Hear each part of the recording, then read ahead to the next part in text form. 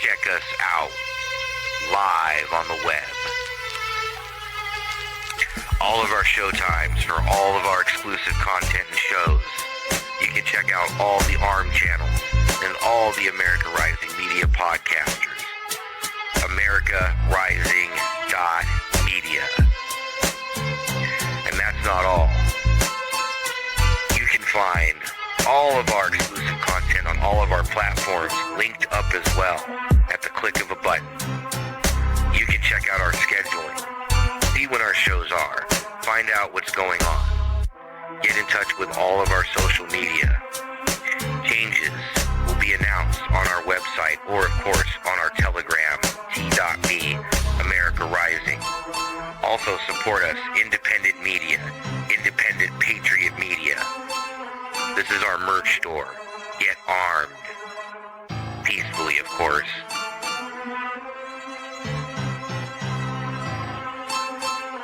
Thank you for all of your support. You can also find links to all of our videos, Wicked Age, and all their music, exclusively on our website. Sean's videos, my videos, all the exclusive content, and of course, links directly to pill.net, our flagship. Also, Getter, X, Truth Social, all of our social media. We are America Rising Media. You can find us at americarising.media.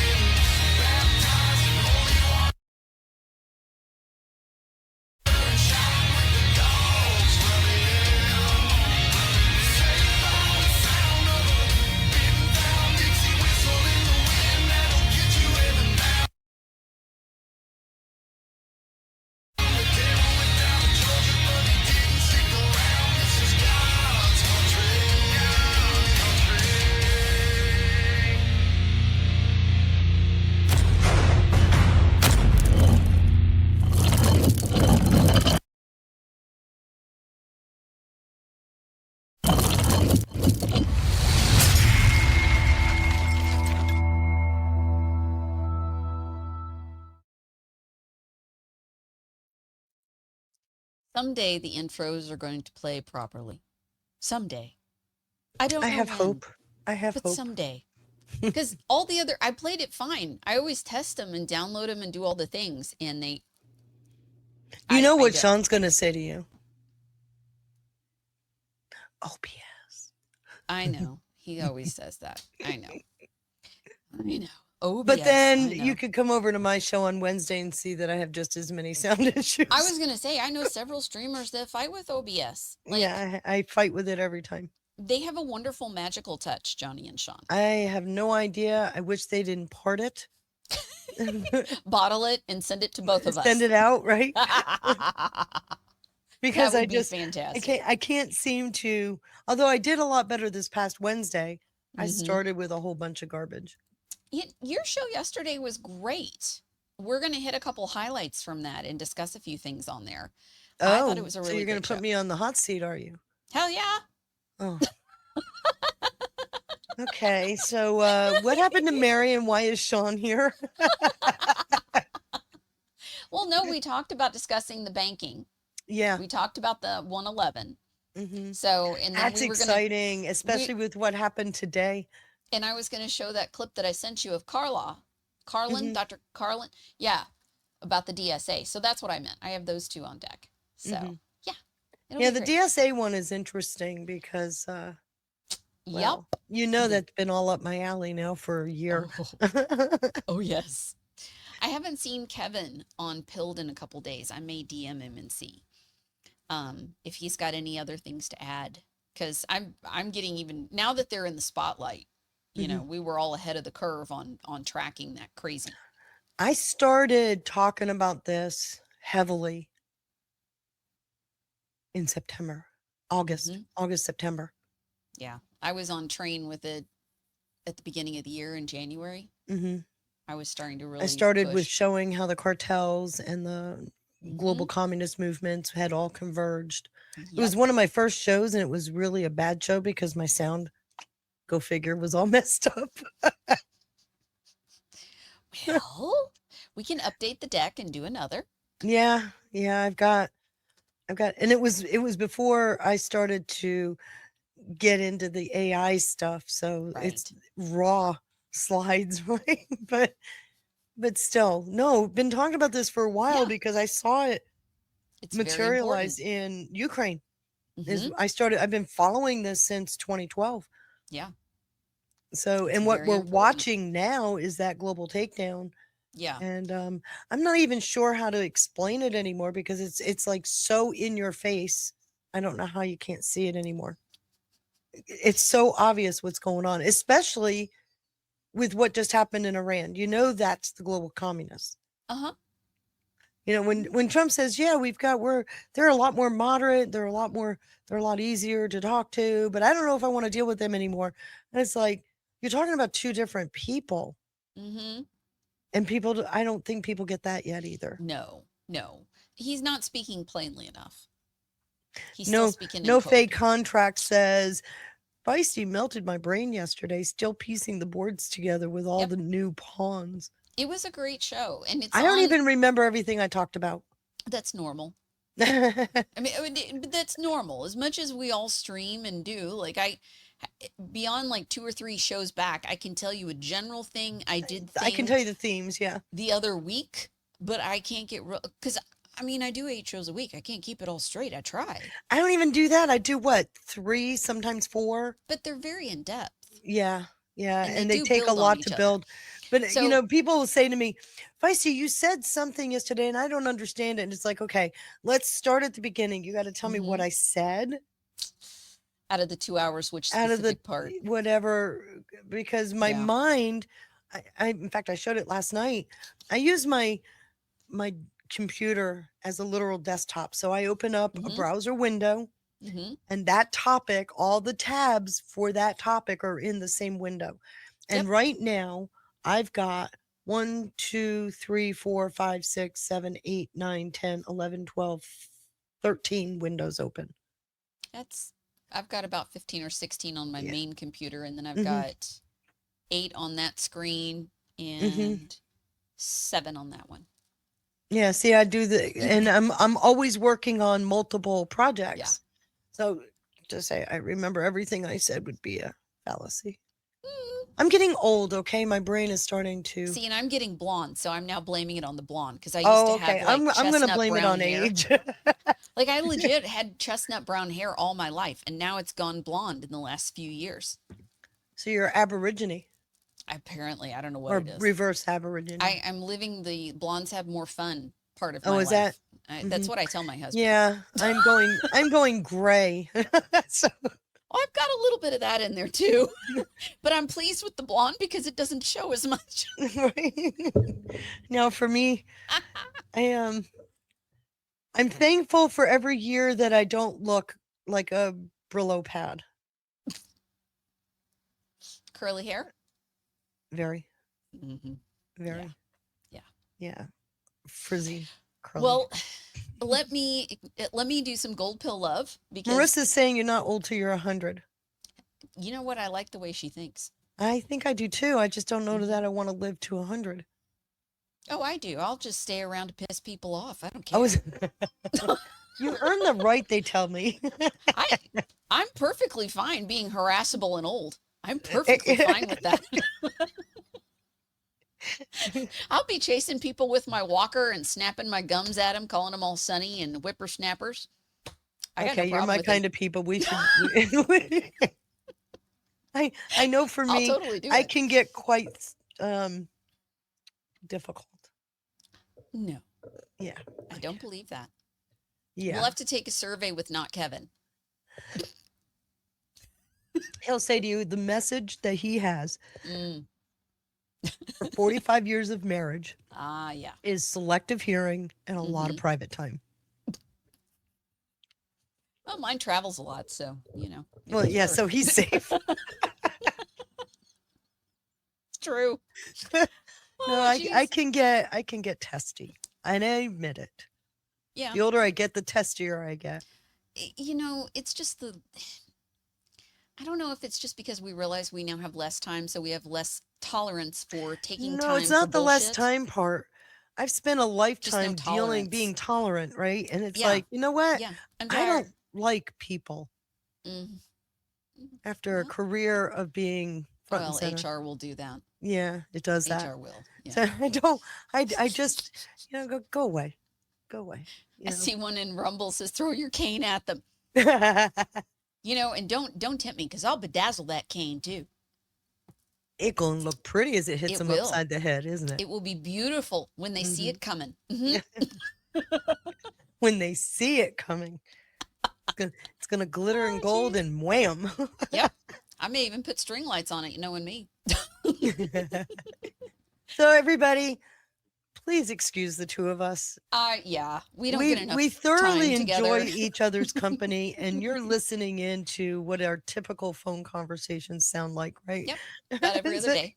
Mhm. Just like the other day. Yep. But I am so thrilled to be doing this show tonight with Mary. I Oh, love working with Mary. I'm sorry thank you. Sean can't be I here. He's got know. other I know. obligations, but he would have been outnumbered on tonight's show because we're both feeling a bit. I guess snarky would feel the word, right? With that, Snarky would. Yes. yeah, with that fits. Snarky would. Yeah, we've been both feeling this for a few days. All week. Yeah. Mhm. Well, I wasn't gonna let him in on how long. It really started about 2 weeks ago, and we've tried to suppress it, and it's now gotten to the point. It's like, oh hell no, We're losing it. But I'm that's losing it. okay. It's going to be a fun deck. When Yes. we hang in there for the deck, we've got a couple things of news we need to clear out, and the news is going to lead into the deck. So it's going to be fine. Dixie was, of course, first with a phone. Thank you, Dixie.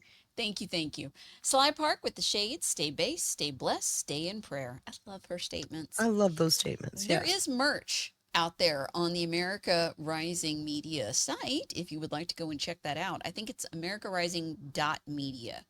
I Mhm. think is the actual address. The mods will put it in. But if you do enjoy Sly Park's statement the way that I do, I know we have merch out there with that. For that So, statement, actually, don't we? Yeah. Mhm, we There's do. a we do. there's a mug. Ash has merch. Truth Blitz has merch.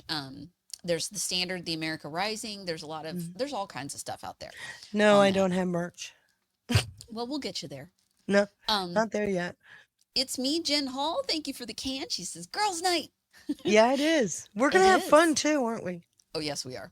Oh yeah. And Just Fed Up donated 1,000 gold pills. Hello, ladies. Praying for Sean. Hello. Very Thank nice. you. Yes, please pray for Sean. Yeah, And his he is not family. with us tonight because he found out, I believe, yesterday that a dear friend of his had passed. Hmm. So he is traveling to take care of that, which is where Yeah, he we should won't be. see him till Sunday. Sunday, I believe. So we will work out, and it's going to be great. It's going to be fine. The show will go on, as they say. So, Keza66 says that she uses the term crotchety. oh, that's a good one too. I like Crusty that and crotchety. word. Crusty and crotchety. Mm-hmm. It's Yeah, very we can funny. do that. We can Yeah. do that. You want to be crusty and I'll be crotchety, or vice versa? Whatever. We can. I do can name do both tags. with a flair. So I can make us bedazzled name tags. right. I There can you do go. that for the next episode. You got to bedazzle everything because you want to make sure it's out there. I do enjoy my crafts. I really do. All right. Well, I haven't been reporting as much on the Charlie Kirk hearing, but A lot this was happened more- today. a lot happened today, so we kind of have to go there.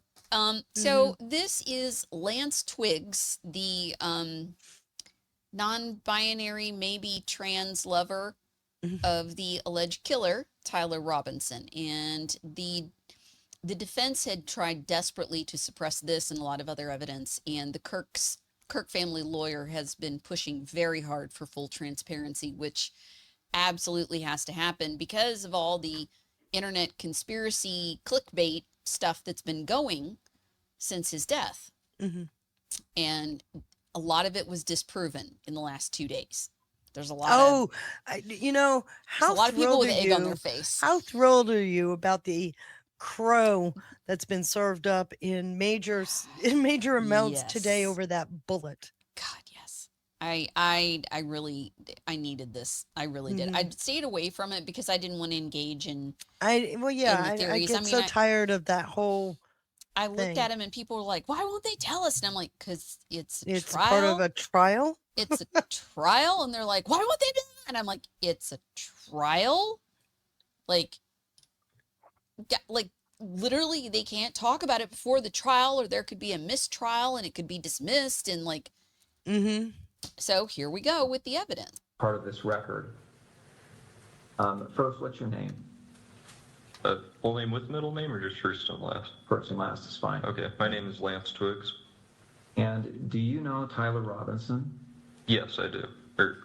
Yeah, I do. And this is the same Tyler Robinson that's been charged with the shooting of Charlie Kirk. Yes. And would you say when you first met Tyler? I think it was 2023. I've known him longer than that, though. That was, I think, the first time I met him in person. Okay. And will you describe your relationship with Tyler when you first met him anyway? When I first met him, I didn't know him super well. He was just a new roommate, so I knew he knew my friend group, and I knew he liked playing games, but that's about it when we first, when he first moved in. Okay. Before we go on, I realized my mic was muted at the outset. Was yours on, your microphone? No, Okay. I'm going to repeat those admonitions just to make Is sure he that echoing recorded. or is it you? Okay, so No, it's him. They're gonna figure it again, out in a I placed you second. under oath. Okay, thank you. Just to make a record, I'm going to do it again. But thank you do for solemnly checking, because it swear could have that been. the evidence you shall give in this issue shall be the truth, the whole truth, and nothing but the truth, so help you God. Yes. And again, I'm going to give you the false statement admonition. sorry, hold on. If they're saying that it's echoing, so I think this one's mic is on. okay, sorry. Okay, you don't owe me my mic, but that's fine. Okay. Okay, so we should be good. All right. I assume this was the deposition. Deposition. Is that mic on? Deposition. Deposition. Okay. And they played All this in right, court. okay, sorry about that interruption. All right, so you said when you first met, you were roommates? Yeah. Okay. And then at some point, your relationship progressed to something more than just roommates, is that right? Mm-hmm. When was that? I think we started dating 2 or 3 months after he moved in. Okay. And where did you live at that time? St. George, in an apartment complex. And is that apartment the same place you lived when on September 10th? Yes. When you lived there with Tyler, were you in the same room? Did you live in the same room or different rooms? No, separate rooms. And at that time, let's say September of 2025. Okay, that was funny. What were you doing with your life? Were you working, school? I was working. I was doing like bathtub and shower repair and stuff in new construction. Okay. How about Odd. Tyler? I think he was both working.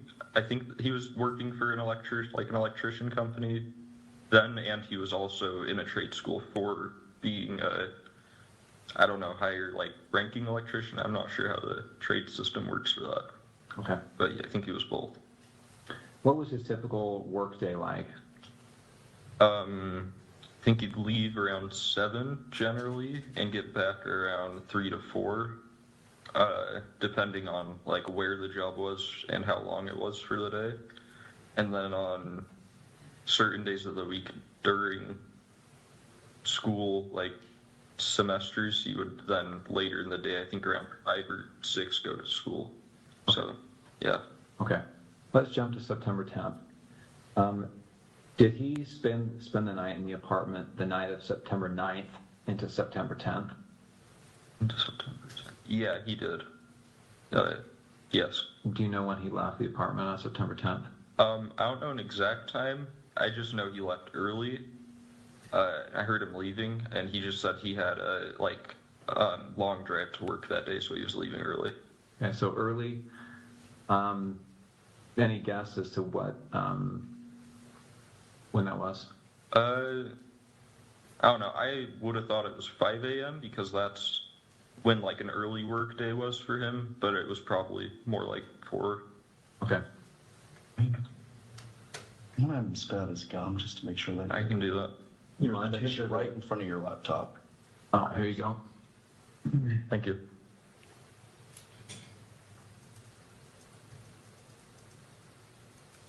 That's a view. Thank you.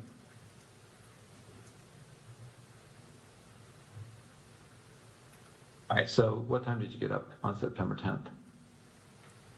Probably like 12 to 1 p.m. You didn't have to work that day. No. And did you hear from Tyler? Did he call or text you before then? No, he sent that message in the group chat I mentioned, but he didn't message me directly at all that day. Okay. I When did talked you a lot first about hear the from group him chat on earlier in September my 10th? show. It was at 11 o'clock with I that have a like feeling. automated message. Okay, 11 p.m. Yeah. Perfect place to groom. So then they would take them off screen, but they're still there. And the defense was really trying to keep about 10 minutes of this out. It kind of bugs me you can't see the body language. You know? Mm-hmm. What about, if he asks you here, remember how I was engraving bullets? Was he engraving bullets before this? Yeah, I don't remember exactly when, but he had said he was planning to go hunting with his family.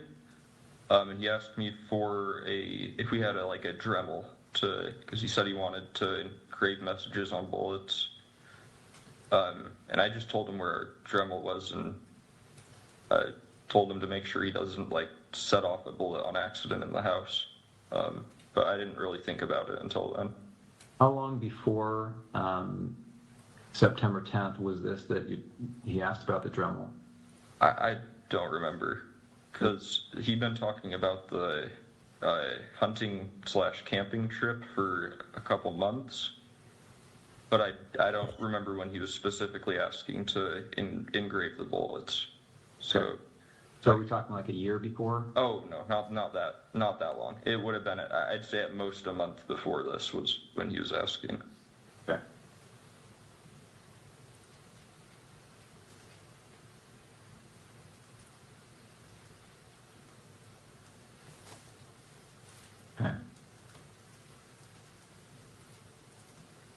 Right.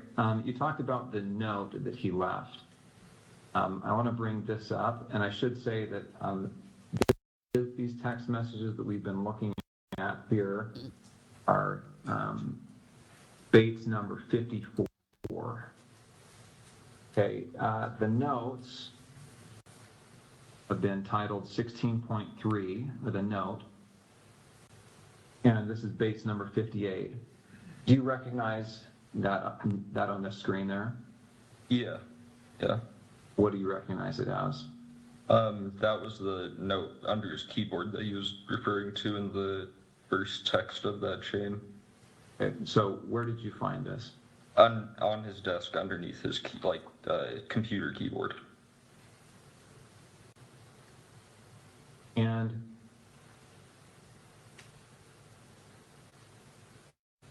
I assume you read it, Yeah. and then what did you do with it after you read it? I believe I just put it back down on the desk after I took a picture of it. Okay, and again, the time you read it was probably around 11 o'clock or so on the 10th, Yes. the night of September 10th, Mm-hmm. right? And did you ever see So that he again knew after right you placed away. it back on his desk? No, I don't think It's I going to did. get worse in the next clip I And got. that was a desk in his bedroom, Yes. and that's a separate bedroom than your bedroom. Yeah. Defense is screwed. And now I want to go Well, they're to fucked. what's been titled 16.2. This little weasel's just trying to stay out of jail. And do you recognize Accessory is a pretty this serious of crime. messages here? In many states, it's the same as murder. Yes. Yeah, that was the server, like his friend that I was mentioning. Okay, and this is your phone again? Yeah. And I'm Yes. assuming you recognize This it 'cause is the big furry, crack up at the Tammy. top. Mm-hmm. And so This this is is the a furry. server. Is this Discord? Yeah, this is Discord. And who are members of this server? I don't want names, just generally, who are these people? who are members of This is his friend group. They played D&D together every week. Okay. And I just want to scroll through this to make sure that you get a chance to take a look at it. Or go to the next page. Mm-hmm. Or yes.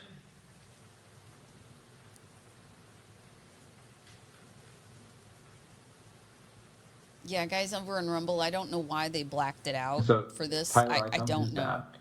That's Tyler Robinson. And these other people are just others that are members of the server. Yes. Jug, Barnaby, Marina, DM. Mm-hmm.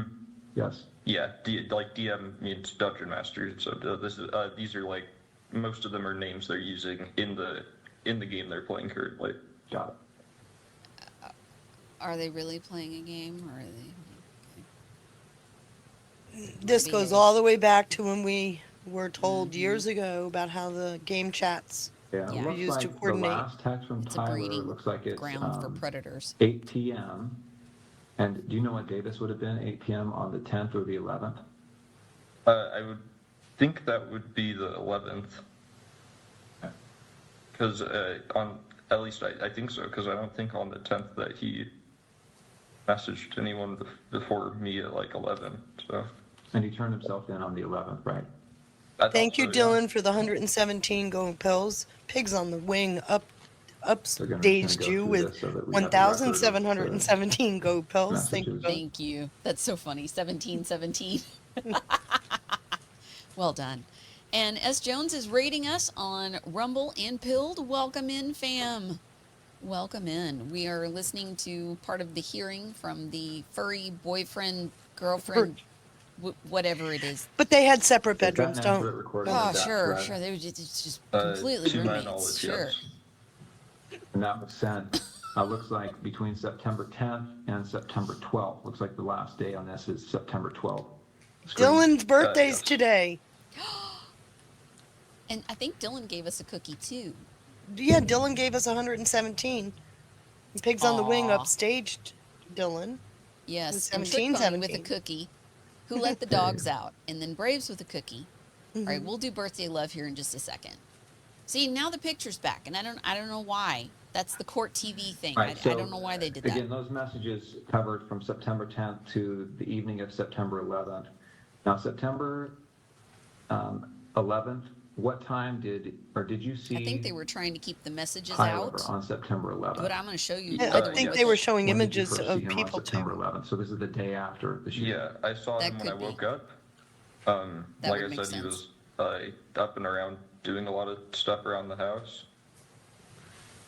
So he's the feminine And then type. I think I saw him after that message where I said I need I'll to come stop home and say I'm doing laundry because I didn't want him I was just thinking he was going brushing his to my furry parents' costume, house but right you then know, when he said there was probably cops outside. So preening. I probably went back takes a home, lot of cleaning. I mean, and it was you just know, him with there, and those I mascot said bye to him, costumes. and then he drove off. So I just went back to my parents' house. I'm so bad today. I'm sorry. I'm saying nothing. Oh dear. Okay. Woo. Really, folks, tripods are a thing. Come on. Tripods. They're not that expensive. So he acted erratically. Was he pacing? Was he just sitting down, relaxing? No, he was walking around a lot. Right, and that's within the home. Mm-hmm. Was he on drugs? And did he talk about what he had done? Didn't go into detail. I just asked him in person if what he said was true the night before, and he said it was.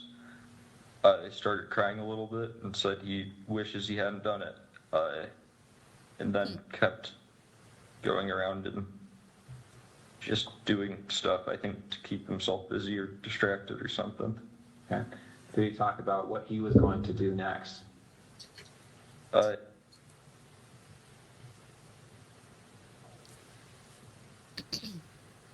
And then eventually said that he would talk to his parents or turn himself over. Okay. And when you left, was that how you left, understanding that he was going to turn himself in or go to his parents' house? Yeah, and I didn't really want to be at our apartment while any of that was happening, regardless of what went down. Okay.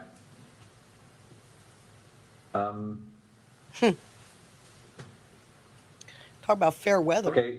Before he came home, had you seen the press releases, any of the media on this? I'd seen one Instagram link a friend of mine had sent in our group chat, Okay. but I hadn't really looked into it at all. And had you seen the images that were released of the suspect? I did the next day. I don't think I saw any on the 10th. I'm going to show you a couple of those images.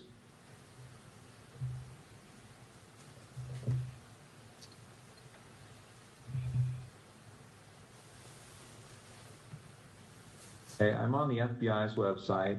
You can see the URL there at the top. This is some press release about this event. And here on the screen, you see these, looks like there's 2 rows of 3 images. Mm-hmm. So can you pause Do that you for a quick recognize the second? person in these Yep. images? Yep. Let's bring everybody up to speed. If you recall, the local law enforcement, the local people investigating this refused to release these pictures, if you recall. Oh, It was yeah, the that's FBI right. that cleared up That those did it. pictures and released them, what was it, a week or so later. Right. So I just wanted to make sure that that was out there because they literally gave him some time to come up with an exit strategy, Yes, they did.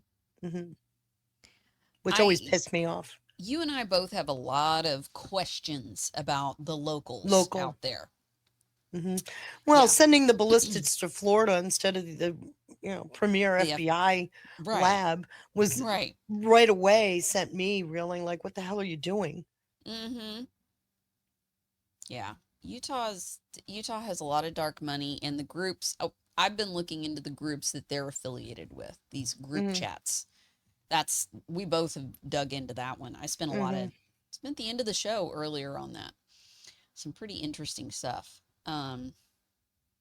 Marissa had said that the judge ordered certain sections to not be shown to the public, so they were blacked So at out. first, the judge said no to almost everything, Mm-hmm. and then later reversed that. Yeah, I think it was overnight. So today he Well, has I don't even think it different- was overnight. I think it was during break Yeah. because It might have been. I had posted in my chat room in real time. He was reading the Mhm. opinion, Mm-hmm. and then within an hour or so, maybe 2 hours, Yeah. it came out that I questioned who got to him because it was an almost complete reversal. Good. We have to have transparency for this. Yes. We have to. So, all right, we'll keep going here. I wouldn't say it with 100% certainty just because of camera quality, but that looks like him in terms of the shoes he's wearing, the sunglasses. I don't think I'd specifically seen him wearing that hat, but he was usually wearing a hat, and then jeans. So it definitely, especially the bottom, the last two, definitely do look like him. Oh, they do look like Tyler Robinson. And you talked about that with your friends, right? This is like him. Yeah, his friends. Yeah, I don't know if I talked. I don't remember if I talked about it with any of my friends. And then since I didn't have my phone after that for a while, and I still am not using social media, I don't know on my friends' end. Okay. All right, I want to back up a little bit now. We've talked about September 10th, but let me get a little bit of context here. So, did you game with Tyler? Yeah. What kind of games? We played some just kind of party games together, like anything that would be multiplayer with a group of friends. There was one game he really liked called Sea of Thieves, where you play as like a pirate, and you can fight against people, but most of it's just like fishing, fighting sharks, skeletons, kind of stuff. We played some co-op games where it's like you both have to work together to win in whatever way.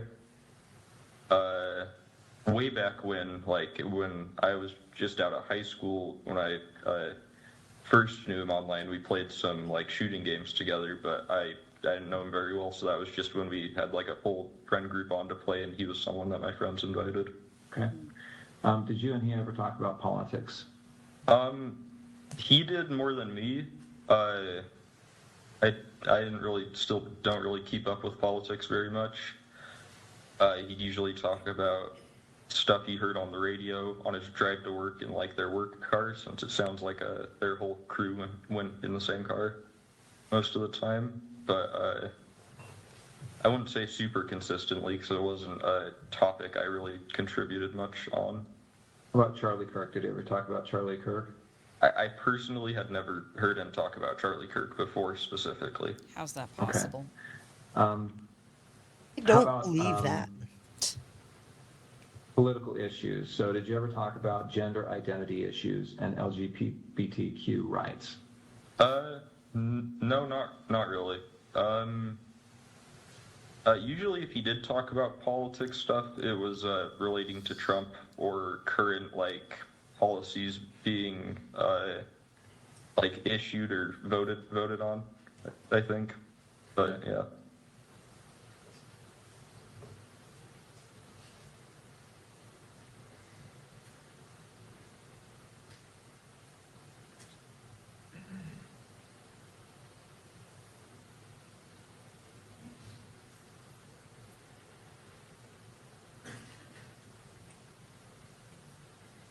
Okay, so before that you have been. For a short time, yes. Okay. And I understand you're going by Luna at some point. To some people, yeah, but not as an overall thing.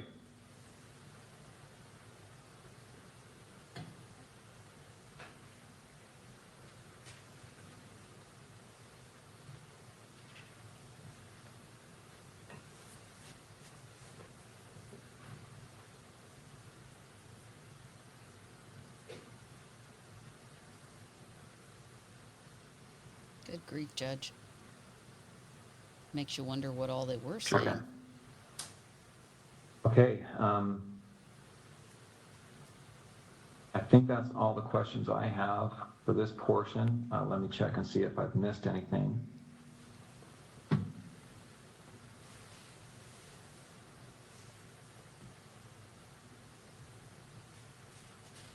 What's he doing? Checking through his trash? I don't know. I have so many questions about these two. This is not a very The impressive lawyer. Dremel that you talked No, he's about, not. You said he had asked for that, is that right? Mm-hmm. And had he told you it was to inscribe bullets? Yeah. And so did you have a Dremel then? Yeah. Okay. It was in our, our apartment, we had a section where we kept all our, random tools for household stuff, in our, lower basement level pantry. So, yeah. Okay. And did you give that to him or tell him where it was? I just told him where it was, yeah.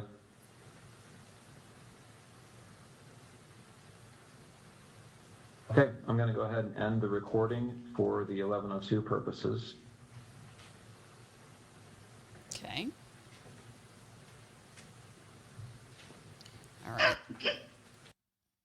It's going to provide, is it going to provide a modicum of justice? Yes. And we do need justice, not just for Charlie, and in this case, but in all the groups that you were talking about, the entire ecosystem that created this situation from happening, this hellacious, demonic situation where he's in these chat groups with people who are treating Charlie Kirk as if he's some kind of meme, as if he's some kind of not real person. He's not a flesh and blood human being who had a family, who had a mother and a father and a wife and two incredible children. And look, am I satisfied? Of course not. But thank God that he sent the Holy Spirit down, and that the Holy Spirit went upon that judge last night and said, Judge, Reverse. you need to do the right thing here, and you need to let that video be played so that the world can see, that the world can see the depravity, the world can see the depths of darkness, the depths of the evil that took Charlie Kirk from us. We need to see it. The world needs to see it, and we need to look at it. We can't turn away. We cannot turn away from this. This is the truth. This is the evidence. This is from the horse's mouth. Lance Twiggs, and he showed us the text messages, and we saw the handwritten note, and we saw all the rest of it. But this is Lance Twiggs on video telling us Tyler Robinson killed Charlie Kirk.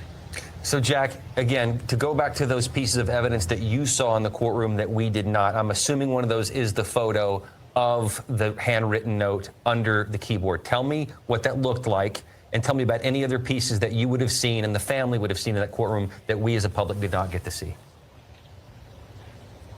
Well, look, the handwritten note is there. It looks like a handwritten note. We weren't seeing it close enough that we could really read it. Those words have been released a million times, so people could see that. Now we have the actual evidence of the note itself.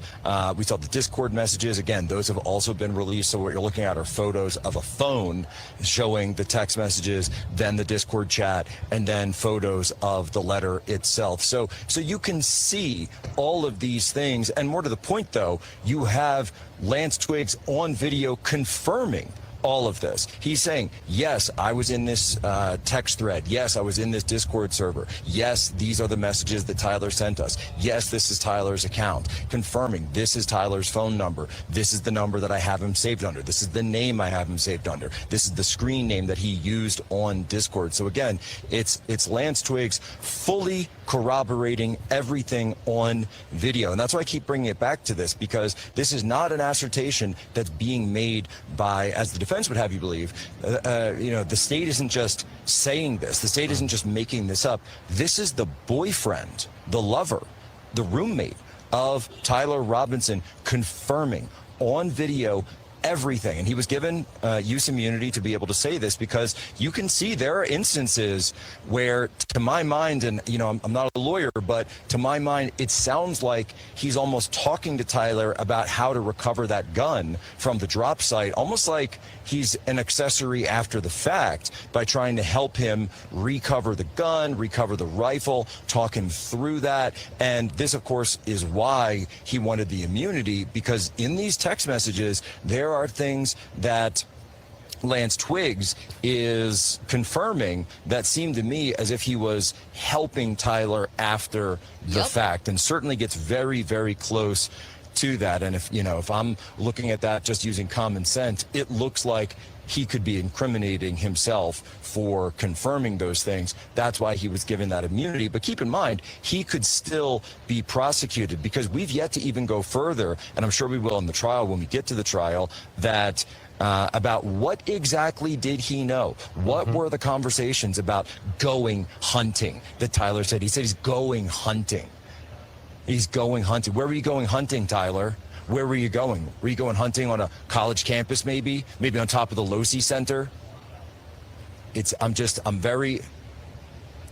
look at this stuff and you know what he did, and then to try to come around and say, I'm sorry. You're not sorry. Jack, by the way, he never says that he's sorry for doing it, Tyler, in the text messages. No. Hold on a second. So he never says that he's sorry for doing it in the text messages. The only inference we have of that is from Twiggs. And keep in mind, this is the interview from April 20th, which is months and months after the shooting itself. Nowhere in the actual text messages or Discord thread does Tyler say, I'm sorry for doing it. He says, I'm sorry I got caught. That's what he's sorry for. He said, I'm sorry I got caught. I'm sorry I left the rifle. I'm sorry I brought this on us, the scrutiny, the arrest. I'm sorry we can't live together in this world of love that we thought we were going to have by eliminating Charlie Kirk's hate. Again, by the way, he confesses over and over and over. This is the many confessions of Charlie Kirk, the many confessions of Tyler Robinson for the murder of Charlie Kirk that we're seeing here. But he never once says in text or in the note that he's sorry for doing it. He just says he's sorry for getting caught.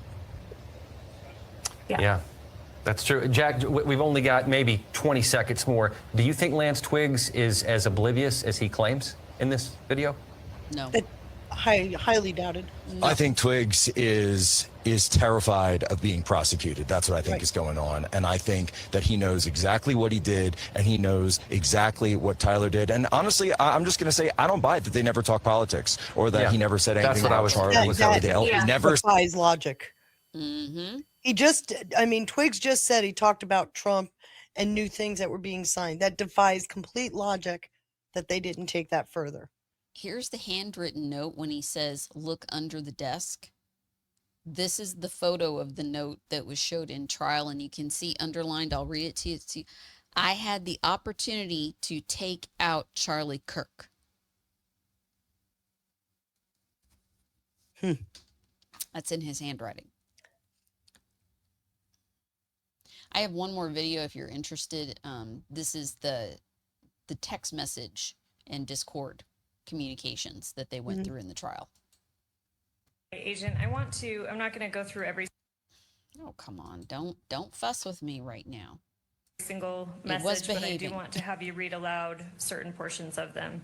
And I apologize to counsel, these are not actually given a page number. I have page numbers, but I'm happy to confer that we're on the same page as we go. So here we're looking at page 1 of State's Exhibit 16.1. If you could read It's a damaged phone. a little more than Were they trying to halfway destroy it? down where it begins Wednesday, It's got a big 11 crack up p.m. here. Will you start reading underneath that? Yes. So this would have been from Tyler. It says, drop what you're doing, look under your keyboard. And I apologize. Let me stop you there. How do you know that that message would have been from Tyler Robinson? That's just, so any of the messages in gray would be from Tyler, and messages in blue would be from Lance. It's just the way the iPhone distinguishes the messages. And also Lance in his interview also acknowledges that, who was saying what. And up at the top, who do we see that this thread is between? Tyler. And All right, sorry to interrupt you. So read that again, starting from look under the keyboard. After that, then Lance responds, he says, what? And then he says, you're joking, right? And then Tyler says, fuck, I tried to delete that. If we could scroll down to page 2. And if you can continue reading along. Okay, and Tyler says, I'm still okay, my love, but I'm stuck in Orem for a little while longer yet. Shouldn't be long until I can come home, but gotta grab my rifle still. To be honest, I had hoped to keep this secret till I died of old age. I am sorry to involve you. And then Lance replies, you weren't the one who did it, right?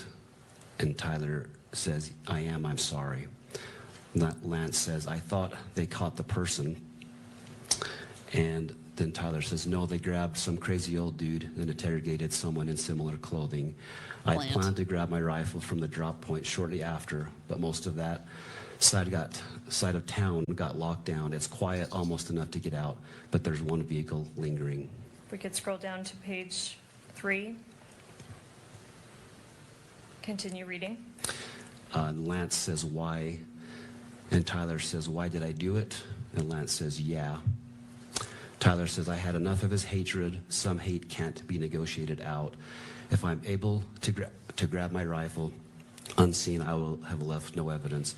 Going to attempt to retrieve it again. Hopefully they have moved on. I haven't seen anything in the news about them finding it. We'll update you shortly, we'll update you by midnight. And then Lance says, all right, stay safe. How long have you been planning this? Scroll down a little bit, please, Kimberly. And Tyler replies, a bit over a week, I believe. I can get close to it, but there is a squad car parked right by it. I think they already swept that spot, but I don't want to chance it. We can scroll down to page 4 and Poor continue I know. reading. I heard she about broke halfway down in I'll tears stop today. you about halfway down. How could you Says not? While they were I know. spot, but I don't want to chance it while they were parked there. If they'd found it, I imagine there would be more commotion. Again, I'm sorry for roping you into all of this. You shouldn't have to worry about this. And Lance replies, does anyone else know? Tyler says, not to my knowledge. All right, I'll stop you there. Let's move to page 5. So this should be page 4, so just scroll down 1, please, Kimberly. And if you could read starting,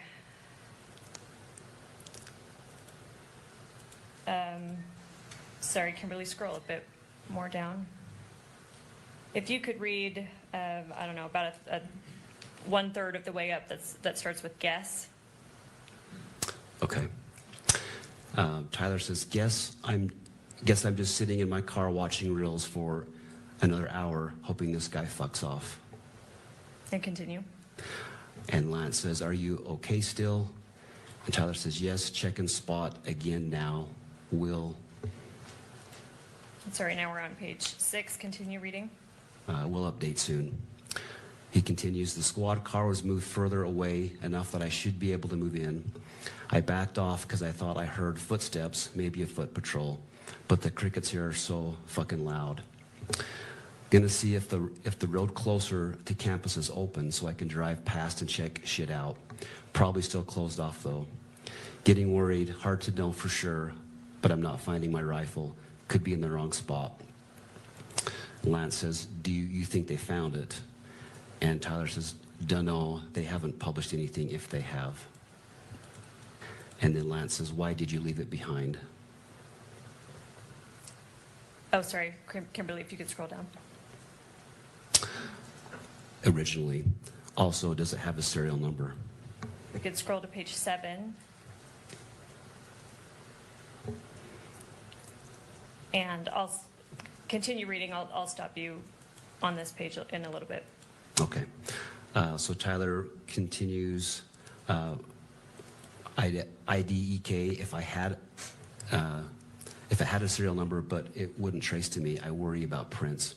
I had to leave it in a bush where I changed outfits. Didn't have the ability or time to bring it with. And stop there, please. And then if we could go to the next page, page 8. And if you could start at the top. Okay, so Lance says, was your change of clothes there or was that also gone? Or did you bring those with you originally? Anyway, you could replace the gun, or would he notice? And then Tyler says, only thing I left was the rifle wrapped in a towel. I'll bet that canine sniffed it out. Little snitching bastard. Replace it, unlikely. I don't fully know what the gun was because it was old as shit and Gramps did some modifying. There was a 4-digit serial on it. God only knows who it's registered to. Hopefully some dead guy who gave it to Grandpa. And he continues, remember how I was engraving bullets? The fucking messages are mostly a big meme. If I see notices bulge UWU on Fox News, I might have a stroke. And then continue. I'll stop you in a moment. He says, all right, I'm going to have to leave it. That really fucking sucks. Let me stop you there. And then if we could go on to the next page, page 9. And do you see the first blue message we see on page 9? Can you start there? Yes. So Lance says, do you need it for hunting? And Tyler says, no, my dad wanted to use a high caliber for the rifle hunt. Judging from today, I say Gramps' gun does just fine. IDK. I think that was a 2K scope. Lance says, geez. And then Tyler says, OMW home 3.5 hours. Lance says, drive safe. And then Tyler says, delete this exchange. And I'll stop you right there. And then, sorry, we're on page 9. If we can scroll to page 15.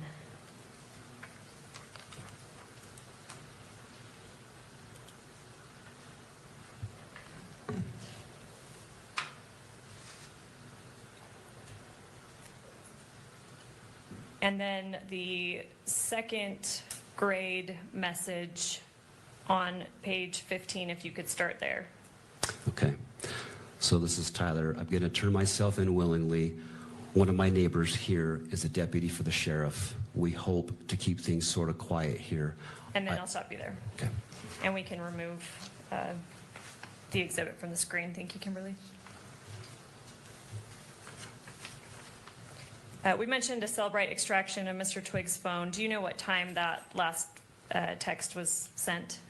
Yeah, I recall it was just before 8 p.m. on September 11th. It was, I think, 7:42 p.m. is my recollection. I'm sorry, September 11th? Yes. Would September 12th make sense, or you're saying September 11th? So September 11th was when he turned himself in. It would have been September 11th, yeah. Okay, thank you. Yeah. All right. Thoughts? 'Cause that's all that I have on Tyler.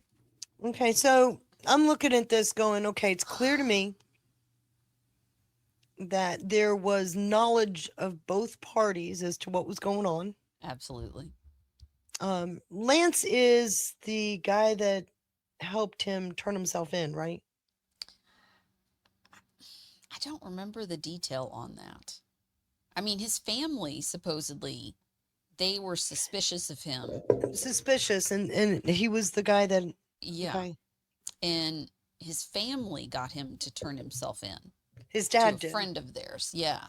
Through isn't Lance that Yeah. friend? No, I didn't think so. I could be wrong. That it's not the memory I have, but Well, you know, I'm going to find out. all right.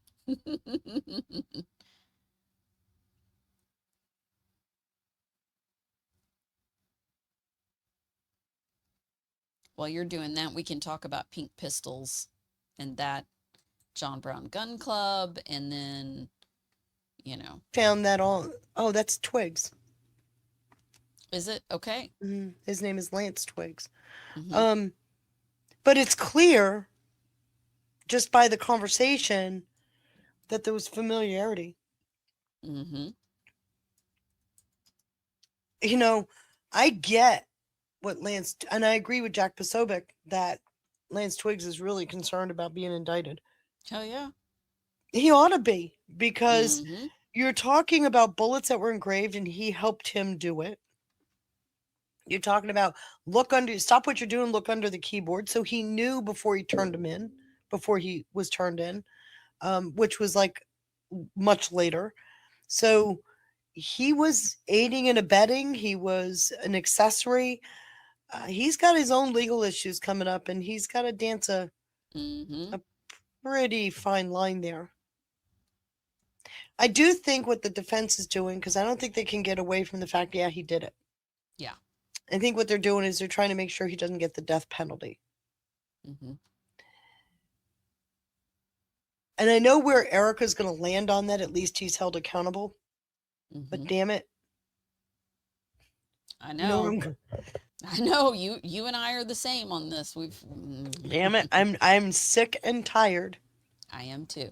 of paying for somebody to live in a country club for the rest of their lives. For people that have committed heinous crimes and are dead to rights fucking guilty, I'm not interested in paying for them to serve a life sentence. I'm just tired of it. I'm tired of having to subsidize pure evil. You know, as far as I'm concerned, you gave up your rights as a citizen when you took it out on another. Yes. Yep. I know I'm not supposed to feel that way. I'm supposed to be against the death penalty and all that. No, Yeah. I'm not. You know I what? think there comes a point, and may God forgive me if I'm doing something wrong that isn't supposed to happen, but Mm. why are we perpetuating recidivism? Because that's what happens. Yes, it is. It absolutely is. Hmm. I fully agree with that. I'm on the plane at this point where I know as a Christian, I pray for their souls. I pray that they do not spend time in hell, but that doesn't mean they I don't have have to pay accountability on this plane. Not just accountability, but now you're infringing against me. Yes. Yes. And I'm sorry. At some point, I'm standing up going, no, I didn't sign up for this, damn it. Yep. And another thing I'm sick of hearing, if I'm It's going to get on another my tax. soapbox, I might as well get on my whole soapbox. I am sick and tired of hearing about their poor childhood. You know, Oh, they yeah. grew up in such a disparate childhood. Damn it, none of us grew up in a pristine, clean story. We didn't No. get up in the morning, decide to put the bullet into somebody's head. I mean, come on. I'm sick of having to be emotionally 97% of the population chooses non-aggression every day for non-aggression. their Why problems. am I having to Yeah, be empathetic towards somebody who couldn't decide otherwise? correct. Fully agree with this. I don't think it doesn't advance a stable society. If Mhm. anything, it creates a society where you tend to see people test the boundaries more. Mhm. I think a harsh punishment is long overdue. And if I'm wrong, I'm wrong. I'll go to confession and I'll say I said it, and I will say to the priest, and I don't regret it, because I don't. I know. I mean, I don't. I know. I'm tired of watching our abused. society Yeah. get so degraded that, I mean, we're afraid to even go to an open mall. Yeah. I mean, this is ridiculous. Yeah.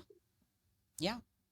Because of some pipsqueak like that who had a poor childhood, and He didn't have a bad he was childhood. so Neither, well. neither of those two assholes had a bad childhood. According to him, Yeah. he was overindulged. He was. Oh, he God. didn't have sound structure. No matter what, they'll bitch. There- But I You're mean, you can They came always from find nice an middle-class excuse. families that But went, you know, yeah. when you're doing this, not me, it's their fault. Mhm. You will always find a reason why I chose evil, because Well, this is Adam and Eve Marxism. tested the theory and lost. Why aren't we doing it now? That's pure Marxism. I kind of, someday I don't know if tonight's the right day, but I do want to have a Christian lens discussion on Marxism, because Mhm. it involves all the 7 deadly sins. Right. You know, like that's why when Jack Posobiec has been calling it the satanic ideology, and he's not wrong. He's not wrong. He's I not have wrong to at agree all. with When him you, on that. when you really stop and But think about you it, know, let me point out it is all of something. it. Yeah, After go. 9/11, and one of the things that pissed me off about 9/11, in fact, that's why we left CNN. We were watching CNN until Uh-huh. then. They kept blaming 9/11 on the victims, saying they died for their sins. Yes. Nobody would say the word evil. Yeah. nobody would mention or breathe a word of it, that there is evil in this world. Mm-hmm. I'm still to this day angry about that. Yeah. Yeah. And we've seen it ever since. Rather than talk evil, you find a way to throw it back on the victim. Yeah. And you blame And the so and they use Charlie the Kirk's Christians to do it. right. And Charlie Kirk's hate, did he never listen to Charlie Kirk? He was only No. listening to somebody's rendition. Yeah. So in my view, all of those that were painting that rendition are equally as guilty. And let's talk about them, shall we? Mm-hmm. So the Discord chat that they are referring to, and shout out to my buddy Krista, because we looked at this today. Sorry, distracted by my cat. So we were looking at the Pink Pistols group, Mm-hmm. and I did a lot of research on them back in September. I know. I don't know how to say this person's name. Ermaya Fanili. Okay. They were in the Pink Pistol thing. Okay. Then they broke off and founded Armed Queers, Salt Lake City. Okay. So this is the new group. All right. The Armed Queers, the woman that's there is from Hamas. Oh, she's a trans, born a man to an Iran. She's Iranian, technically. Right. She's Iranian, just to make it even more fun. And she's an educator. Of course. At the University of Utah. Of course. Of course. Yeah, we were reading through all of her stuff. Yeah, far left radical politics, socialism, Marxism, Lenin. Why don't we just say Trotsky? That just Trotsky, because that's exactly just what it is. wraps it up in a nice big bow. Trotsky is the full on all of it. Well, they always say Marxist Lenin, Yeah. and that isn't even accurate. No, it's not. They're two completely different. I know. All right. Capitalist exploitation, building socialist societies, supporting oppressed people's movements. Yeah. Trans liberation, radical queerism, which queer actually means revolutionary radical communist in their language. It's not gay. I will keep saying it till everybody understands. Queer does not mean gay. Queer is not sexual. Right. Queer is an ideology. It's their version of counter-revolution. Right. It's that a different is thing. the upside down. You've heard of the term inside out, upside down? Mm-hmm. So the queer part is the upside down part. That's where you have the ideological inversion. Mm-hmm. Mm-hmm. I mean, So just whenever they say queer, it's not gay. Has nothing to do. It actually co-opted. That's why Antifa says they're all queers. Because they're revolutionaries. Bingo. These are the burn it all down and kill everyone people. Well, there's two types, and the queers are the violent revolutionaries. Right. Yes. Hence the armed queers, who Which are is run by the Pistol. Iranian Pistol trans used to be Hamas against person. firearms, remember? Until Oh, but she teaches at the YMCA locally too. So just to add more fun there. What the hell, Utah? What the hell? Let's see. S. Jones, thank you so much for that cookie. Sweets for the sweet. Aw, thank you, Jones. Oh my, what is wrong with you today? What? You're fine. Oh, jeez. Sorry, the cat, I don't know. He's just, that's the one that Sean likes. The loud one. You notice of mine course, would doesn't be even the get one on that the Sean- desk anymore. I'm sad about that. I miss Willow. She finally figured out that she's not going to get petted when she's up here. Hey. What? I hear him. I don't know where he is, which frightens me. I can just hear him yowling and bumping into things, but I literally don't know where he is. Sounds like he's giving birth. I don't know. Sounds like he might be getting sick stomach. That'll be about my luck. He'll probably. He's not comfortable, Mary. He's not comfortable. I know he's not.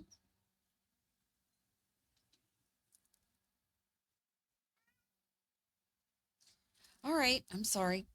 Braves piano with a cookie. Dylan 1954 has a birthday twin. Matt 1776. Please wish That's him happy 2. birthday. Oh, that's awesome. I don't have a birthday song. That was Sean's I domain. don't either. That's his thing. I'm so sorry, guys. I'm not Right?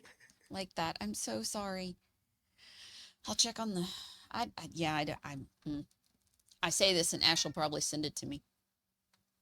All right, well, let me show you another clip, and I'm going to make an effort to see what's wrong with my cat. While we do Yeah, how long is this clip? like 3 minutes. Okay. You go find your cat. It sounds like he's right behind me, but I don't see him. But it sounds like he's like literally attached to my chair screaming. I don't know if it's just echoing or what, but. Oh. What are you doing? Yeah, he's got the zoomies now. He's running around with the toy.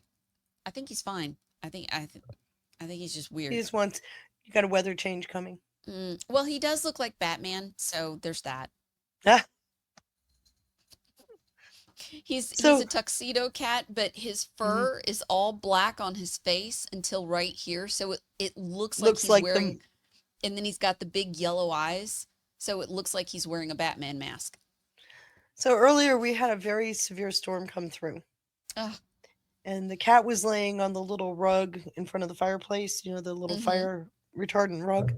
Oh yeah. All of a sudden, she came up off that rug about this far off the floor, looked out at the window, and just sat there with her ears back. It was something startled her. And then it had to be weather related. Yeah. And then we found out about 10 minutes later that there was a tornado sighting just south of us. And I said, okay, so it's the weather that she's sensing because they do that. Yeah. Well, she didn't settle down for a little bit and she kept looking at me just meowing for like 15 minutes.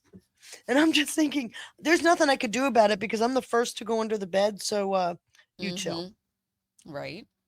All I kept saying is, please, God, don't let a tree fall. Don't let a tree fall. In that We've already been down that path. Don't let a tree fall. Yeah. When my childhood home, it picked a tree up and threw it on it. Yep. We lived through that. It's me, Jen Hall, with a cookie. No birthday song, ladies. Then start singing. No. We will probably lose viewers. I if know we start, for a fact we will be getting reported for obscenities. It was bad enough when I started doing the holy ship thing last Right. Oh, I'm pretty I'll let sure we will Mary lose go off the numbers. deep end on that one, but this one, Yeah. that's what I my was mute trying with button the is sound for. effects. All right, let me do the cue here. Oh yeah, the new replacements. Here's who might be chosen, not elected, but chosen to take Plattner's place. Let's just go over the top four here, because the other bottom four have zero chance. So numero uno is this cat, Troy Jackson, basically an older Graham Plattner, more Lord. disheveled looking. He was just endorsed by the Democrat Socialists of America. And if you don't know who they are, or hear people trying to downplay the DSA. Okay. I feel like he looks like a nerd out of a movie. Like, is this guy real or is he a caricature? Okay, the plaid shirt was your hint, huh? Uh-huh. But I mean, Okay. even like the hair and the smile and he You looks would have like a guy out of thought a movie. you would have thought they would have taken a better picture. He looks like one of the guys out of He looks like- Office he looks Space. like a Do you remember dork. that movie from the 90s that was Yes, so awesome? he looks like a dork. He reminds me of the guy in The Office, the one in My the back. stapler. I need my stapler. but it's my stapler and it's red and it's my stapler. It's my stapler. It's my stapler. Yeah, I mean, you would Oh, think they would God. do a little bit better. I mean, you can definitely get a better image of Growing up, somebody. they used to try and make him attractive. Now they make Now him they just fugly. throw them out there so that you can shit post about them. I And I'm mean, just he's gonna me. say- He is meme worthy. Okay. He's full on DSA. Here's the rose and everything. Mhm. He's full on DSA. Mondami approved. Oh my God. Oh, here we go. I want to also make a Say- comment. Oh, yes. I do not appreciate Mm. that these whack jobs are using my favorite flower for their Right? symbol. I do not Absolutely. appreciate it at all. Roses are beautiful. I wear And they've been- roses. I mean, And they've been using our symbol now for over 200 and some years. It's and awful. I don't appreciate it. I don't either. Goes back to the French Revolution with those bloodthirsty bastards. Right. Yeah, that's the thing. National Lampoon's Randy Quaid. Right. Yeah, kind of. The shitter's full, folks. Right. It is. Just listen to the Rhode Island DSA rep. We're not here to make Oh, the Democrats a little bit better. We're not here to like get the little crumbs. We're here to actually enact socialism. And socialism is not just better capitalism. It's overthrowing the entire capitalist state. Yes, tear Yeah. down the capitalist system and make it like every I other played a failed video about socialist this state. yesterday. Good job, dude. He's endorsed have by it. that. Apparently, this dude also threw a bottle at someone on Plattner's campaign once. He has a massive ethics concerns and allegations that the main ethics committee shockingly just randomly dismissed regarding bank fraud, mortgage fraud, taxpayer travel reimbursements, Pulte? some of which are based on him traveling from living outside the district that he represents. Oh, he also lost a 2014 congressional bid and the governor primary last year, so he doesn't seem too electable to me. But weirdly, he first ran as a Republican like 20-something years. Like, how do you go from a Republican to endorsed by the Democrats? The money was good. Come on. Does he look like he'd do Nirav anything Shah. else? I think I got that Nope. right.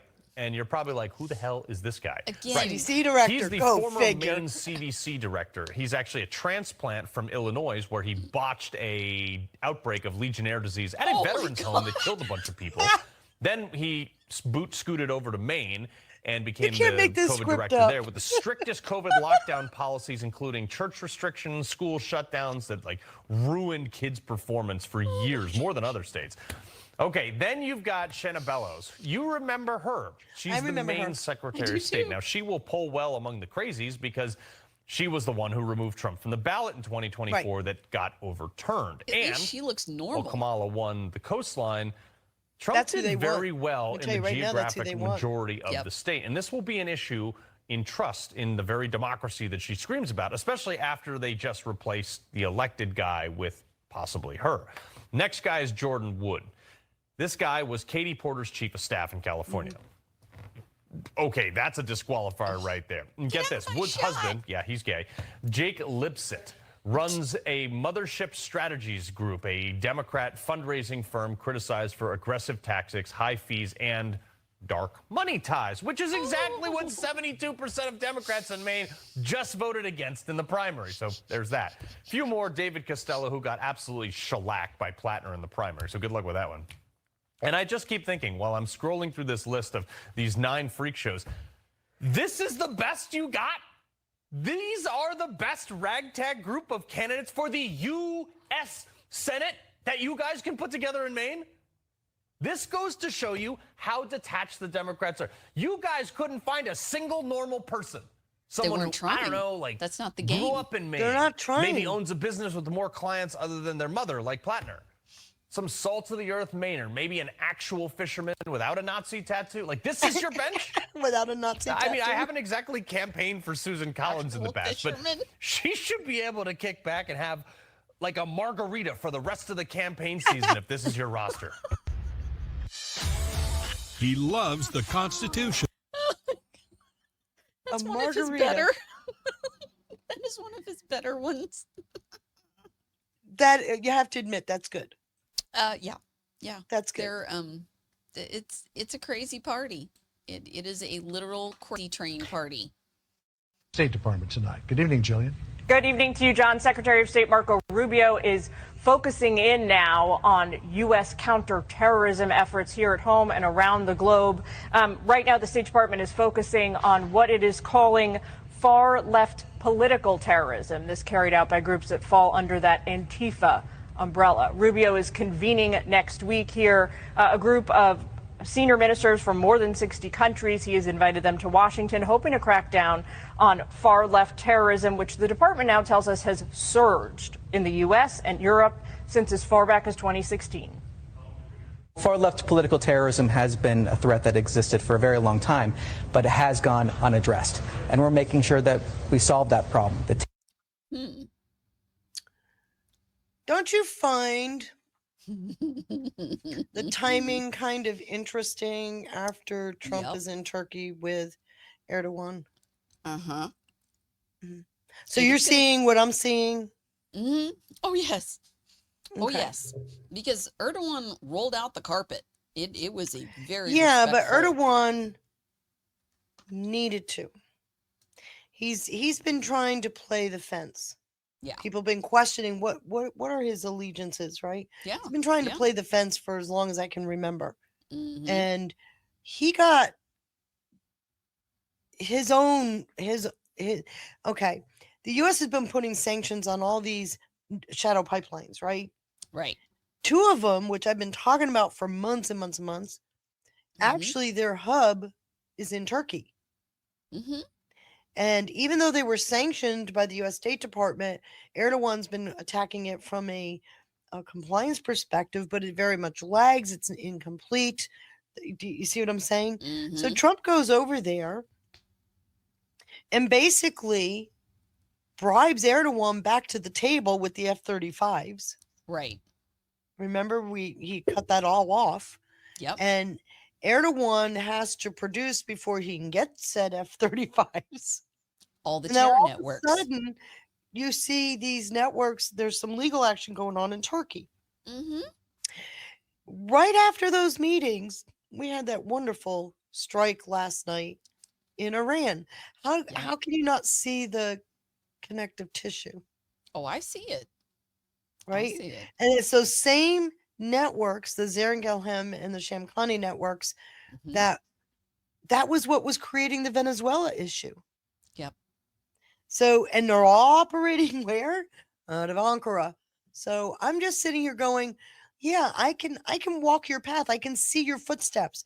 You're not Mhm. that far ahead of me because I can actually see your footsteps on this one. And as I'm watching it, I'm going, I don't know how long it takes to get these proxy entities out of the way. Right. But it's clear to me he's not fighting with the Iranian government per se. He's fighting with these fragmented proxy groups. Mhm. And as the money is being dried up, what are they doing? And isn't it interesting? They shot a ship as NATO's kicking off. Yeah, of course they did, because they're trying to intimidate against whatever was coming out of that NATO summit. So I mean, the playbook is so old. Mhm. The pages are torn and tattered. Yeah. When do you just bring the hammer down? Well, it looks like last night was one of those hammers as Yeah. we hit what was it, 85 targets? It was something crazy like that. And I knew it was going to be infrastructure because Yeah, but the- he's being selective. When I He looked is. into the infrastructure issue before, the Mhm. only infrastructure we've been going after is the Is infrastructure military. that, well, it's not just it's the logistical infrastructure that Mm-hmm. services the IRGC. So it's Mhm. those bridges, and most of the civilian population isn't even using them. So I think where they're going with this, and this is my opinion, although others are starting to say the same thing, they are so degrading this whole mess that they're providing more and more of an open door for the Iranian people to take their own country back. And I think that's where it goes. Okay. Let me see if the rest of this will play. It was fighting with me. Nope. You know, it played fine before. I'm so irritated. I have not been there. Not at all. Nope. All right. Well, let me get... I don't know if it's going to let me do it, Braves, but I'm going to try for you, sweetie. Telegram is fighting with me right now. Did we have... Nope. Well... It's thing Braves. I'll get back to you on that. Oh. There it goes. Hang on. I hope this plays. Oh, Dylan. It is so cute.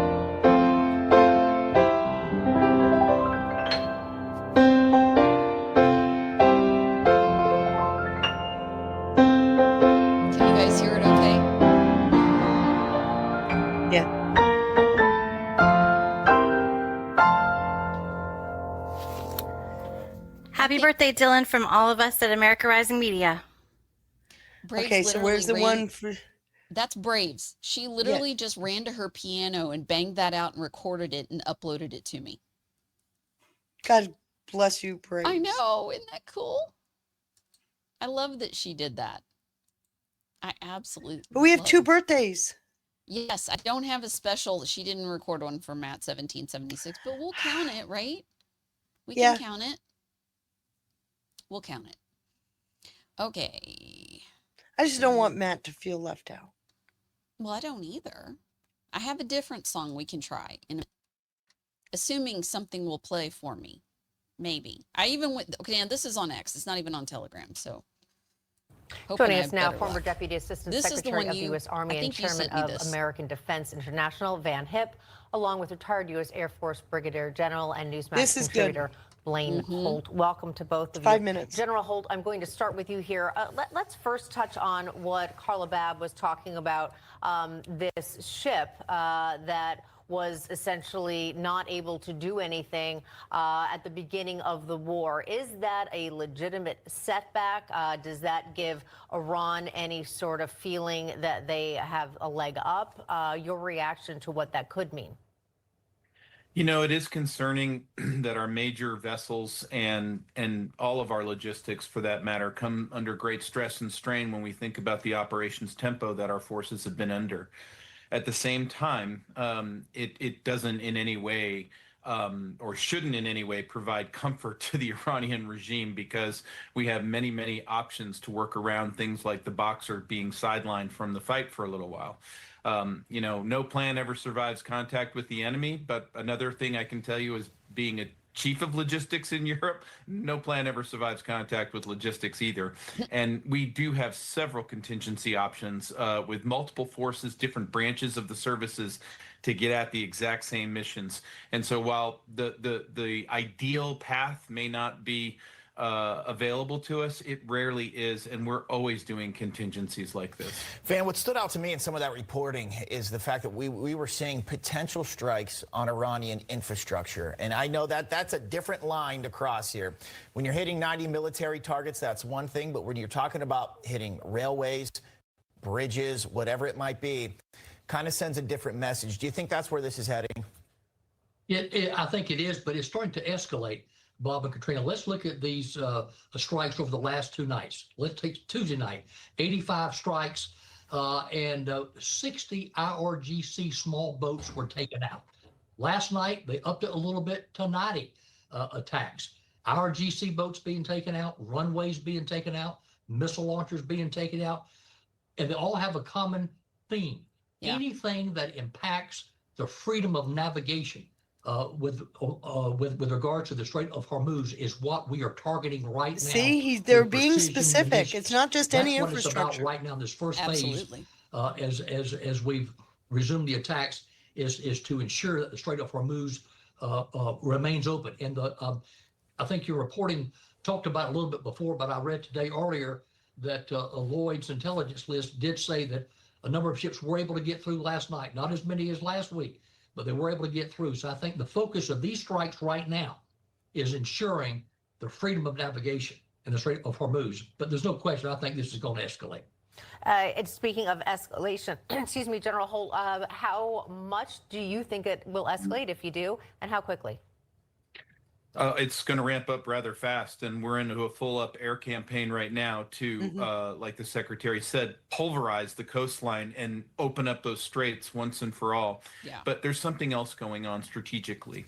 Every single thing that we hit that's the IRGCs or the besieged, the secret police, is getting us closer and closer to enabling a revolution to get underway and let the Iranian people close the deal on land by taking back their own country. And they'll be assisted by the Kurds who are up on the northern border. They're already being assisted by the Iraqi government, which is flushing out spies, money laundering networks and the like. So this is a phase that I would call the initial preparation of the battle space for the final act of this war, at least in terms of our role in it. Also want to point this out, Van, during today's funeral processions for Iran's late supreme leader, multiple signs, banners they were seen with threats to President Trump, including one saying, okay, hey, this Trump, is at a funeral, we will right? Kill you and kill Trump. Doesn't look very nice there. General We Holt don't was get just the pointing out staging maybe part. revolution is on the way. Would you agree with him on that? Yes, I agree wholeheartedly with what General Holt said. Two things that I've long advocated. I would do everything we can, whatever it takes, to get arms to the people of Iran right now. There's no question the vast majority of the people there have had it. And one thing that I have advocated, in fact, did a Newsmax op-ed just a couple weeks ago, I would step up psychological operations big time on this regime. I would let them, because right now there is a real rift, Bob, between the IRGC and the Iranian civilian leadership. We need to do everything we can to drive that wedge between the IRGC and the civilian leadership and engage psychological operations. Let's get them turning on each other. And what I would say is let them know when this is over with, Nuremberg-style trials are coming. Yes. You will be held accountable for the atrocities you've committed on your own people, as well as the international terrorism you've inflicted on the world before. Okay, stop that. Okay, got to leave it there. Van Hitt, Oh, there you are. always a So pleasure. Thank you both for coming on. You realize he's not talking just IRGC, right? Mm-hmm. Nuremberg-style trials for what? Global Right. terrorism? Right. So did you catch the nuance? Mm-hmm. Because now I have been saying for the longest time, we're not at war with Iran. No. We're at war with these shadow networks that Right. have been operating in the shadow banking system. They're using the shadow banking system. Mm-hmm. And Ankara, I think, was that last node because we already did it in Doha, if you remember. Yeah. Where That's we they- arrested all the Mhm. money changers, right? Right. Right. We and Abu that was Dhabi. last month. Yes, we already did all of that. Yeah. So Turkey was another knot that needed to be tied, and that just happened. We go after this group, and I'm saying this is a global thing, and he just said the same thing I've been saying. The Nuremberg 2.0. That's where this is going. So this isn't just IRGC. Then people are going to start to go, wait a minute. So when they blew up the train in France, or when they blew up the bridge in London, Right.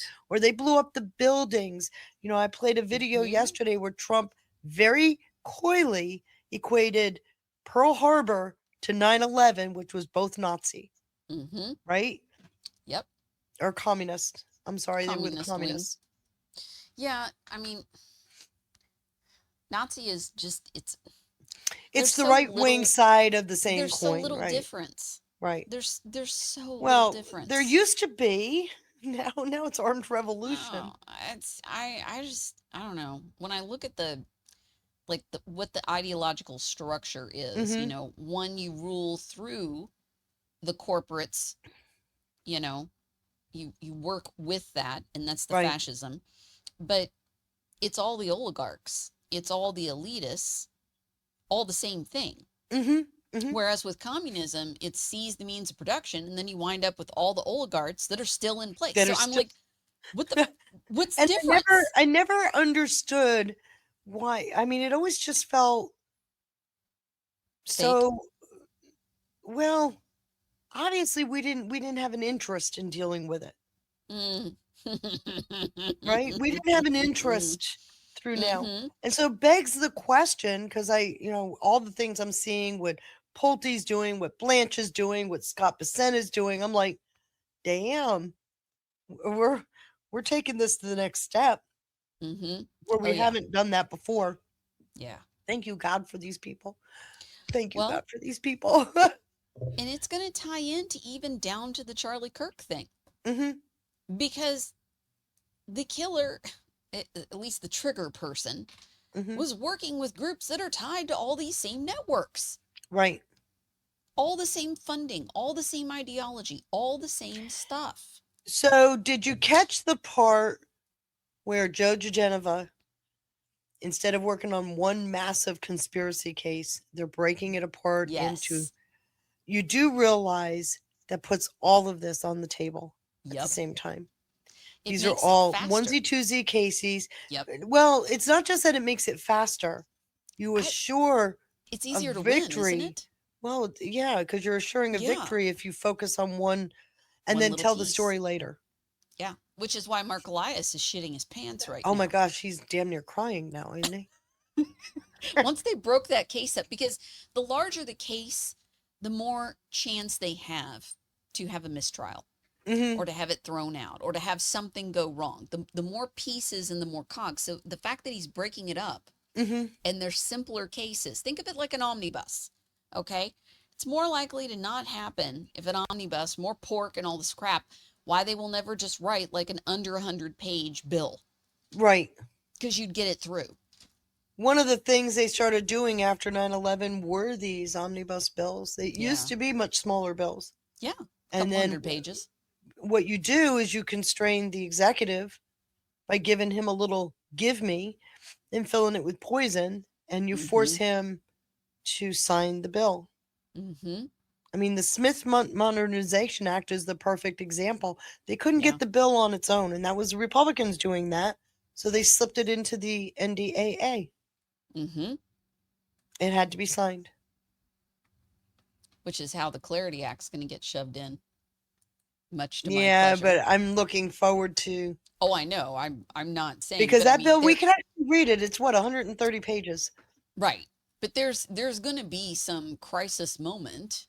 It's right here now. And they're going to push that shit through, which we're going to talk about here in a second. I have the Newt Gingrich clip. Do you want that one? That's interesting because he's saying what I've been saying for years. And even Sean the other day was like, are you sure? Are you sure? It's like, I'm telling you, Sean, you can't put those characters front and center in Maine and tell me that they're Right. not trying to destroy themselves up there. Give me a break. I wasn't born yesterday. After that, I have the DSA explaining all of their Mhm. goals. I have that clip after this. Yeah, that's a so- good one. Oh, God, it's a great clip. Oh, strap in, fam. And so what do you, like I said to Sean Monday, I said, look, they've been intentionally destroying the party since I've been watching it since 2019. Somebody has been doing it. I mean, but this was always the plan. The plan going all the way back with the communist movement was always to overtake, and it was always to do it through the schools. And Right. the That's media, the and that's the it's- whole ideological inversion, the inside out or the upside down part. The inside out is where you go in and do institutional capture. Where you take over the schools. And then the ideological inversion is where Then you you have the labor literally unions. go from there. And I'm also going to point out ideological inversion groups like, I'm not going to say it. I'm going to wait. Okay. All right. I'm Let's gonna do wait. it's only a minute and a half. The collapse of the oldest political party in the world. Democratic Party goes all the way back to Thomas Jefferson. And what you're seeing right now is that nobody who has common sense has the courage to stand up to people who are objectively crazy. I mean, it's not like they have the wrong ideas or the wrong ideology. They live on a planet that doesn't exist. You start talking about seizing the means of production, which was a great phrase if you're Vladimir Lenin or if you're Mao Zedong. But who in America is going to vote for that? They talk about they want totally open borders. We ran that experiment. It was called the Biden administration. It was totally repudiated. They want one of their platform planks, totally eliminate the police. Now, first of all, anybody who lives in a big city that has lots of criminals has to say to themselves, will I really be safer if, in fact, my left-wing crazy friends abolish the police? And, of course, the answer is going to be no. So I think you could be drifting towards one of the most decisively defined elections in American history. And we're working on a platform of the American people, issues where you're at 80, 85% support versus people who are crazy. And I think that could be what the core of the campaign is this fall. Well, but Feisty, they can't be that crazy. I mean, nobody really wants to seize the means of production. Yeah, they do. There is actually a faction in our society that has always been there that has wanted to do this. Yes, The it's difference called- is before the era of appeasement, which is what we've been in for 60, 70 years, before the maybe era of longer. appeasement, they were always relegated to the fringe and never had a voice. Then suddenly we come, since the 60s, we got into this era of appeasement and this whole empathetic, oh, big tent, we got to love everybody. And unfortunately, they came in and said, yeah, you idiots, look what we're going to do now. And they literally captured our institutions, started changing the culture, which we've been living through. And the DSA even split up back in the 60s. That was the thing. It was in 68. I'm going to be covering it on the Sunday show, but that was with the Weatherman Underground. Right. And they were being the Weathermen Underground were DSA's radical, right? They were the violent part of it. They were the violent ones. And what did they do? They didn't actually split up. They used two tactics. So you got these violent faction, and you got the feels good, nice talk. And so you would accept the one over the other, but they still got the same agenda. Oh, we're watching this play out today. Today, we're watching this play out. I'm more excited than ever to do the digs on the DSA. It's going to be so fun. All right. Well, for those who aren't as familiar with the DSA, as we keep talking about it, let me pursue. I'm going to go ahead and introduce our first speaker. So this is Dr. What is it? Carlin? Carlin, Dr. Carlin yeah. is her name. You can find her if you want more information. I will tell you up front, she hates MAGA. She hates Trump. She hates most people like us. I'm just full stop. Okay. And she's quite rude. She is. Her shtick is decoding the left, and for what she does, she's very knowledgeable. Most people can only handle small doses. And I'm just being honest. Like, her work is solid. She just, in the middle of the streams, will talk about how much she hates people like me. So, well, that's why you've got to really take what she says carefully, because she's the soft side of the radical. Yes. And you listen carefully to what she thinks the solution is, and it's like, got your number. Yeah, Right? she's commie light. I would say she is commie light. She's commie light. Well, she's become more right-leaning fascist, because she still I don't thinks know where she fits at this point. I don't watch her enough to know. she's not a radical communist. She used to be. Yeah. Kevin actually follows her, and some of his literature, he was using some of what she was showing when we were having him on. Krista and I were, and we were trying to explain this and show some of the video footage and some of the stuff that, because he got inspired by her work. And that's where Kevin started, attending these meetings and then showing them.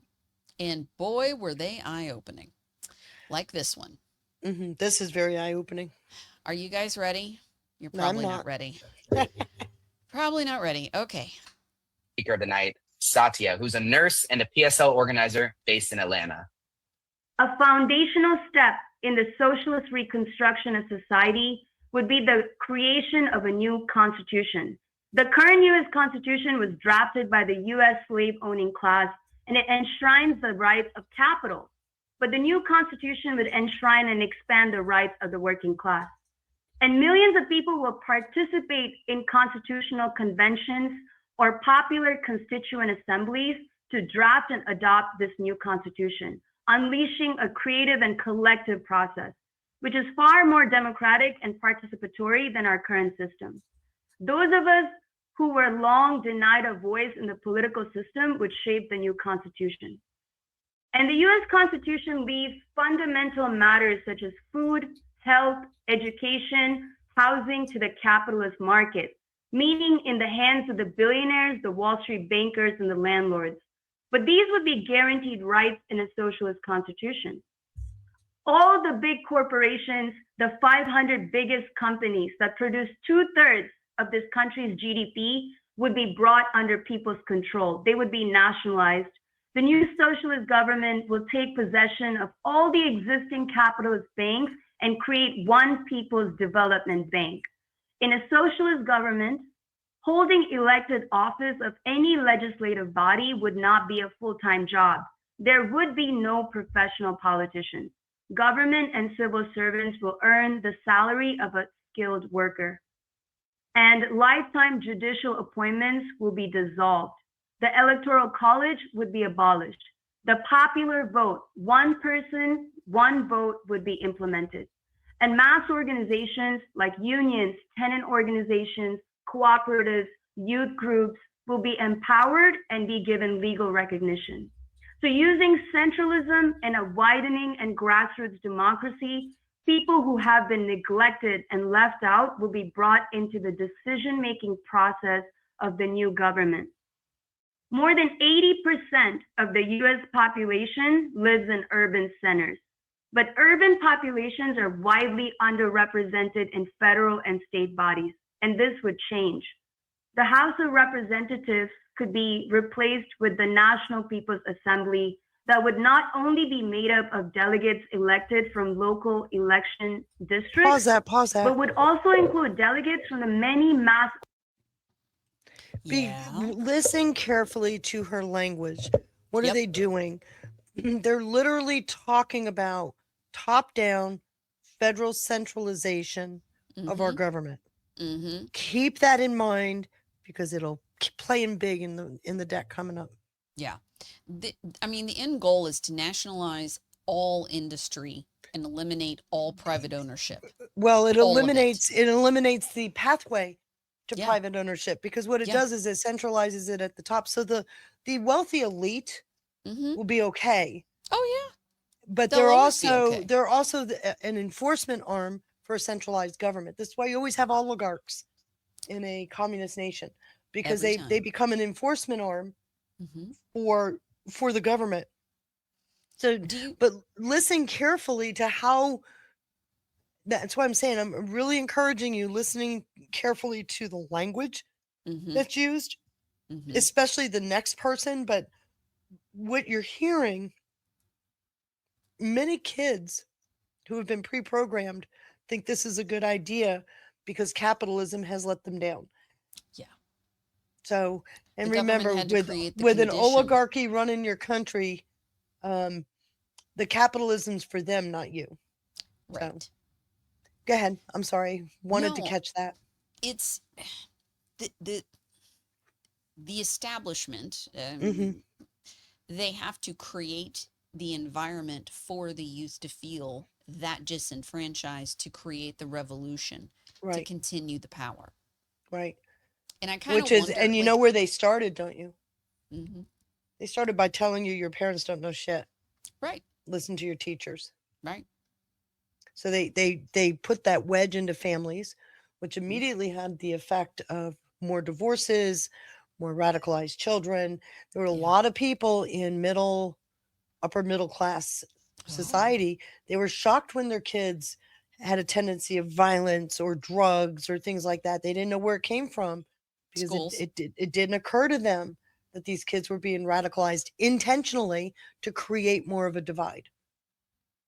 Which again goes back to my philosophy of communism is based on demonic stuff.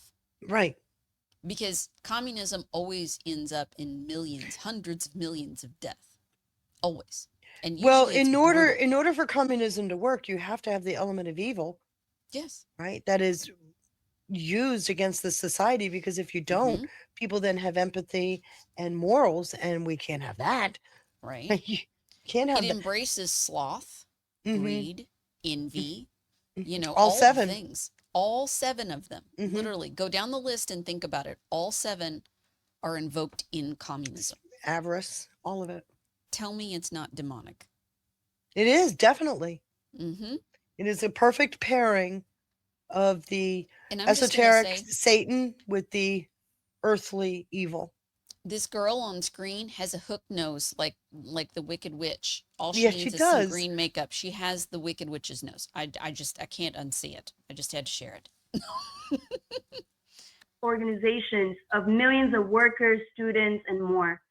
And the Senate could be replaced by the Assembly of Oppressed Nations to correct the historic injustices imposed on the indigenous peoples and the nation and the Black nation.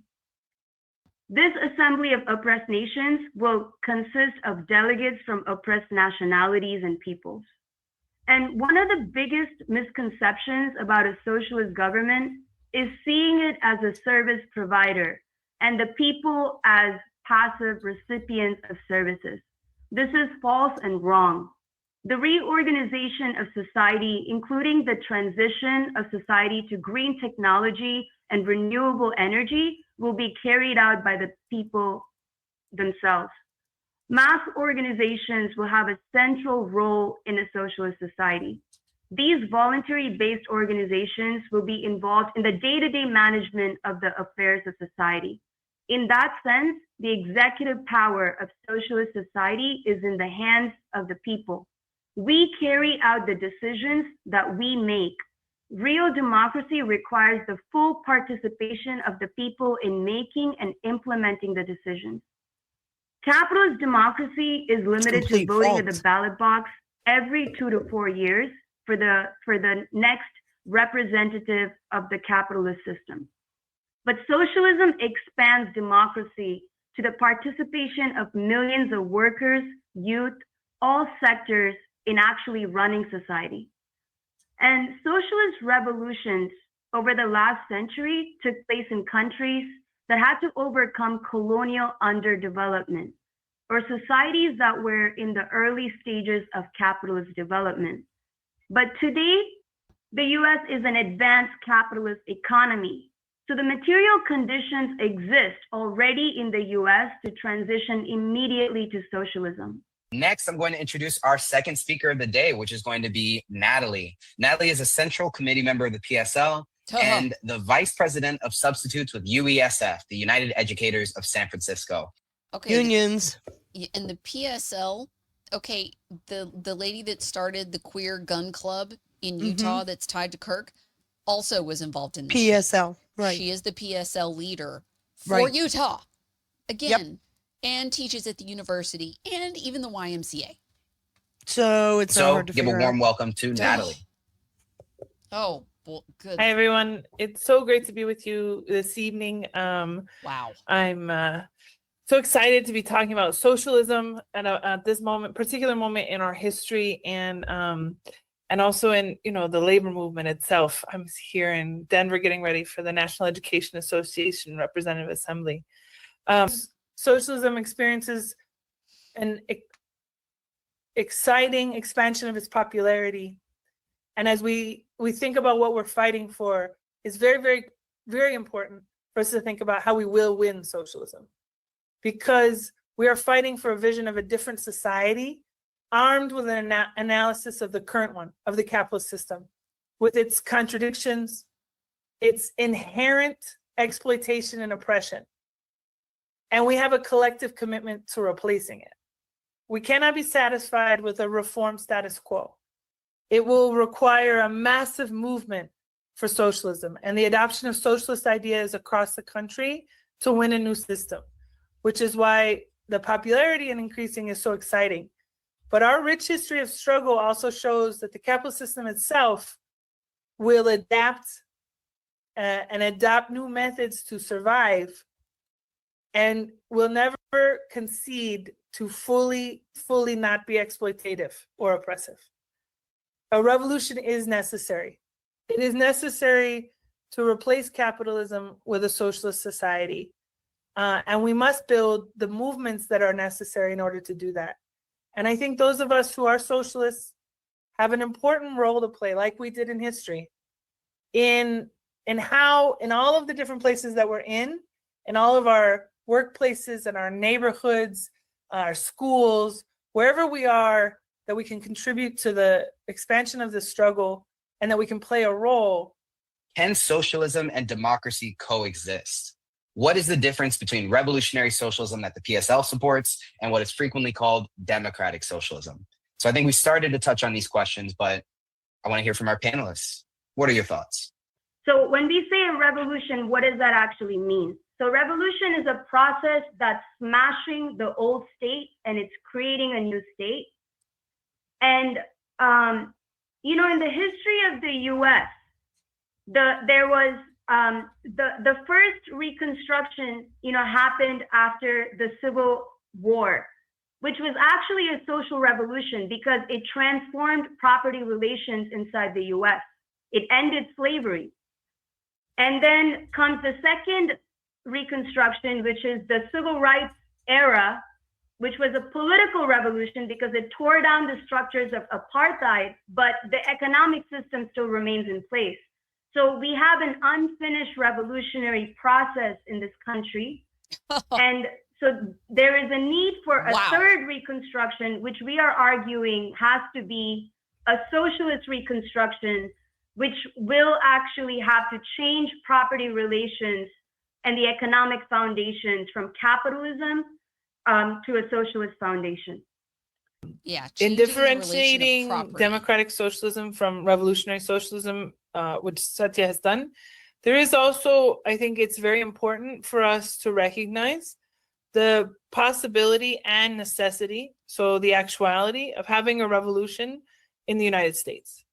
And I think that it is, it can be very, very hard for us when we're living in a society that is, so deeply challenged in so many ways. There's so many contradictions, millions and millions of workers voting for someone like Trump, who is, a wealthy Nepo baby. I mean, like who has appealed to Most of sort of the you all are most Nepos. basis and disgusting racism and sexism in our society in order to win over a section of workers to vote against their interests. I think it can be hard to sort of see through that and think, well, will we ever be able to have a revolution in the United States? And I do think revolutionary socialists, our answer is yes. And that is a differentiation. I have been active in my union since I became an educator in 2007.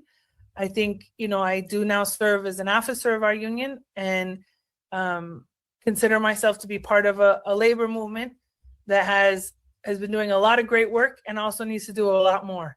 And I think that it's on us as socialists and as communists, as revolutionaries, to be deeply involved in what, workers organizing in the workplace.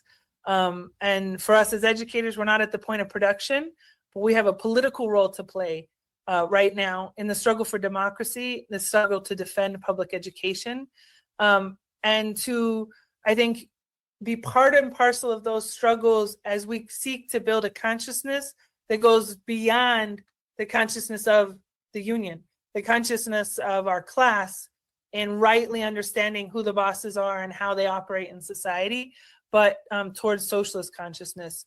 And I think that's a very important task right now. All right, chat's lit up. Absolutely lit up. Braves just dropped me a link. Let me show you this.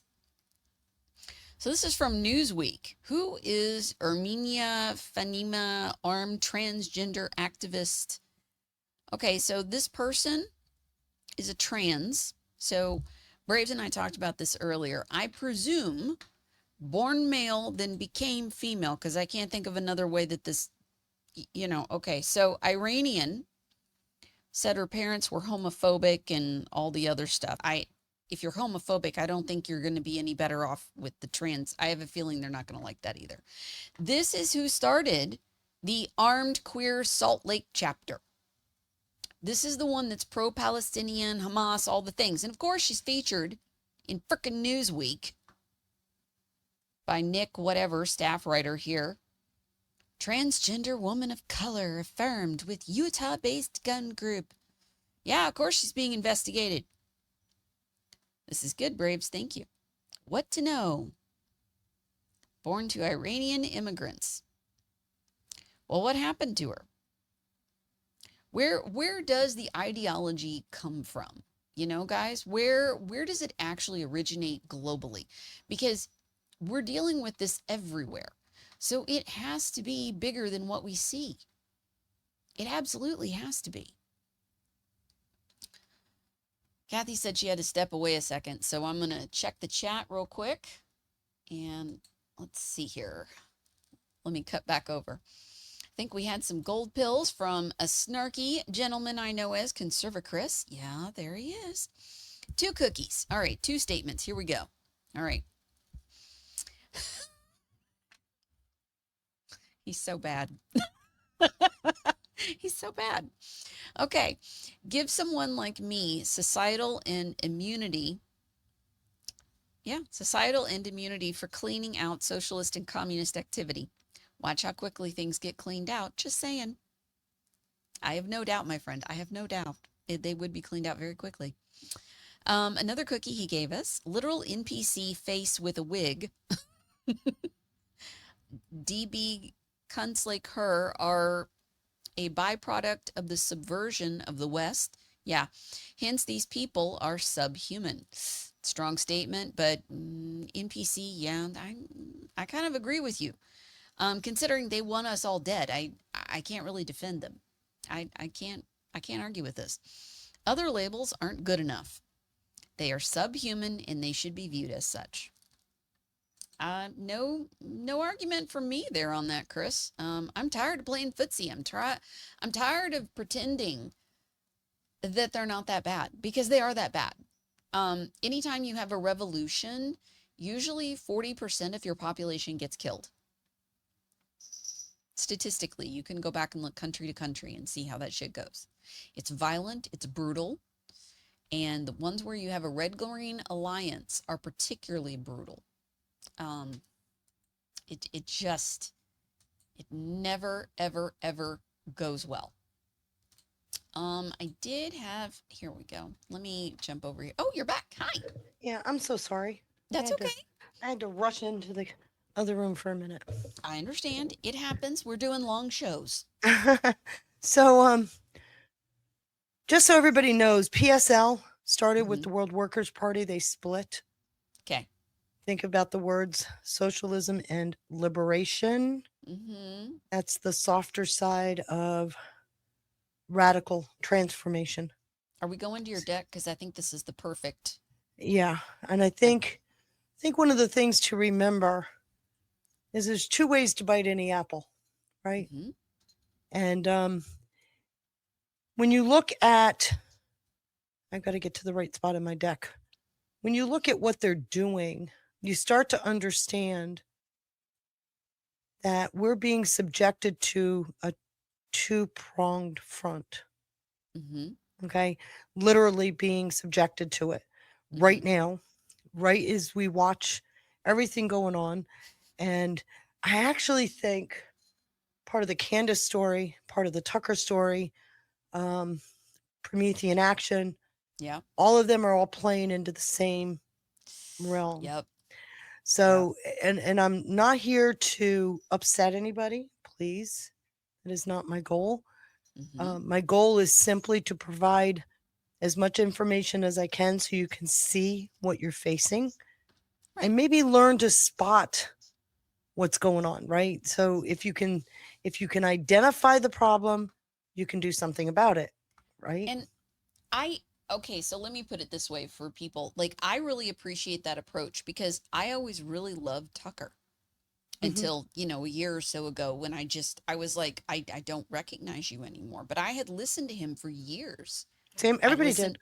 And I don't know that Tucker is a bad guy or a good guy. I can't even speak to that. All I am saying, though, is if you recognize the tactic, yes, you can spot it, because what Tucker has done, and I can't speak for Candace, she's way off the deep end. I don't know what happened to that one. I don't either. But what I do know is the tactics they're using are classic. It's called inversion. Mm-hmm. Okay. And if you go back and listen to people talk over time, because there's always the element of truth. And then that signal inside of what they're saying that says, whoa, wait a minute. Right. And we tend to dismiss it as a misspoken comment or whatever. But when you see it multiple times, that's when you've got to say, wait a minute, because I don't think that's what they're meaning, right? I think what I'm hearing is what they're really, listen to what people say, right?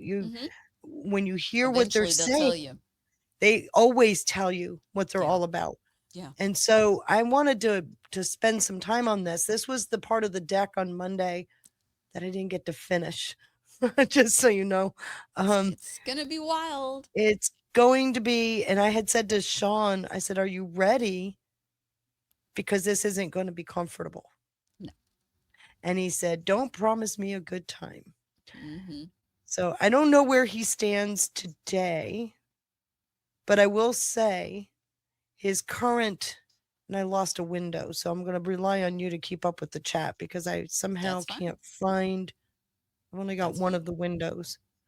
So I'm going to share my screen. Mhm. And I'm going to hopefully not upset too many apple carts and that you'll hear me out. Yeah.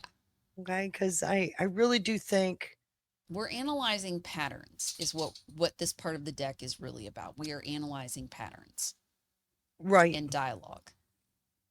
We're not giving you a conclusion. That's up to you. I'm not, you've Nope. got to take it from there. Yeah.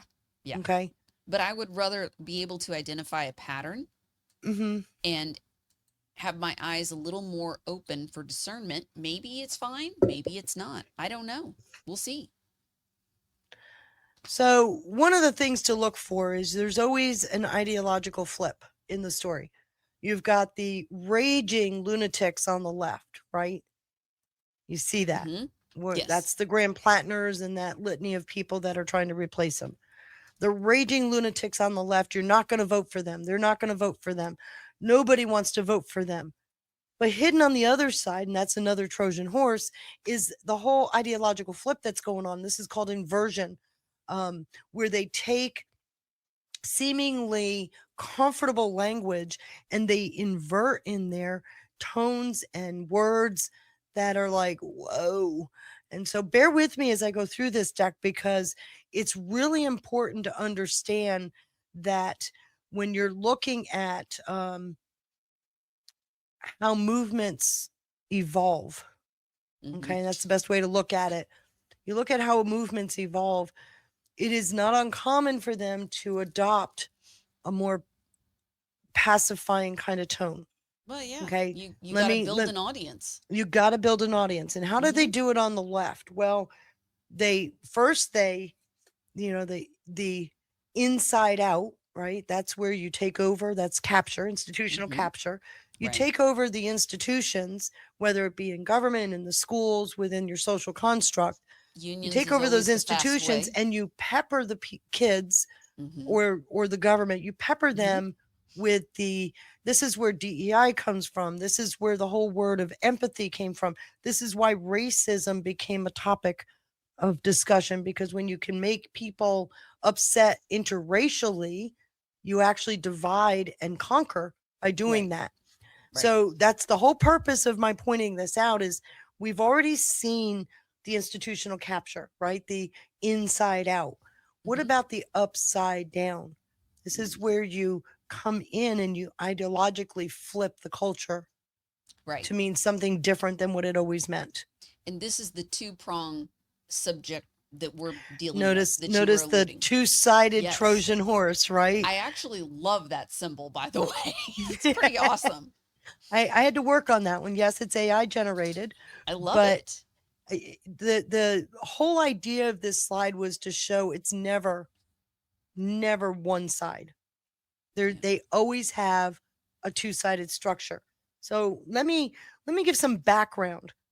I have been saying for years that the Democrat Party is going through a massive destruction, which Newt Gingrich actually pointed to and confirmed today. Right. Okay, so if you're a socialist or a communist and you know that they know you're there to take them down, what you do is you soften the tone, soften the language, and continue to program with language that people don't fully understand and can't catch. Yeah. Right. So, and that's what we're seeing. So we're looking at an inverted mechanism of control, and it's your mind. It's a threat to the democracy. Right. So what are they doing right now? They're and Trump is a fascist, right? So what we're looking at now is how they're trying to split the MAGA party, which they're doing. That's the Tucker, the Candace. You're Nick splitting Fuentes, all of them. The So those are the Groypers. radical side, right? Yeah. Yeah. Where's the soft language? Well, I'm going to show you. Yeah. Because it's important to understand where this is going. I believe in what I've been putting together here. There's been studies about this. It is not fuzzy. It is actually laid out there. But when you think about are you familiar with a group called the Sea Island Group? I feel like I've heard of it. Okay, they meet it's an island off of Georgia, Okay. where the elites get together.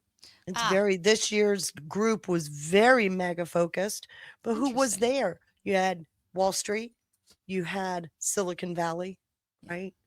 Those are two big, and a lot of oligarchs, right? They were all there to completely talk about, and yes, there were people from within Trump's cabinet that were there, but what is their goal? Wall Street and Silicon Valley want nothing to do with MAGA. No. Because that would put the power in our control. Right. Let's talk about Silicon Valley. This is where Anthropic comes in. What do they want? They want a centralized command structure so that they can lock us out of the future of Anthropic AI. Right. And make sure that they have a continued revenue model. What about Wall Street? Well, we're getting ready to go to a new financial system that removes their hegemony, right? They're not going to be able to speculate and manipulate our assets or our currency.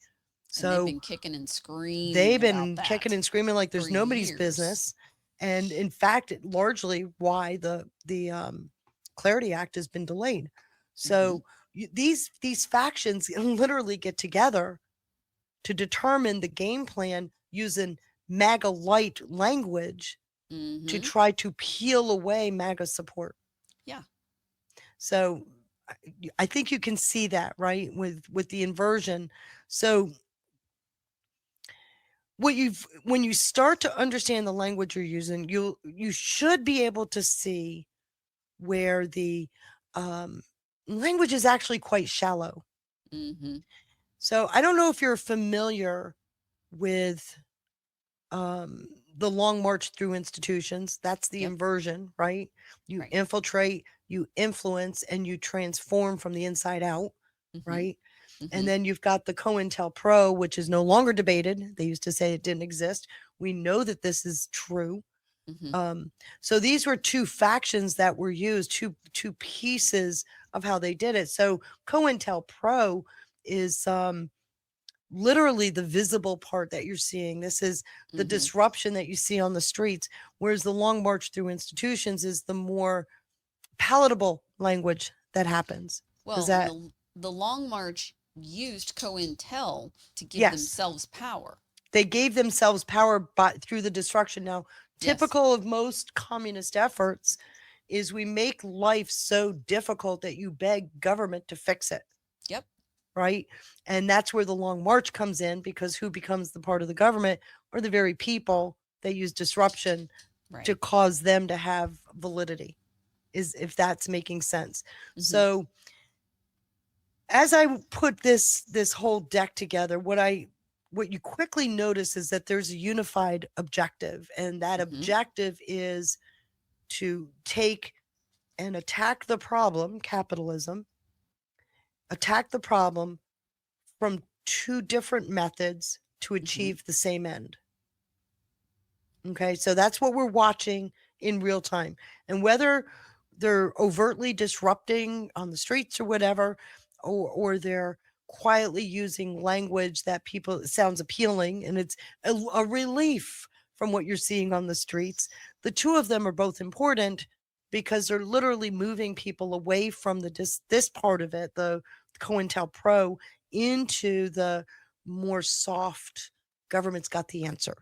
Oh yeah. Okay. We'll fix it all. Right. So there's an open air. It's right out there. The factional warfare that's going on it's amazing to watch, because I've got several articles that highlight what all of this is, and I did a lot of reading. I very carefully put this together some time ago, and I keep adding to it, so it's gotten longer.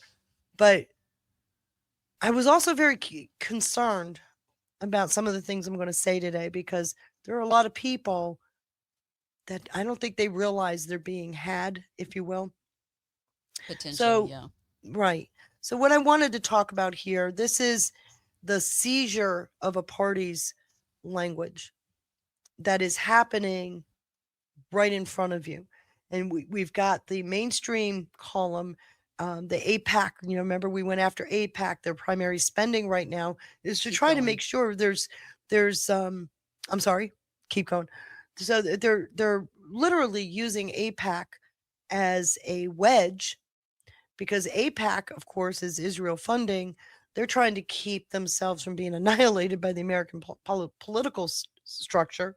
What's interesting is APAC and their $34 million is dwarfed by what the left is spending. And then you've got the insurgents. Of course, we know what American Priorities is, 1630, the super PACs. We know these PACs, and we know that they're anti-American. So their tactics is they have a front, all right? They're right out there. They have this front, and they start planting ideas. And then they start building coalitions. It starts on the fringe and gradually comes in. And then they start, if you don't agree with them, then you start seeing coercive activities. Aren't these people stupid? They don't get it.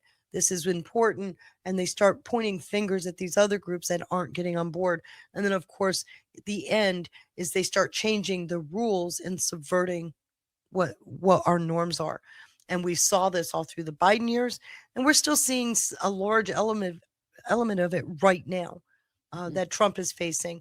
So we're into the erode and define phase where we're undermining our traditional values, and we're having to stand up and fight for them, but we're undermining them in a really interesting way. We're undermining them under the guise of empathy. I'll be real honest with you. That only matters to a Christian-centric nation. Oh, I'm so tired of us being targeted because we're nice. Because we use the God loves us, God loves you. Yeah, that's where liberation theology Being used, yes, it's being used as a wedge. So we're undermining our traditional values. And what they're doing, which is really interesting, is you have to sort of redefine history in order to make it work. And I don't know how many times you've done it. I do it all the time. It's like, no, that isn't what happened. This is what happened. And we're having to, even more recent history is being rewritten. They bank on the fact that people don't have a long memory because they're so stressed with everything else, which largely is true. But I pointed it out yesterday on my show with Zelensky. They're banking on the fact that nobody remembers Zelensky spoke English the whole time. Yet during this entire special operation, he needed a translator. And then yesterday he's speaking English again. Yeah. So I can point out so many things that comes into this, but when you start looking at where they went, first they co-opted academia. That started in the 60s. They went after the media. That started in the 60s and 70s as well. They largely joined the Democrat Party because it was not as rigid as the Republican Party. So the Democrat Party was more amenable to loose social structure. Oh yeah, and then they already didn't like God. They already right. They already didn't like and it. I can go back to 2011-12 during the Democrat convention. The communists within the party tried to remove God from the plank. Yes. And they held a voice vote. They had to have 3 of them. Held a voice vote to get God back on the plank, and that voice vote was overwhelmingly do not put it back. And the guy leading the voice vote says the ayes have it. I'm sure you could hear the scream blocks away because they were pissed. They were absolutely pissed that God got put back into the Democrat plank. This is the struggle that's been going on inside the Democrat Party for ages. Yeah. Okay. And then religious and social organizations, I don't think a lot of people realize, but the Johnson Amendment largely yanked religious organizations into compliance because if they said too much from the pulpit, they lost their charitable funding. Yep. So until Trump lost your tax exemption, which means they couldn't survive. Right. So until Trump upended that in 2020. And remember what they did in 2020. They got the churches to knuckle under with their funding. They took $3 billion to keep their pews empty. So I'm going to talk about the mechanics of subversion here. And this is really an interesting, if you look at it, it's kind of the same way of looking at the previous slide, but you got to start with entryism. Entryism is simply that ability to seize control. Okay. And you take over, whether they're state or local, you start at the bottom, state or local institutions, and then you enforce radical change at the state and local level. While you're doing that, you're encouraging an open society process by advocating for those policy changes within established democratic norms. This is the whole LCCHR model that I've pointed out, where you come in, that's where the inside out, where you capture these organizations and you get laws written that supports what you're doing on the ground, local and state. Does that make sense? But they're doing two of the same thing. A lot of this one on the left, the entryism, it's not uncommon to see a violent piece to this, because people quickly get scared. They demand change. And this is where they're working at the upper end to say, okay, let's get a new law put in place. Well, and if you push false flags, even on both sides, because, I mean, that's how they did Ukraine in 2014. But they also, because we watched them do this, and people would be surprised. Remember Occupy Wall Street? Oh, yes. They neutralized, and which was a ground up revolution from people on the left. And not what you saw on TV, but there was some really good work done by many people within Occupy Wall Street about what was behind the 2008 crash. And they neutralized Occupy Wall Street by putting them on TV, shitting on a police car. Well, they did that. That's the civil rights movement and the anti-war movement. They flooded it with hippies and drugs. Right. Put So it front and center. I keep looking at all of this, thinking to myself, I see it. I can explain it. But for a lot of people, because there is a personal connection to some of this, they have a really hard time intuitively understanding it. Take from Occupy Wall Street, what did we have? We had the Tea Party movement. That too got neutralized. Yep. So there is not an interest in a groundswell of people solving problems. The interest is in co-opting, taking over, and revolutionary movements to make sure that they have the voice, not you. And I think you can see that, right? I do. So as I keep going, and I don't know what happened to my window. It really is upsetting. Oh, there it is. I found it. I do need you to keep watching the window, but because I couldn't believe I couldn't see it. So far, everybody's fine. So far, everybody's saying, well, let's see where she's going with this one. No, they're fine. Okay, They're so fine. as we walk through what's coming next, I've already promised there are people in my chat room that are in here. They've seen the slides. They know where I'm heading. Yeah. Pray for me because I'm going to be saying something. So there's a political squeeze going on. You got this rabid left. Yeah. Okay. The rabid left, and some of this language is out there, is designed to peel away those moderate and independent votes. And actually this funnel needs to be sideways, right? This siphon right here needs to be sideways, because the more outrageous they look, the more people walk away. Okay? They got to go somewhere. Literally got to go somewhere.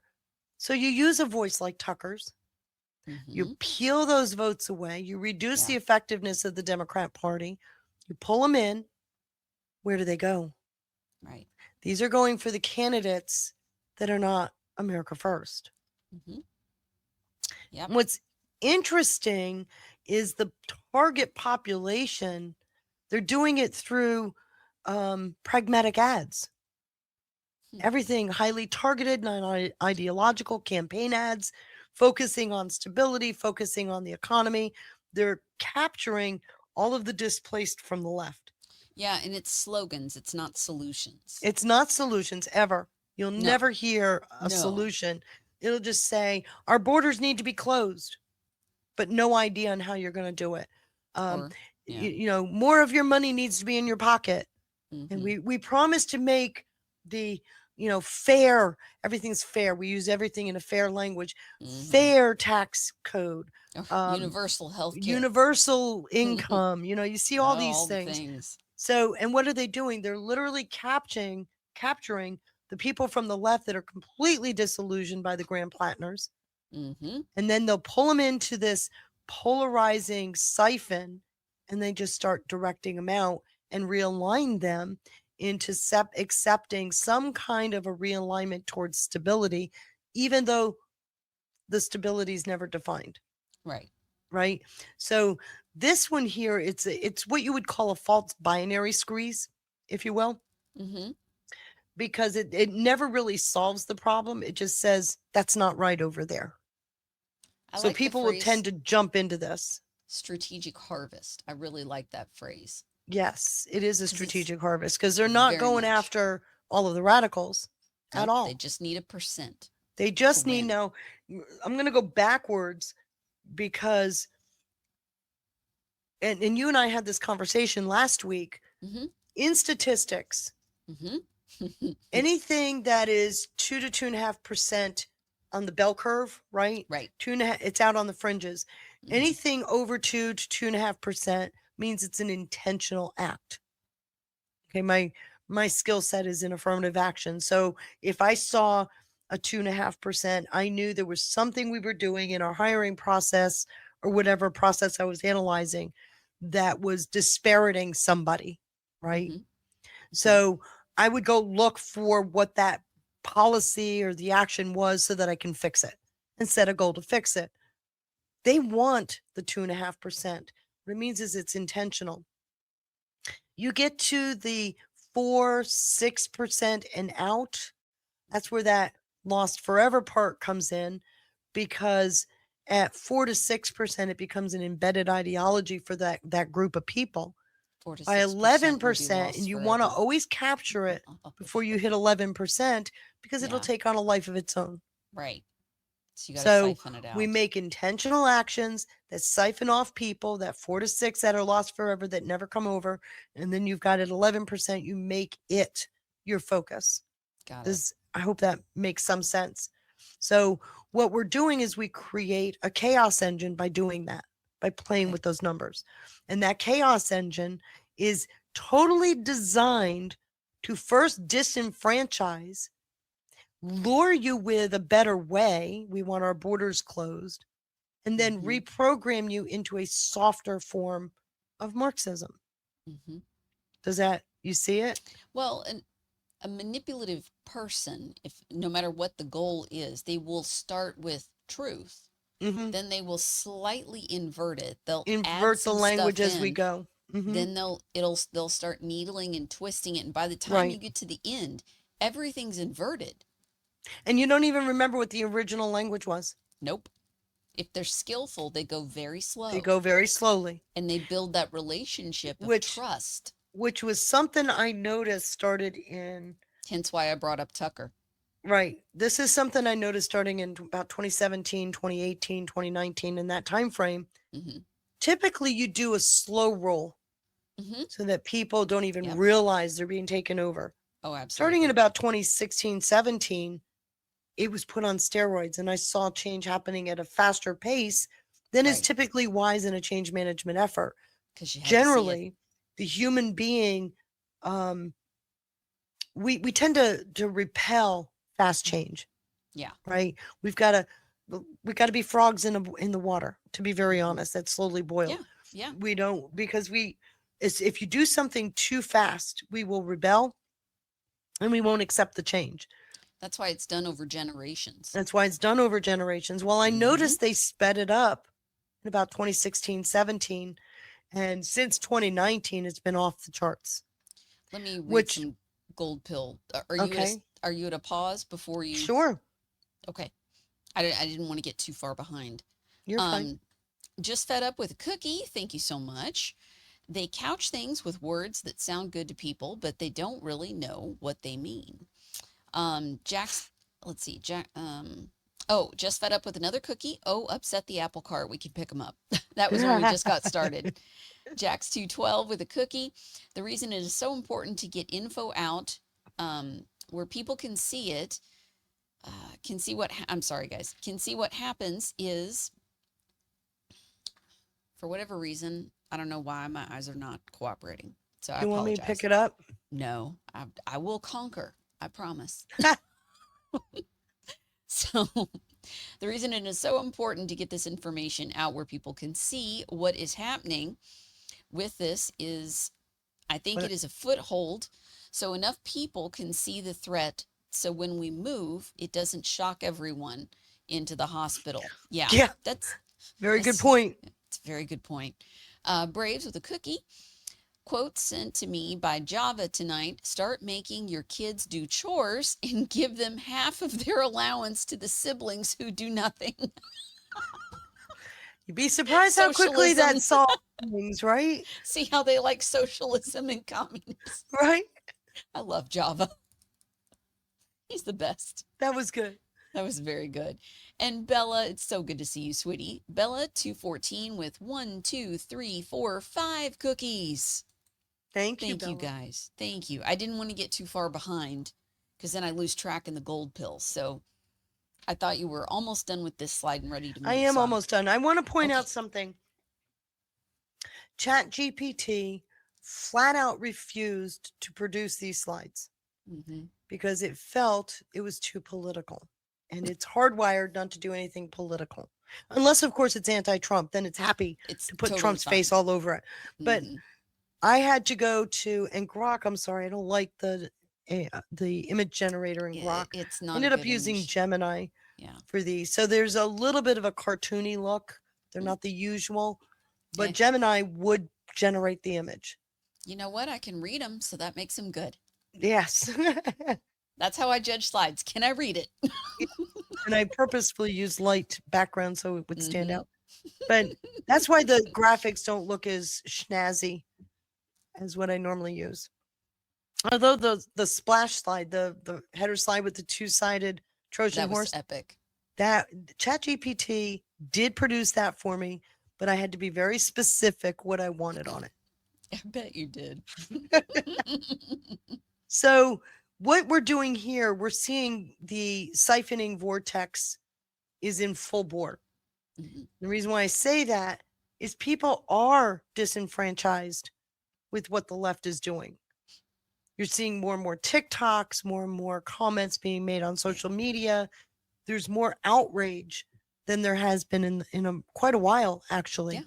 And so these are people that are caught in that vortex of the siphon. You get that, right? They've already left this side. They're here and they're kind of floundering. So what is the purpose of this?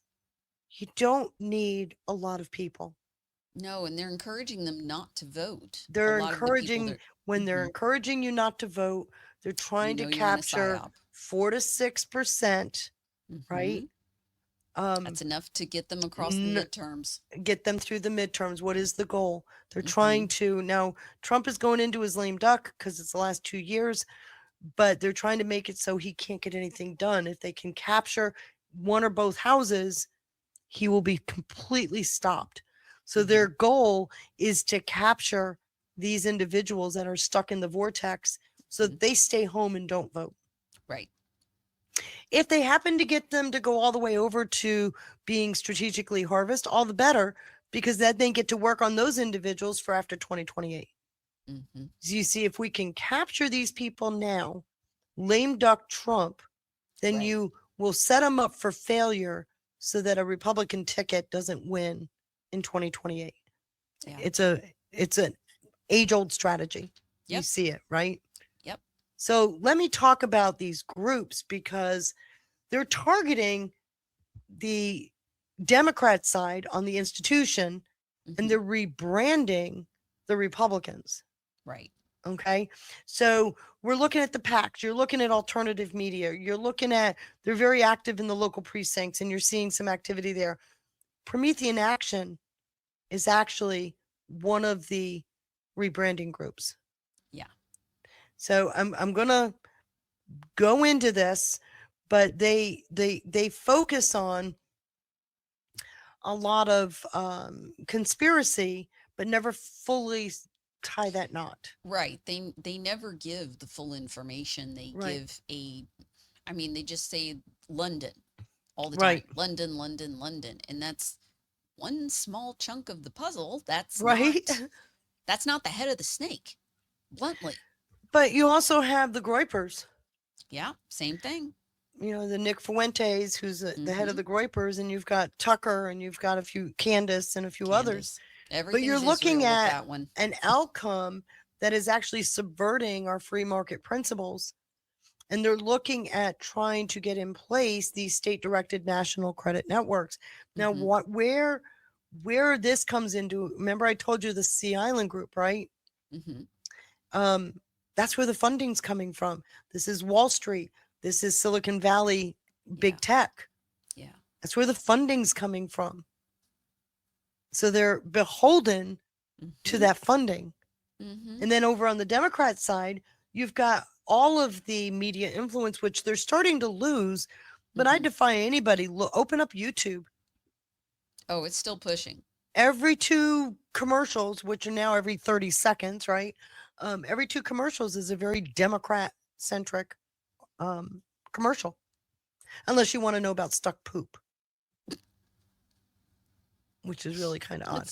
I always get all the gaming commercials, which is hilarious because I don't game at all.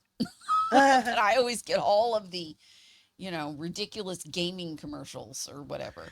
I actually think they do a regional thing here. Probably.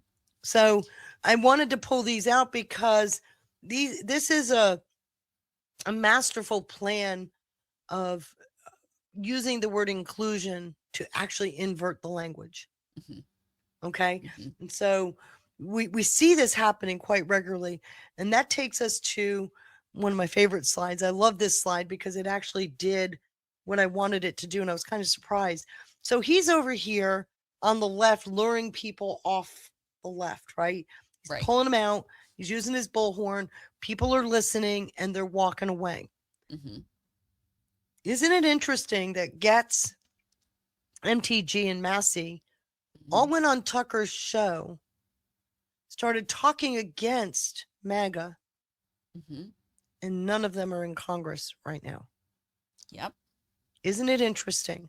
Yep. So you got one side of it where it's being used to clean out Congress, which proves to you Tucker's Trump is listening. The other part of it is the more silent thing, because there are people that are disenfranchised and they're being directed, and who's the voice they're listening to? Right. You're listening to Groyper's Promethean Action and all of those, which Groyper's is just revolutionary. Promethean Action is, boy, that sounds reasonable language. It's very different language. Very different. And most of the time, like when you watch their 12-minute things, they're very reasonable. With what they're saying. That's why so many people repost them within the movement. Right. Because they sound reasonable. I'm going to show you where guys. I'm going to show you what to watch for. Yeah. So hang with us. Oops. So here we are. Now that you've seen how the establishment works and how they use the media to siphon off high-profile populists like Getz and Massey and such like that from Congress, we have to ask the question is, who inherits the vacant space? Who takes over those disenfranchised voters that, even though these are all high profile, very in your face public people, right? Where about all these people on the bottom that are leaving? What you're seeing here is a classic layer of disruption. While the public is focused on what's loud, right? With the sledgehammer, with Getz and all of them, and we're breaking over foreign policy, we're breaking over various things that's going on in the Trump administration.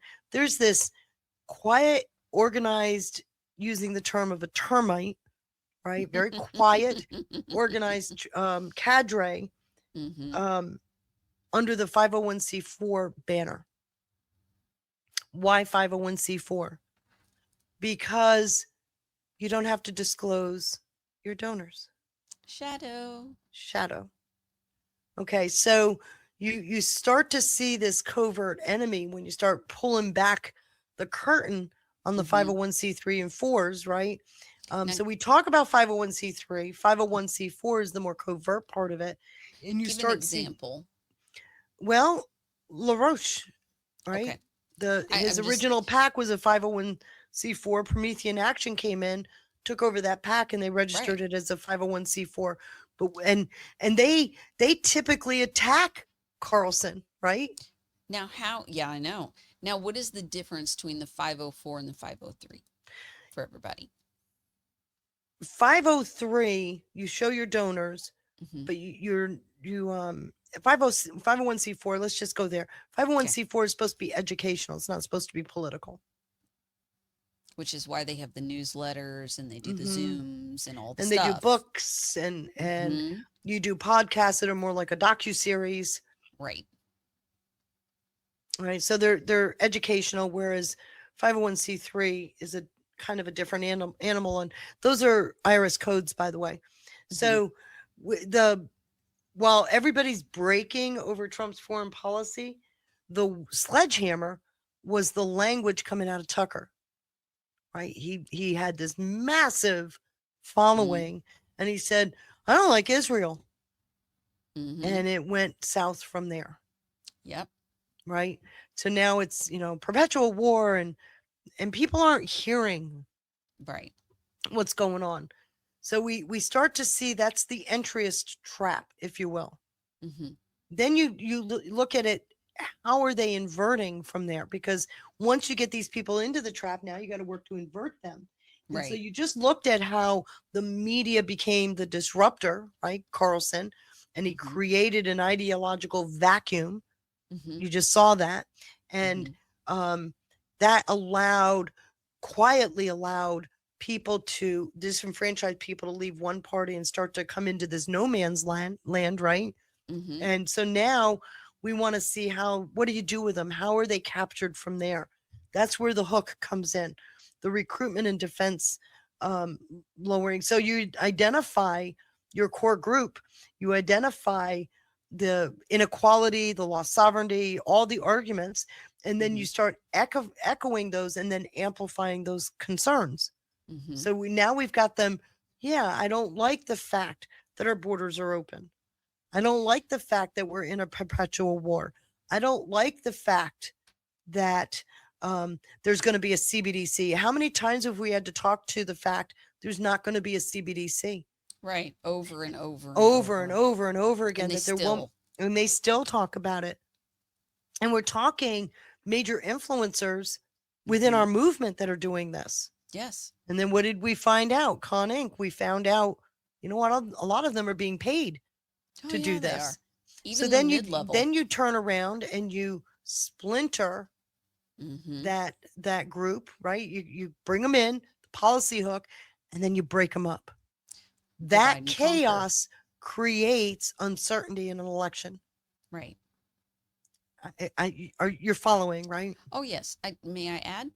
Go ahead. So for everybody on the visual, why we're harping on this, we're showing you a pattern and a strategy. So think uniparty. Okay. So you have the Democrats and the Republican old guard. Okay. All those years, they just kind of publicly fought each other, but behind the scenes, they were fine, grease handing, doing all the stuff. So like she was saying, you have Tucker and you have Massey, you have MTG, you have a bunch of them now going, oh, we need a new party. You have the Groypers and Candace and them going, you can't vote. I mean, I can't be a part of any of this. And we hate Israel. We hate this. We hate that. Then you have the Promethean group. What we're hypothesizing is that's the other piece of the uniparty in this pattern, because they're attacking Tucker. But when you peel it back with the language, and we're going to get into that here in a second, it's not that different. I'm just saying we need to keep a very close watch on that.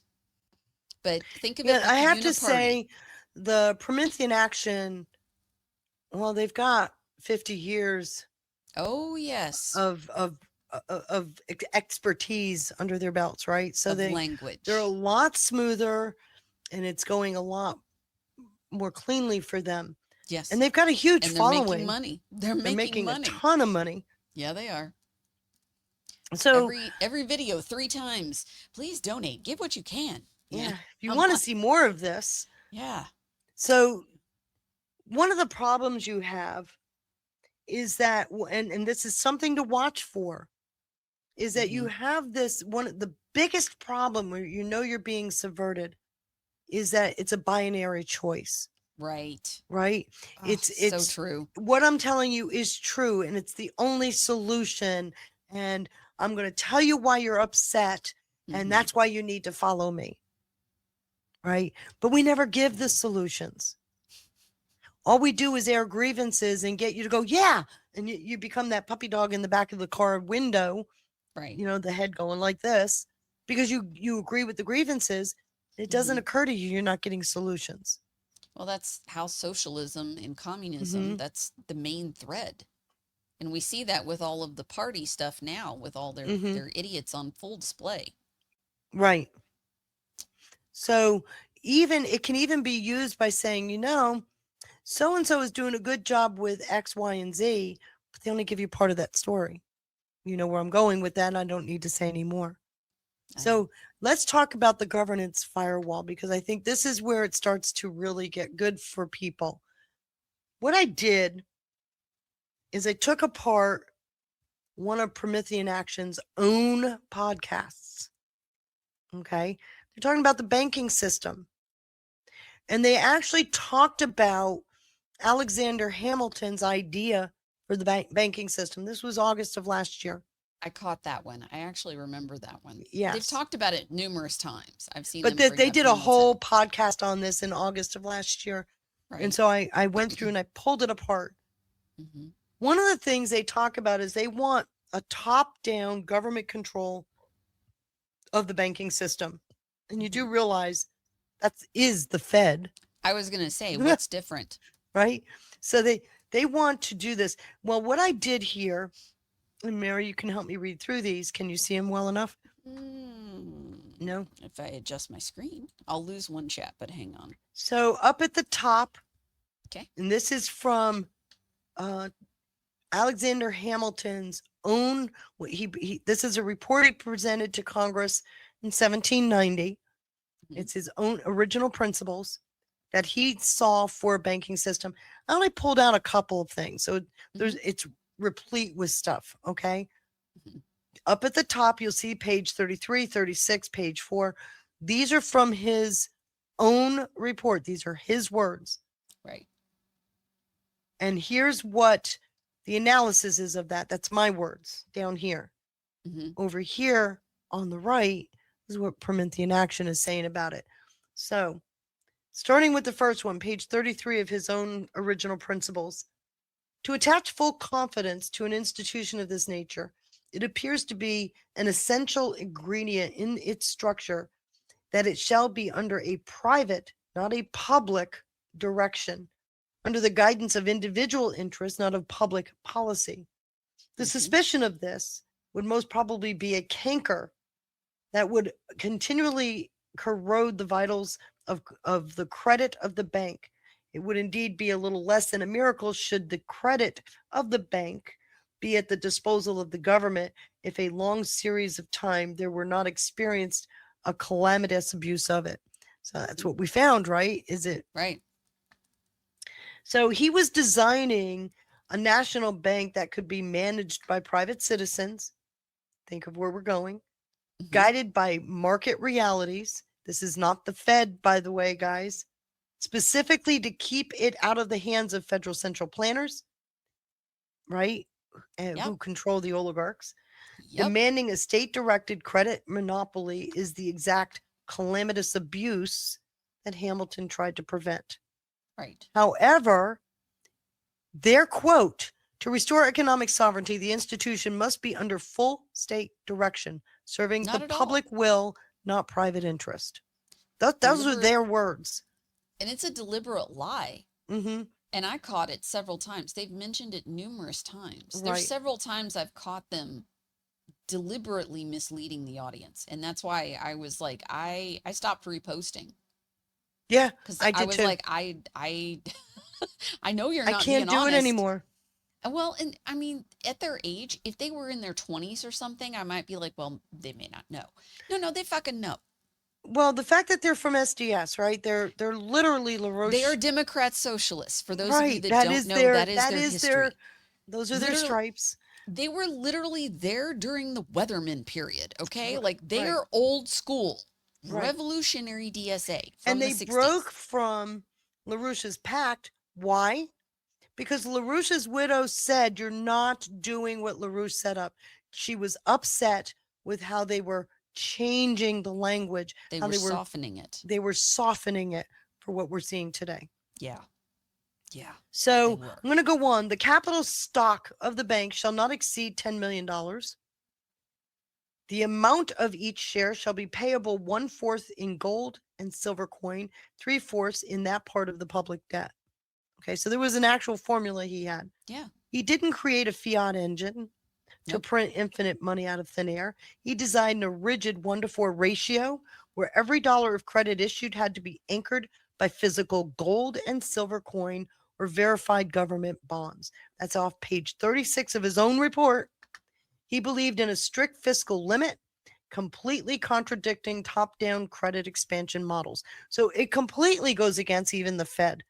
Their comment said it would be a profound success if a long series of time it was guided by a single visionary state directive to correct past market abuses. So in other words, capture it, right? So the capital shock shall be multiplied to meet strategic goals. Rapid expansion via debt drops.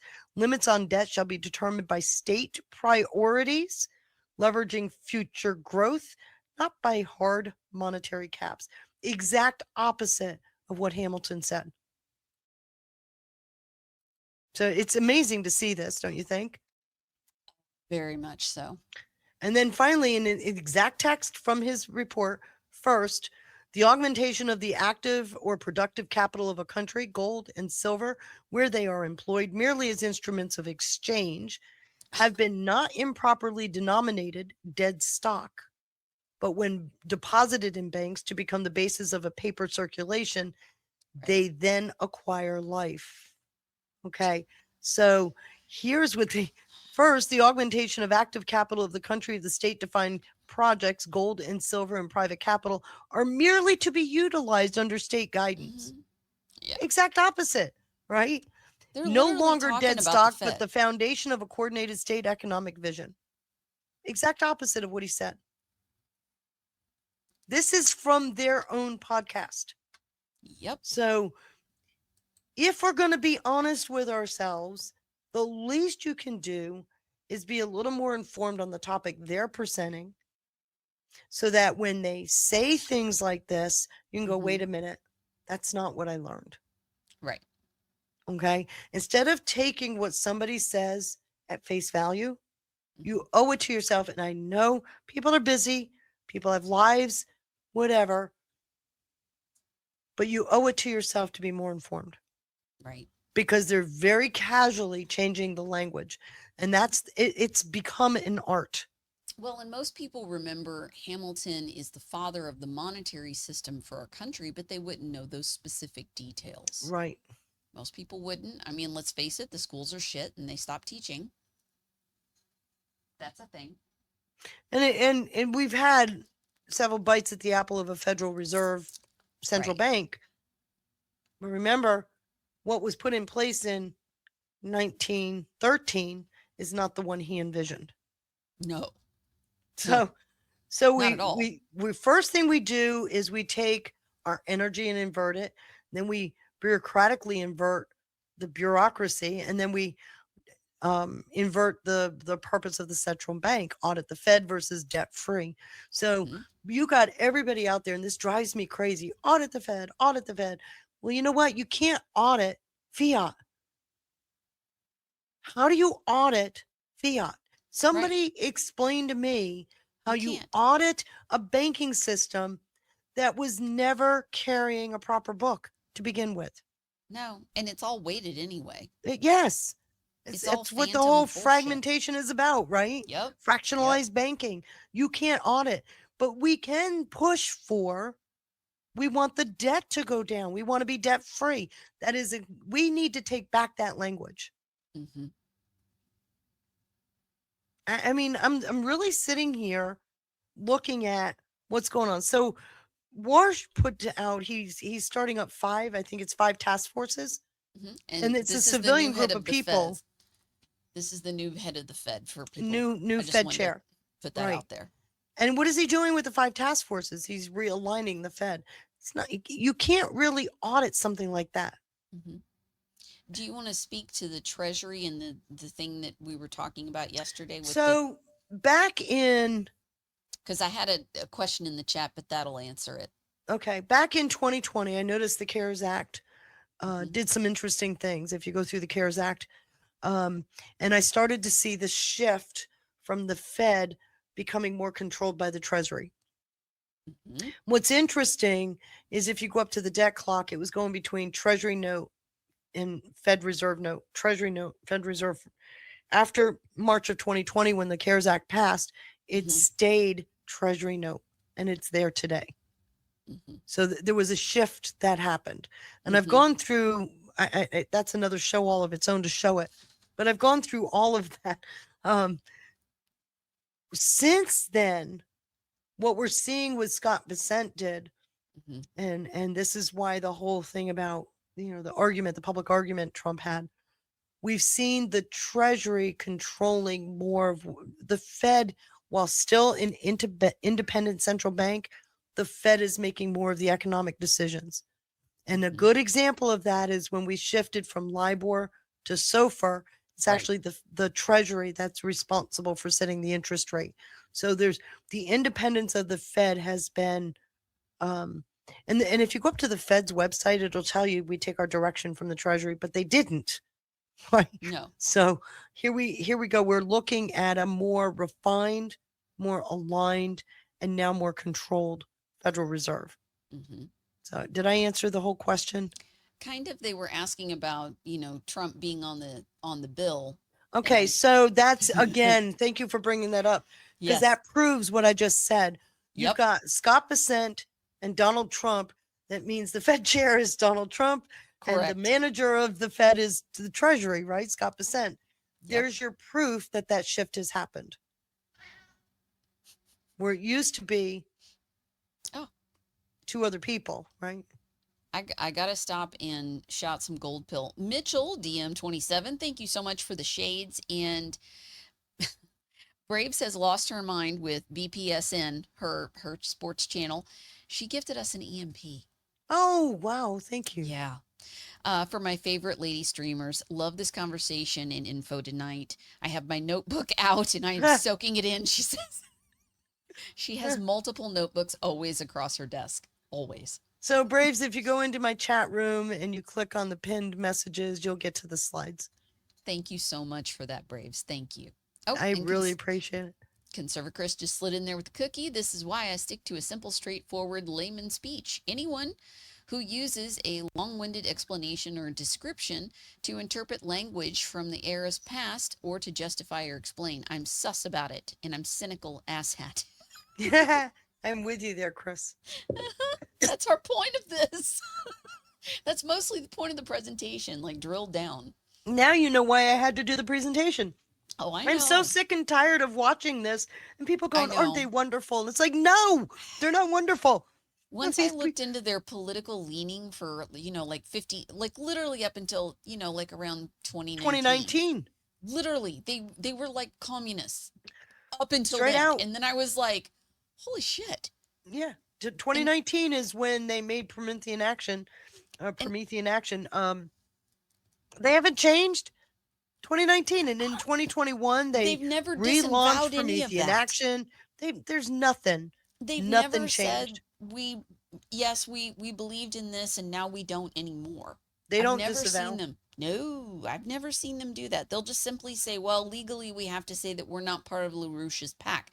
But Because they got a cease and desist from his widow. They literally took LaRouche's pack and just renamed it Promethean. We're going to talk about who LaRouche is. That's in the slides. Yes, it's coming up. Yeah, it's coming up. Okay. I'm I sorry. I didn't don't see mean to get LaRouche. ahead. I'm sorry. You're okay. So what I'm seeing is this is a really concerted effort. This gets back to Sea Island Group, right? This is the digital architecture that what you're seeing happening on the ground, they're actually funding. I didn't do a Wall Street slide because I didn't think I needed to, but they're actually, what is the interest of AI? What is the interest of Silicon Valley?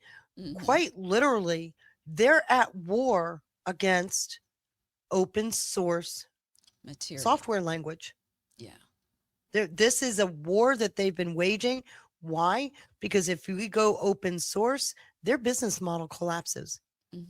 This, and because of the new monetary system, Which the is what speculators Elon on keeps Wall Street are at advocating for. war against the new monetary system. Yup. Because their speculation is about to go bye-bye. Yup. And you They're gonna can't lose their stop it corner. once it starts. So this is the strange bedfellows story, right? So you Yes. link up with your operative plan, which is, The I enemy- just showed you the Tucker Promethean. And then you just fund the hell out of it to try to make sure that you keep yourself in the front. The enemy of my enemy is my friend. Is my friend. So this particular slide is really interesting because you're seeing not just sovereignty being inverted. There, we're talking free speech, but you literally have the AI companies out in Silicon Valley talk about digital tracking as if it's a good thing. I can't believe I'm seeing some of this. People are going, yeah, I want government control. Wait, what? No, nothing good ever comes of Have that. we That's learned like, nothing? It's like one of the greatest quotes from Reagan ever. Right. I'm from the government and we're here to I'm help here you. to That's help the you? scariest thing you can Right, say. the scariest thing you ever heard. Free markets versus state subsidies. They literally want state control of AI. Now think about that for a minute. Not only do they seal their model, right? Top down, big AI, but they're locking out the little guy trying to enter. But then at the same time, they're getting government money. Yeah. So they don't want you as a free market. They want the top down, and they're trying to force. This is what's happening with Wall Street and the banks with the Clarity Act. They're trying to force a regulatory process that locks you and I out of it. The same thing we've been going through. They're just doing it with softer language, or what they think is softer language. And then the competition, open source versus AI. They love the AI moat, right? They love the idea that we can build this fiefdom that has such a divide where open source developers never get into it, and they lock them out. Yeah. All the creativity, all the invention. And again, I'll just point out, Elon's been suing them to be open. That was his entire thing. He wants everything open source so that everyone has a chance to create. Right. It is amazing once you start peeling away the onion, you start seeing the language. It's like, I can't believe. And there's a lot of people falling for it. Yeah. Well, I mean, and like I said, reposted 'em. it's not a matter of trying to convince you of anything. It is a matter of hopefully getting you to the point where you will stop and listen a little more closely. Right. Because at least if you're going to saddle up with it, then at least have enough understanding of what's actually being said so that you can make an informed decision. So let me show you, because the Democrats are fighting with the communists. This is really cool. So what are they doing? They're going after their left flank right now, and they're locking the Democrat system out of party apparatus. So these Grand Platiners, they're relying on individual donors, and of course there's a lot of dark money. Well, what just came out a week and a half ago, where the DOJ is specifically targeting who? Hansborg Weiss, Neville Roy Singham, all the dark money, all the Soros, all the PACs. All the PACs are being all of them. specifically going after the dark money avenues. So the Democrats are locking them out of the Democrat machinery for the funding that comes from there. And then We've got an administration that's going after the dark money funding. So people like Graham Plattner can't get the money that they need. Now, what I found interesting, because everybody's focused on his supposed sexual abuse thing, it was literally the day after the news broke about going About after the those dark money. those dark money networks that Graham says, I'm gonna step back and do some retrospective thinking. he It's started like, yeah, buddy, canceling. you got dark money. Hell yeah, they do, and all of them do. If you're attached to DSA, you got dark money, Right. hands down. Like There's no way to deny it. I'm sure So- there's some Republicans that do. I'm sure. Statistically, So right now, I'm sure. Democracy Project, APAC has put in 34 million into the primaries to outspend and try to crush insurgent progressives. Now think about this for a second, guys. What is it Thomas Massey went after? All the Republicans are owned by APAC, remember? Mm-hmm. Where's that money going? To the Democrats. To do what? To lock out the communists. Right. So now you got to ask your question, who the hell side was Massey on? Right? I have no idea. I have no idea on any of this stuff. Like I track patterns. Well, which is there's one a of the- reason why Trump said goodbye. Mm-hmm. And he had to step away. Yep. I think. But look I what think- else. The ideologically, they're branding. You got House members, and there's not many left. House members, the Democrat side of the House members, are starting to actually, they came up with a plan called Promise to America, which is actually a rebranding of what Newt Gingrich did. It's Contract with America back in the 90s. I don't know if you Yeah. remember that. Vaguely. So, yeah. So we got this Promise to America, and they're saying we are capitalists, we're not socialists. They're out there going, I'm not a communist. But their voice isn't very loud. Why? First of all, they're in the minority in their own party, and the communists are getting all the airtime. Mm-hmm. Then you It's got the on full data display. blackout. The Democrats are not allowing these radicals any access to Vote Builder, which is really interesting because I don't know where they get their database if the Democrat Party isn't going to open it up to them. That's a very good point. I don't know where they get their base. So the purple seat capital shift. This is interesting because super PACs are starting to redirect their funds away from more progressive urban safe seats, right, in the big urban areas. Mm-hmm. And they're starting to look at where the newly court drawn purple districts are in funding. So it's more suburbia is getting money. Right. So that's interesting because that's locking out your big blue cities like New York City and LA or Boston.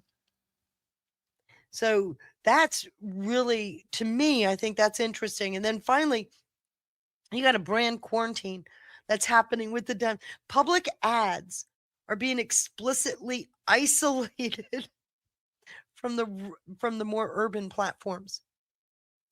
Interesting. So what they're trying to do is they're trying to signal swing voters that the capitalist establishment holds more of the legislative gavel than these fringe people do. Mm-hmm. So they're actually fighting against it. Now, here's where I have to say, so sorry, you're a day late and $1 short. This created started, this monster. the heavy piece of this really began back in 2010, 2011, if not even sooner, but they really started pushing this before the 2012 election cycle, midterm cycle. And they let it grow out of control. This is their own fault. Yeah. I always And think of the unfortunately, because they have so disillusioned their own base, Mm-hmm. that people like Graham Plattner hold more cards than the Democrat Party does. They literally did this to them. It's the analogy, the story that Trump used to always tell at the rallies about the Mhm. snake. The This is- snake. I now think he was actually saying He's that about talking the about this. I think that's what he was talking about all Mhm. along. I really do. Yeah, they thought they could work with the Democrats were already starting to lose the ideological battle after Occupy Wall Street and Tea Party. Yep. Both crashed and burned because of that big push. They started losing their own base.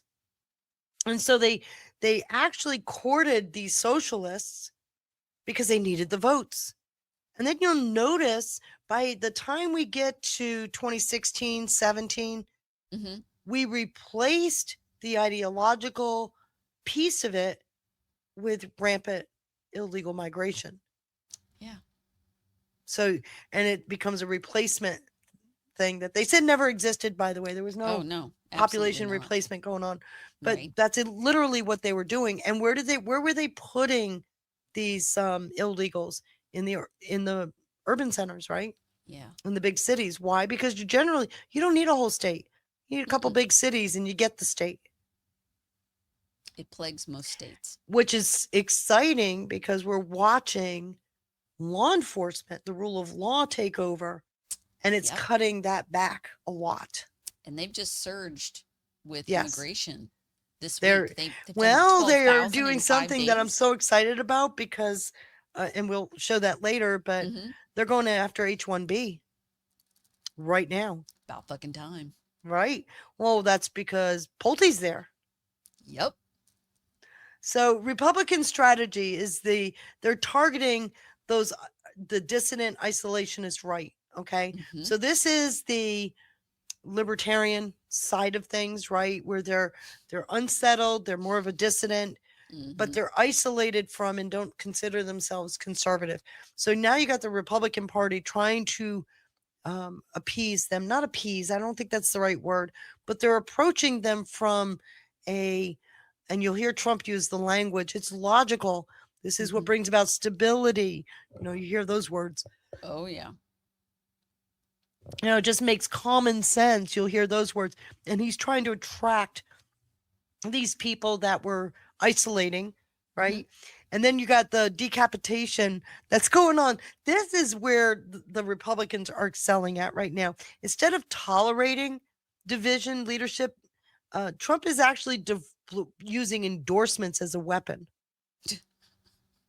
And it's been fun to watch that. Yes. And then my favorite part is when he gloats the next day after the election. Right. Yeah, I endorsed him. Mm-hmm. So, but he's using endorsements as a weapon. We just watched it with the Cornyn Cassidy thing. Right? You just saw it. Yes. So he's also choking out the alternative media pipeline because we're looking at Getz and Green. They've all been cut off from the party funds. Yep. They're no longer able to track what's going on in committees because they're not even in there. And there's actual a structural powerlessness that's being implemented by the Republicans in Congress.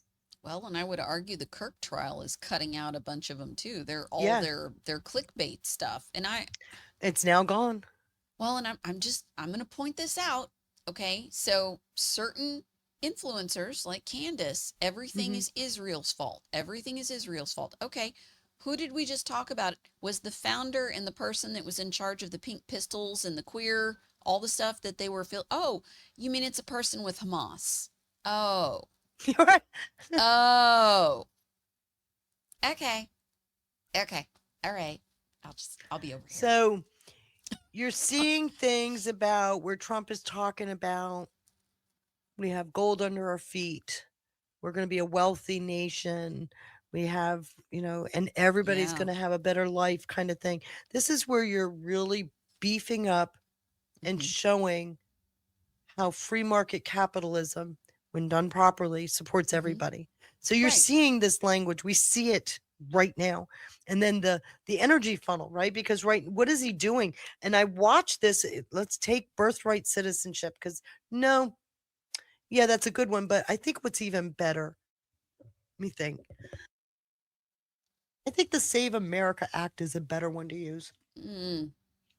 Why is he using Save America Act? It's energizing the base. Yes, it is. Because they're fed up. They're fed up. Yeah. And they've got something to point at that says that's what's wrong. It's IDs. And sadly, that is all political. That's all politically driven. That's I don't care what point of history you look at. That's how politics works. Which is why you're hearing Trump use more language about national security. That's why you're hearing that, because we're saying you've got to stay on this plantation under this MAGA tent. If you don't, this is what's going to happen. And what does he do? points back to the 4 Biden years, which I've always said, I'm not going to get into it again. Always said that was the plan. And then they're actually tightly controlling, the NRCC is actually really tightly controlling the funding pipelines. The candidates that are refusing to sign on to Trump's platform, they're being denied funds. Yep. That's the Flat fastest out. way to curb them. I mean, I hate to say it, but Mitch McConnell's done that for a long time. He was pretty famous about that. Right. You follow what the party says, or so sorry. Out you go. So let me talk about a strategic harvest for a second, because the biggest thing that Trump is doing is he's using compliance as a weapon. This is where DOJ, State Department, DHS, the tools, DNI, this coordinated effort, DOD, go down the list, the 3-letter agencies, they're going for the compliance angle, and they're weaponizing compliance to the point where the PACs are being scrutinized, the funding pipelines are being scrutinized, various companies are being scrutinized, individuals like Reid Hoffman and Hansborg Weiss, right? These, and Neville Roysingham, they're all being scrutinized. By weaponizing compliance, you change the entire playing field. Why? Let me explain something that's obvious here.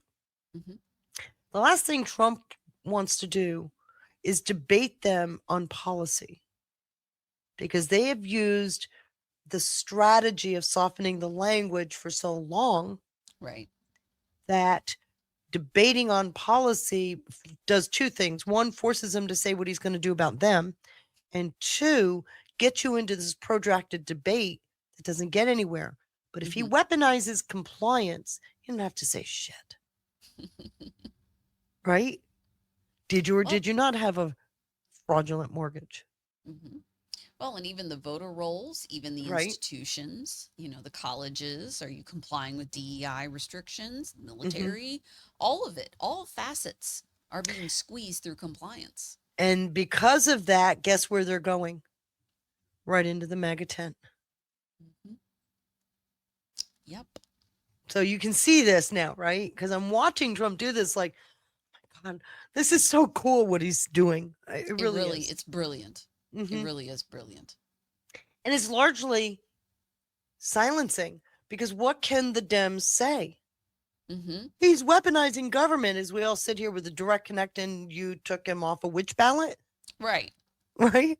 So, you know, they are left without a narrative, because it's the rule of law. And after years of listening, nobody's above the law. They really can't say anything else. Oh, they're going to say it, but it falls hollow. We just laugh and repeat. Oh, no one's above the law. You said that. Right. So the one problem you have is, and this is where the exhausted middle class, because they're the middle class is the group that is most harmed. You'll always have the poor with you. They will get federal subsidies in some manner or form. Right. You're always going to have the wealthy with you. They don't need any public programs. And you've got this middle class that is really being burdened. They may not pay the largest portion of taxes in general per population, but a larger portion of their salary is taxed. Yes. So, and why do we say that? Because they're getting nickeled and dimed in other ways. And so, because we work sometimes 2 and 3 jobs just to make ends meet, we're just tired. So this is where I'm saying that Trump needs to come out with something pretty quickly, or November is hollow. Yeah, they have got to start. I mean, I keep waiting for the shoe to drop any day. And I know It feels like it's coming. It feels like it. I'm With what I looking at saw the going on at the timeline. Vatican and what I see going on in the monetary system, Right. and then hearing that DeGeneva is breaking apart this massive conspiracy case into the little ones, Right. I feel like all three sides of the triangle are not only front and center, but they're all about to pop. There has to be indictments coming. And we're talking about popping in August and September. Mm-hmm.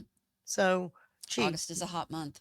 it is a very hot month, unseasonably so, right? And it's not far away. Right. So somebody asked about Lyndon LaRouche. Lyndon LaRouche was a socialist from the 60s. He actually spent a lot of time in jail. He actually Yes, ran he for did. president while in jail, but he was there for several years, but he was convicted. It was for fraud, right? Yeah, mail fraud. Yeah. And tax evasion. Yeah. So he was originally sentenced to 15 years. He only served, I think, 6 of it, 89, 94, 5 years of it. After serving exactly 5 years of his sentence, LaRouche was released on parole in 1994. Okay. So he came out and he started up again, but he literally ran the 1992 campaign from a prison cell. I mean, ballsy. Yeah. I'll give that to Yeah. him. You know. So he was very much a socialist, student SDS, right? Students for Democrat Society, Democrat Socialists. He had his avenues. Well, that's where both Susan Kakinda and Barbara Boyd come in. Correct. Right? They were both SDS. In the 60s. In And the I'm just 60s. saying that's when all So the just so you know, protests and he all the- died in 2019, and they were always a part of LaRouche. They were called LaRoucheites, right? Because they were, or LaRouches was the well, other term used. And it's frequently referred to as a cult. It is the often people that followed him. It's referred to as a cult. as a cult, Yeah. like a Charles Manson style. That's pretty. Yeah. I mean, did Pretty they accurate. rename each other? I don't know. Right.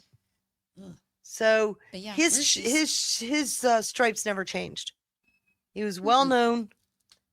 They only brought left him up after they left the plantation after he died. Literally, they stayed with him until he died. he died in 2019. His widow, who lives in Europe, sent them a cease and desist because they were not following the LaRouche playbook. Yep. They started changed the language. And so they broke away, and they already had the PAC here in the United States, rebranded it as Promethean Action, and moved on. Yeah, they didn't give the money back out of the pack and start over. They kept the money. Right, of course. Yeah. So in pre-2019, the enemies, tell me this doesn't sound familiar.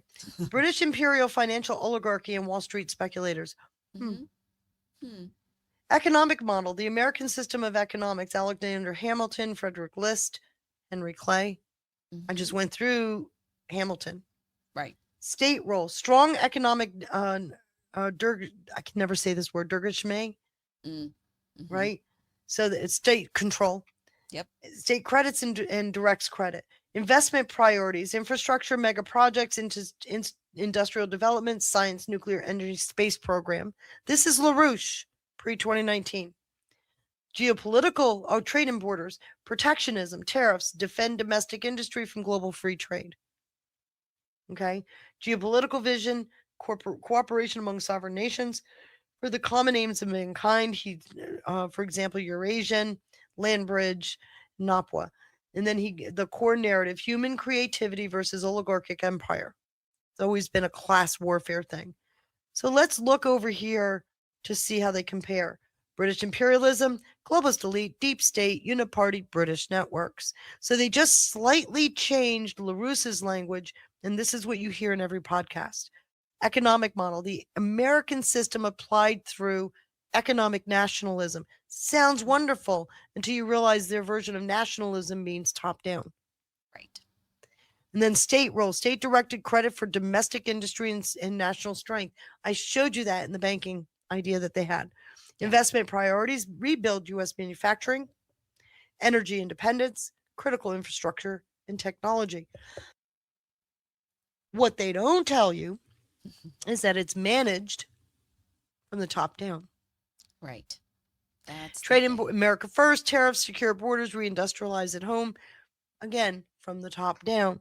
Their core narrative, the virtuous American people versus a corrupt ruling class, restore sovereignty and national greatness.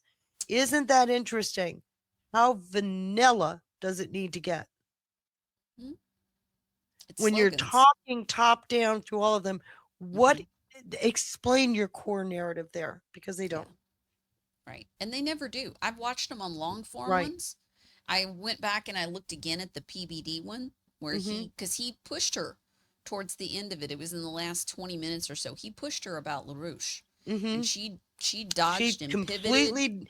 yeah, we weave and bob out of that one. Yep, she did. So if you look at what their messages today versus what it was before 2019, they started really rebranding after they took control of Promethean Action, after taking control of the LaRouche PAC.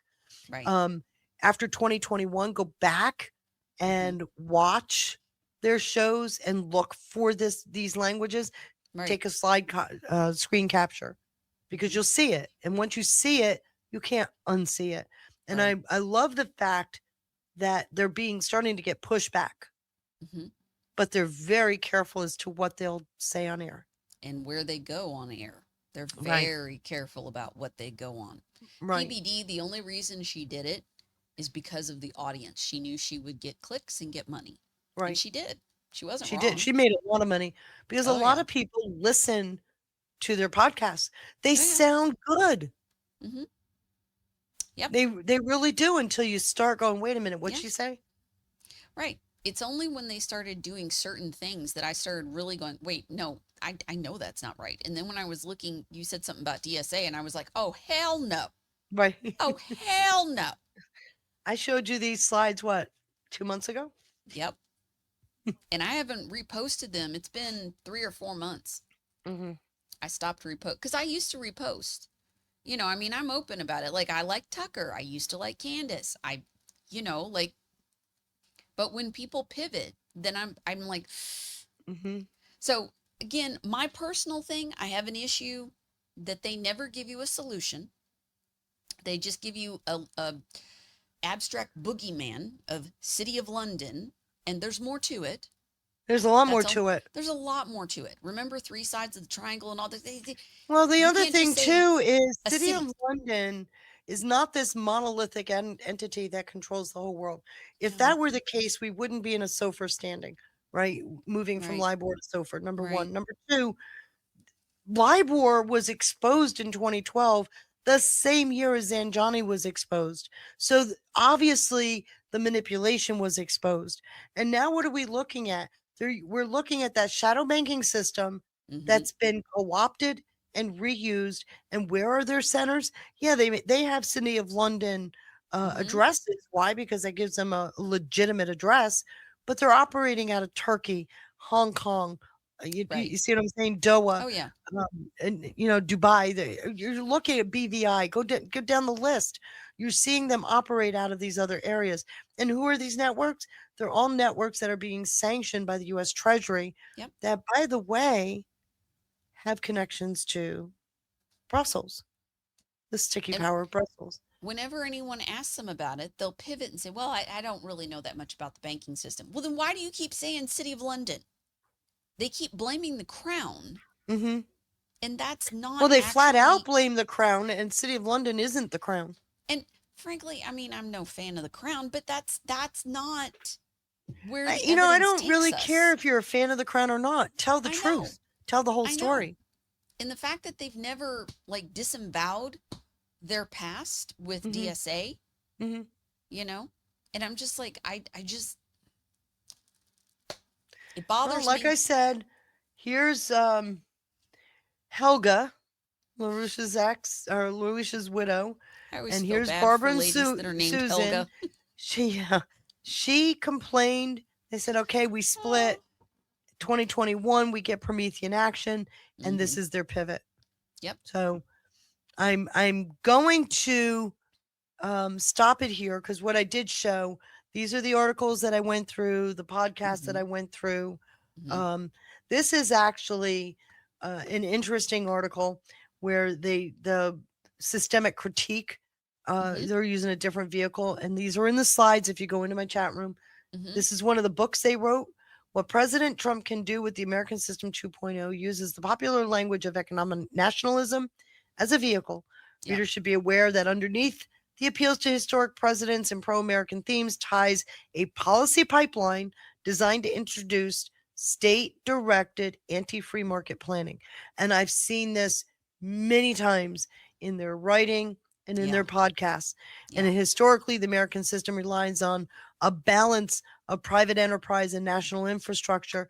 They don't want the private enterprise. They actually are more fascist aligned. They want a total top-down. So that takes us to here. This is a recent book. It was written in 2024. It's written by Brian Lance, who's one of the Promethean people. But it lays out a demand that the federal government abandon free market principles to issue massive top-down lines of Hamiltonian credit to hand-selected industrial sectors. In other words, pick winners and losers. This is not decentralized sound money. It is a blueprint for state control, a state-run economic model where a central banking authority dictates exactly which private industries win and lose. Commie gonna come. It's in this book. And that's the dude, if I'm not mistaken, that's the little dude that's on their podcast twice a Right, week. right. Lance. runs He's on, their I think, on production. Wednesdays. Yeah, they do their live Q&A thing. He's the little dude that's on there and runs their little Q&A. He picks all the questions that He he picks asks the them out of questions to be answered, They right. curate it very carefully. Yeah, he curates all the questions for him. So I know that there's a lot of people unsettled with what I said. Fine. I've never aimed for popularity of thought. Please do yourself a favor. At least listen for it. Okay. So that is where I'm at. I hope that gave you a good understanding. Did it? I hope so. I've been trying to watch the chat. I haven't seen anybody particularly upset. So I take that as a good sign. They're asking Good. questions. You know? Good. Well, what are the questions? Did I miss them? I was looking at the pilled more. I was trying to watch because when I'm watching you, I can see the rumble on this one. So now I have to go back and look at the pilled because I saw it a little bit. Let's see here. I'm looking too. Conservacris with Cookie. I'll do cookies first and then I'll go back. I think General Buford had a question too. With a cookie, you'll learn more about the world from an asshole mechanic biker than you will from some liberal professor or PhD. Very true. I think he's quoting his old man, he says. Smart man there, Chris. Very, very smart. Sean Joe with 1, 2, 3 cookies and Mitchell DM27 with some shades. Thank you so much. Thank you so much. Guys, tag us what the questions are, because I know we just gave you a lot. And I'm not telling you to dislike Promethean. I'm asking you to just Listen for the language. just Know what listen you're for the listening to. language. Yes, look at the patterns that we're showing you with the alternative media and different politicians, and that is the superpower that God gave me was patterns. Okay. Right. Pattern recognition. That is one of my superpowers. Mm-hmm. And once I see it, I can't unsee it. And the fact that they wrote those books wanting to eliminate capital, free markets, that's huge. That is really huge. So say that again. What? That they wrote books that wanted to eliminate free capital and free market? Free markets. Yeah. That's huge. That is a consistent theme. Yeah. And the fact that, he wrote that recently, that book that 2024. Like he just wrote that fucking book, and that's the dude that's on their podcast with them every week. Wrote it in 2024. It's mind blowing, isn't it? It's very disturbing. All right, question time. What do we got here? I just see, what are we doing here? I thought money changers in COL, City of London, okay, controlled the crown, but the crown is the public facing authority. It's from a boneless chicken. Okay, so there is good thought to there because every year the crown has to go to the City of London, right? There's this huge, I can't remember the name of the procession. There's this huge procession via horse and buggy. They go into the City of London. It's like the City of London says that the crown can operate for another year kind of thing. So does City of London control the crown? There's a lot of thought that that is true. I don't have a dog in that race. I have seen things though, especially since the LIBOR scandal was revealed in 2012. I have seen things that show without a doubt City of London has lost a lot. It can no longer wield the amount of power it used to wield. And as a result, you're seeing more come out of Brussels than you are City of London. Makes sense. Just fed up. Tagged Feisty Cat. He was confused because Promethean promotes Trump, and yeah, but that's not uncommon. It's not. No, you promote Candace what Trump promoted is him. saying and change the language. Candace promoted him. Tucker promoted him. Tucker MTG promoted him. Everybody, and they're all switching now. But listen carefully, because they're saying Trump this, Trump this, Trump that, and then they're telling you, but we want top down. And their general analysis of what is happening is accurate. They're general, and that's very often it is fairly accurate. It is, but You it know, they're 12 doesn't minute- ever cross over to. No, it doesn't. I've seen it too many times, to the point now where even their analyses are so shallow. It's like, how could you miss that? You've heard me say this on air. I don't know how they missed this. Where was that? Why didn't they say this? Why didn't they talk about that? Because it's too shallow now. And at first, I mean, the less you say, the more accurate you sound. Right. And at first I was like, okay, well, they're just doing 12-minute hits. They're doing digestible, segments for the population. I get that from a marketing perspective. That makes sense to me. But they're so repetitive at this point. It only changes when they're dissecting something Scott Bessent said or something JD Vance said or Rubio. And that analysis will be accurate. Like their take on whatever happened on the world stage or what they said will generally be accurate. But that's it. That's all that we get. And I don't know. I've graduated to where I need more. Let's see. I'm just scrolling to see if there's any more. Mitchell, should I go to the City of London? I wouldn't recommend it right now. It's dangerous. Not only it's mostly Muslims in there. I wouldn't do that right now. It is almost largely controlled by Muslims. Yeah, and in the City of London, I mean, honestly, the banking and all, that's more Muslims that sit on that board now than anything else. Yeah. The infiltration is almost complete. Right. With the UK. It's really sad. And the people were the last to notice. It's really sad. Let's see, a boneless chicken, control the currency, control the monarchy. The public sees the monarchy as the ultimate authority in the UK, with Parliament supposedly making the policies. Absolutely. Right. But it's very actually poignant. controlling the currency. It's City of London. It's misdirection, and that's But then you blame everything on the crown. Oh yes, it's easy. Because And it's they're never rich, they're it's never the guy behind the curtain. And again, I'm not particularly a fan of the crown, but that wasn't the point of the discussion today. Whether you are or not, it doesn't matter.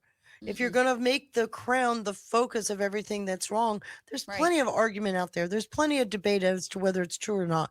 I don't even really care, because it's already disingenuous, because money controls the entirety of government. Well, and they also control Parliament, by the way. Yes, they do.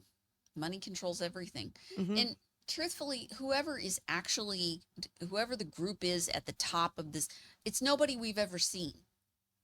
It's not going to be someone that's public facing, or it's going to be some hidden person, some fucking troll in a cave that no one's ever even heard of. Whenever we find, and that doesn't mean that faces you've come to know don't have any kind of a legal issue facing them. Oh, yes. It doesn't mean that at all. Right. But the people behind the curtain, you've never seen them before. No. Blue Eyes just rated us. Aw, welcome. Yeah, thank you. Welcome in.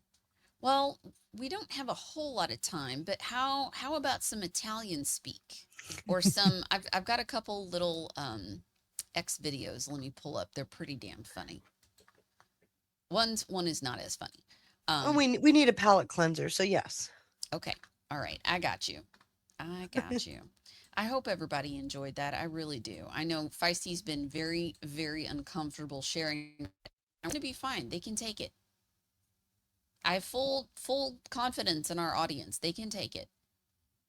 They really can. I really felt like I Okay. had to share it, even though I was like, I don't think this is going to land well. We'll see. Mostly we're sharing a pattern Mhm. of what to look for, you know. Mhm. And I've been very vocal about why I just kind of keep an eye on them with like a hairy eyeball, you know. Okay. No one should ever lower their standards so people feel included and feel better about their shortcomings. But that's what the liberals are doing. They are now pushing for Black English to be taught in US schools to tackle harmful language hierarchies. Or everyone could learn proper English. What is Black English, you may ask? Ebonics. Mm-hmm. He be working late on Tuesdays. I'm finna go get some food. Don't nobody know where he went. She been finished that project.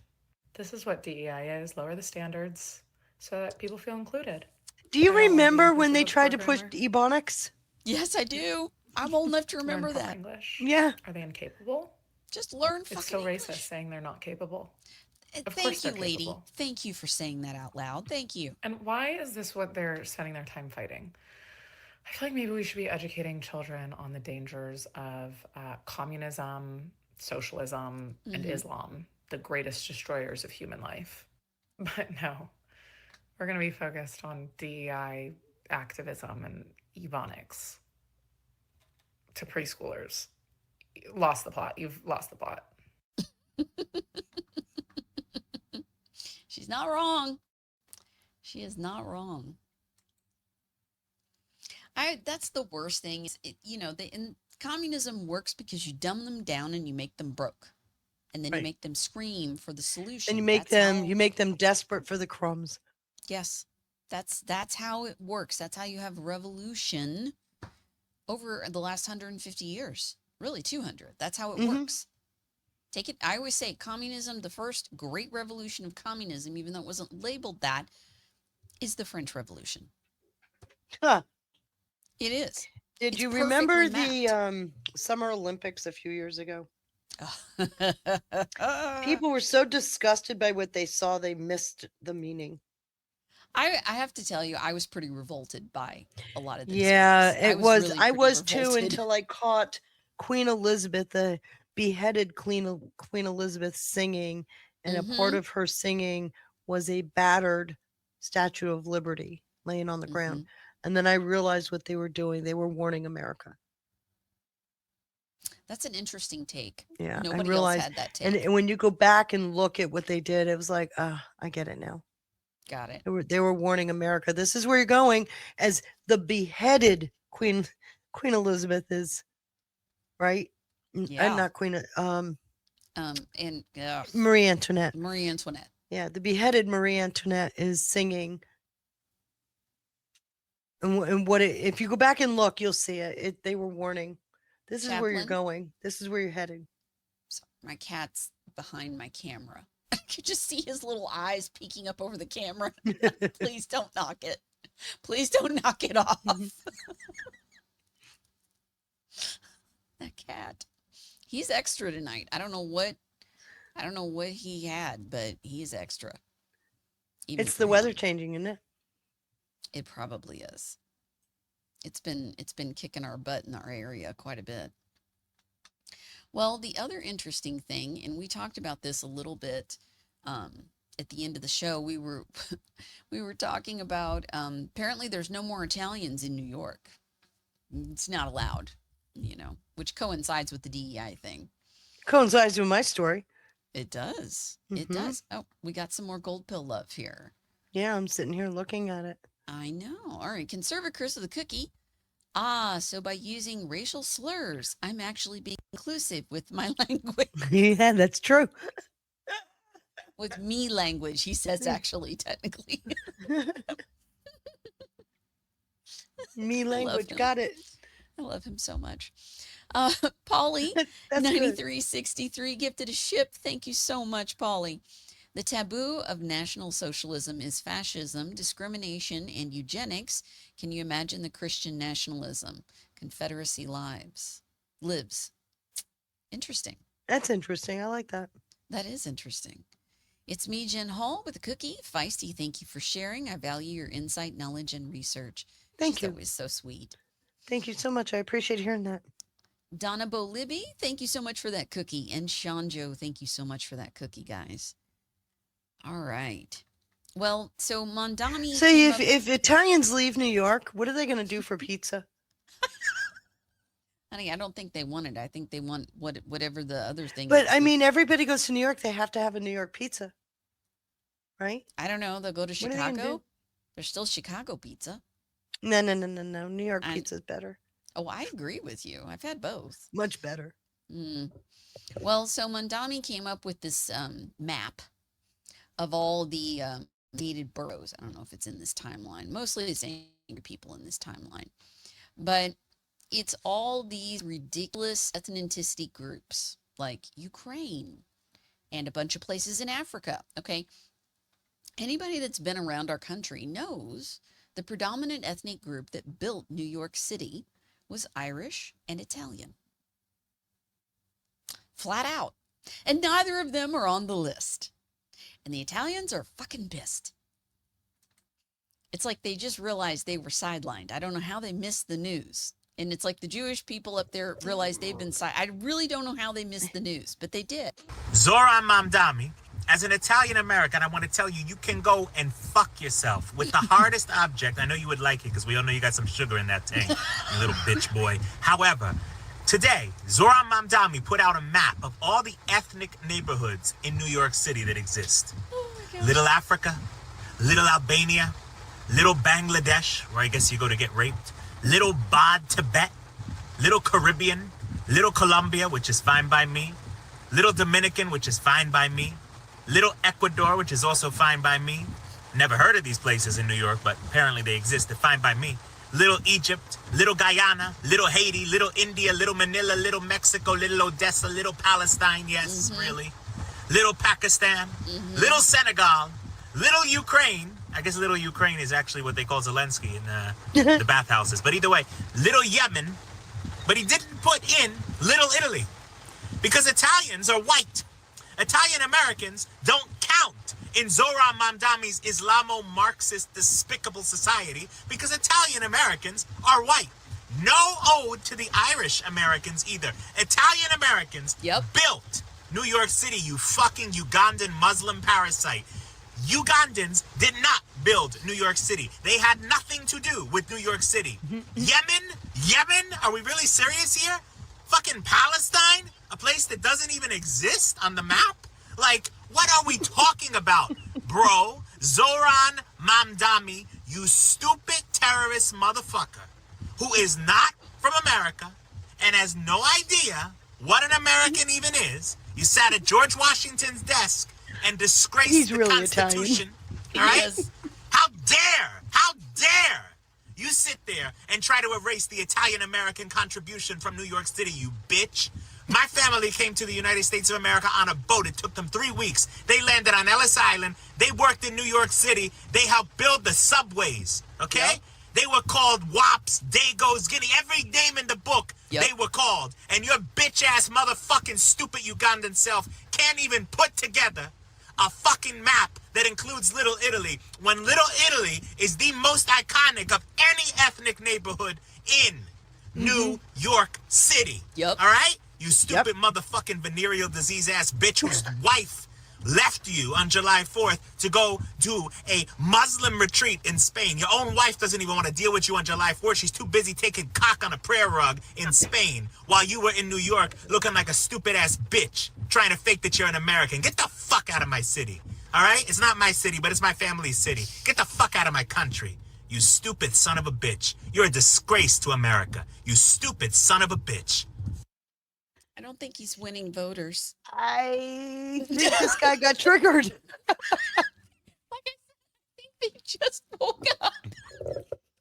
So I don't know. I gotta tell you, memo, but here they I is. never knew that I was white until I moved to DC in the mid '80s. I was never white. Italians were Latin. Were you a Latinx? I was a Latina. I was always Latin. That's what Italian is. Well, they're But Latin they brought lovers. in they brought in affirmative action, and we were no longer on the list. And when I Mhm. said, in fact, I remember having to fill out the first affirmative action sheet, and I said, Mhm. but my ethnicity isn't on here. What do I put down? Well, you're white. No, I'm not. And then I was laughed at. So then remember Trayvon Martin? Oh yes. Okay. What did they say about what's his name? Begins with a Z. The guy that killed him. Who's a white Hispanic. Mm-hmm. I said, okay, you Hispanics out there, make way, because they're Mhm. bringing in the Yemenis, the Somalians, the whatever else they're going to bring in. You're getting moved off the list. And Yep. sure enough, that's what they've been doing. Well, and then after October 7th, suddenly the Jewish people realized that they were white. No one told them Mhm. until Nobody then that told they them were until white then. colonizing oppressors. Right. But I mean, that's how communism works. Thank you, Bobby have to- Toon Zimmerman. Blue Eyes said it too. Zimmerman. Thank you. They're so good. Oh, hey, Ash, you're still awake. Hi, honey. I hope you're feeling better, sweetheart. Oh. Well, Yeah, we do need a picture. Ash is right. He that was a good. That was I can drop that link if you guys want yes, that. please drop I that will link. Drop that in the foul mouthed. It should have been for it needed to be said, but I'm not on that show. I'm on this one. So I had my own little it needed to be Hey, said it corner. needed to be in there. It did. It needed It to be in definitely there. needed it. All right. There's the X link for that. And if you've never been to Little Italy in New York City, go. Mhm. Oh, it's been a long ass time. You have to go. And just on the other side of the street light Mhm. is Chinatown, and it pales in comparison to Little The Italy. richness. Oh yes. Mhm. Okay, so this is an ode to Krista. She and I used to play this chick every video that she dropped when we were in the election cycle because her shtick was doing impressions of Kamala. Oh, okay. And I mean, they're very off color frequently, but they were over target. Like one time she showed up, she was doing an impression of her drunk with knee pads on. Like, I mean, she would go there. Yeah, She's her Willie actually- Brown days never got away from her, did they? I think she's like a nurse, but she's from New York. She's in New York. Mhm. Well, apparently she's Italian also. Well, she's got the look. Mm-hmm. Palestine, Little Yemen, but no space for Little Italy. So that says more about today's politics than it does about history. Salam alaikum, alaikum salam. You stupid fuck. Zoran, I'm not gonna lie, I didn't know. I mean, I knew you were suicidal. That's a given in and of itself. Allahu Akbar. But I didn't know you was like suicidal, because the word on the street is you decided to fuck with the Italians. Zoran, let me be clear. Even Kamala Harris wasn't stupid enough to fuck with the Italians. Are you out of your little Islamic mind? You really are, aren't you? Look, I don't know what you were thinking, but pissing off the Italian community? Zor. Do the goats know about this? I'm afraid for your safety. I'm not really, but... Look, I'm gonna tell you like this, bucko. Throughout your invasion, or throughout your attempt at this invasion, you are going to learn very quickly there are some people that you shouldn't fuck with. Now, I know typically you have this opinion of Jews, for example. Oop, pothole. That's your fucking fault, but here we are. But I know that your opinion of Jews is typically very like, they're timid. I even got some of these scumbags to vote for me. And you're absolutely right. The libtards did vote for you. The libtard Jews. We don't claim them. But the Italians, my guy? Big mistake. Big. Have you not watched like Goodfellas or The Bronx Tale? You were fucking goats when they were making those. Look, Zoran. I feel like we're friends at this point, somewhat. And, you know, I feel like you need to just understand you're burdening what has been right now. You know that, right? It won't be cinematic. That's all I'm going to say. You know what I mean? You probably don't know.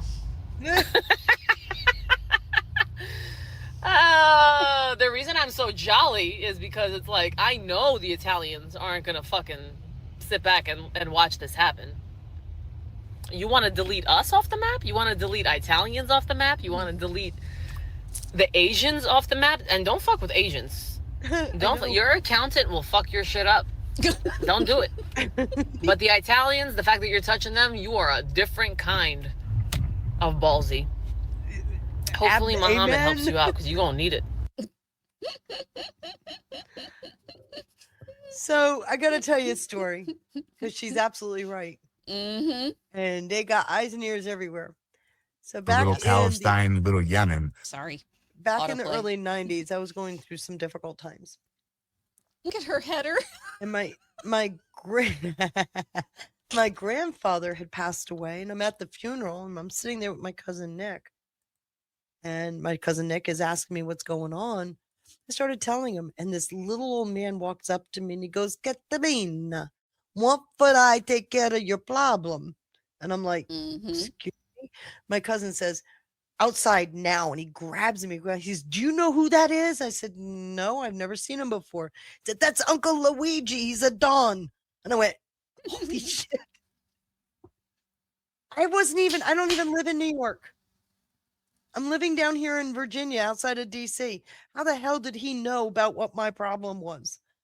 But it was, yeah, they got eyes and ears everywhere. You don't fuck with Italians. Oh, no, you don't. Absolutely. And you know what else? You don't always know who they are. So, Trying to see if I could just find gonna any point of her that old, out. her old videos. No. I like her style. Gosh, she's funny. The first time, I'd seen her a few times, and this is a long time ago, back when I actually watched Megyn Kelly every now and then. But she had her on, and she did the entire interview in complete character of Kamala. She did 20-minute segment live on Megyn Kelly's show as her impression of Kamala.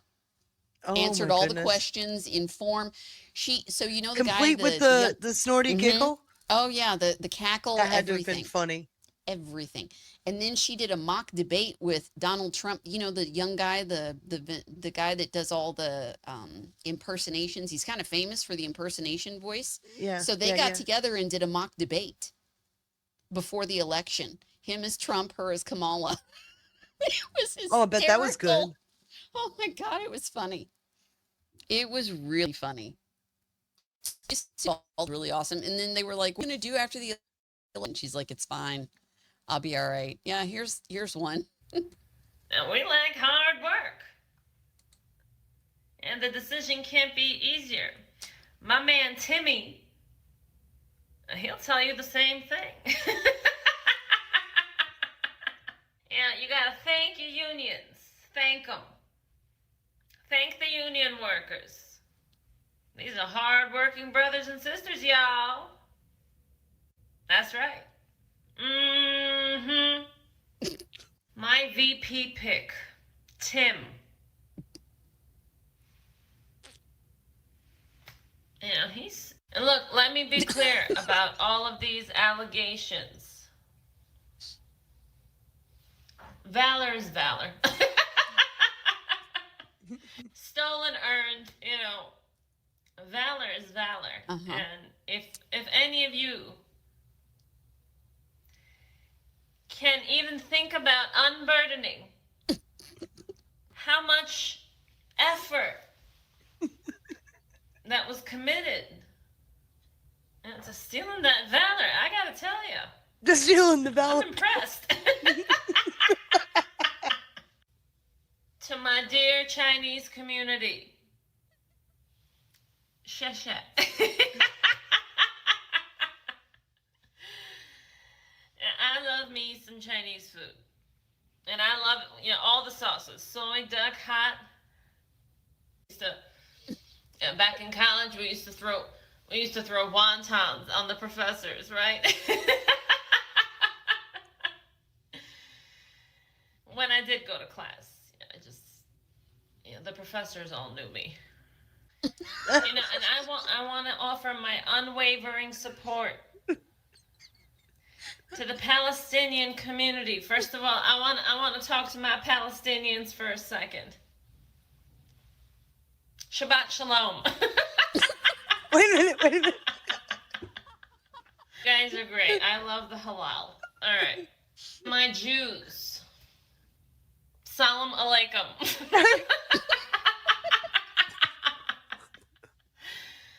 We're going to be all right. We're going to be all right. Namaste to all. Namaste. She's good. She's really good. But you can go back and look at her material in 24. It was hilarious. Once we got near the election cycle, she was off the chain. Mm-hmm. And Krista and I would play it as soon as she would drop a new one. We always incorporated it into the show every time. We loved it so much. Oh, yes. Good times. Good times. Name is Esti Palte, I believe. That's how you say it. Her handle is Mommy RN. That's why I always thought maybe I thought maybe she was a nurse. RN, I don't know. I'll drop the link in here if anybody would like her page to play around in and find some fun stuff. Well, I thought I was doing good with all my dog ones last night. Oh. Any other questions as we wind down, guys? I know I kind of threw everybody with the jokes there. The spicy Italians are out. We didn't talk about the signal. The signal. Oh, okay. Do you want to So go did there? everybody catch? Do you happen to have that video clip? I need you to be more specific. You're not inside my brain yet? Not No, the one with Trump talking about 111 missiles. I don't have that one at my fingertips. Okay, because I know I put it into our chat. Let me go grab it. I think I was aware of it because I saw people trending online saying that he wasn't that he was not competent because he was talking about the Islamic Republic of China. It was so bullshit. He did such a great job. I was just like, oh, well, okay. Okay, so where is it? And Braves Piano, of course, gifted 753 gold pills, rounding us up to 20K. Wow, thank you. Thank you, Braves. She's been very generous this evening. And then she came in with another cookie. So we need to change that song. We built this city on rock and roll to we built this city on meatballs and pizza. That's true.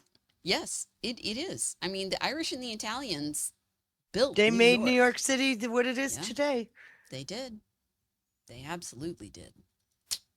So it I know where I can go here. I don't know if I guess I can pull it right out of my Telegram. So I'm going to share my screen. Of I course. think it's the best way to do it. Mm-hmm.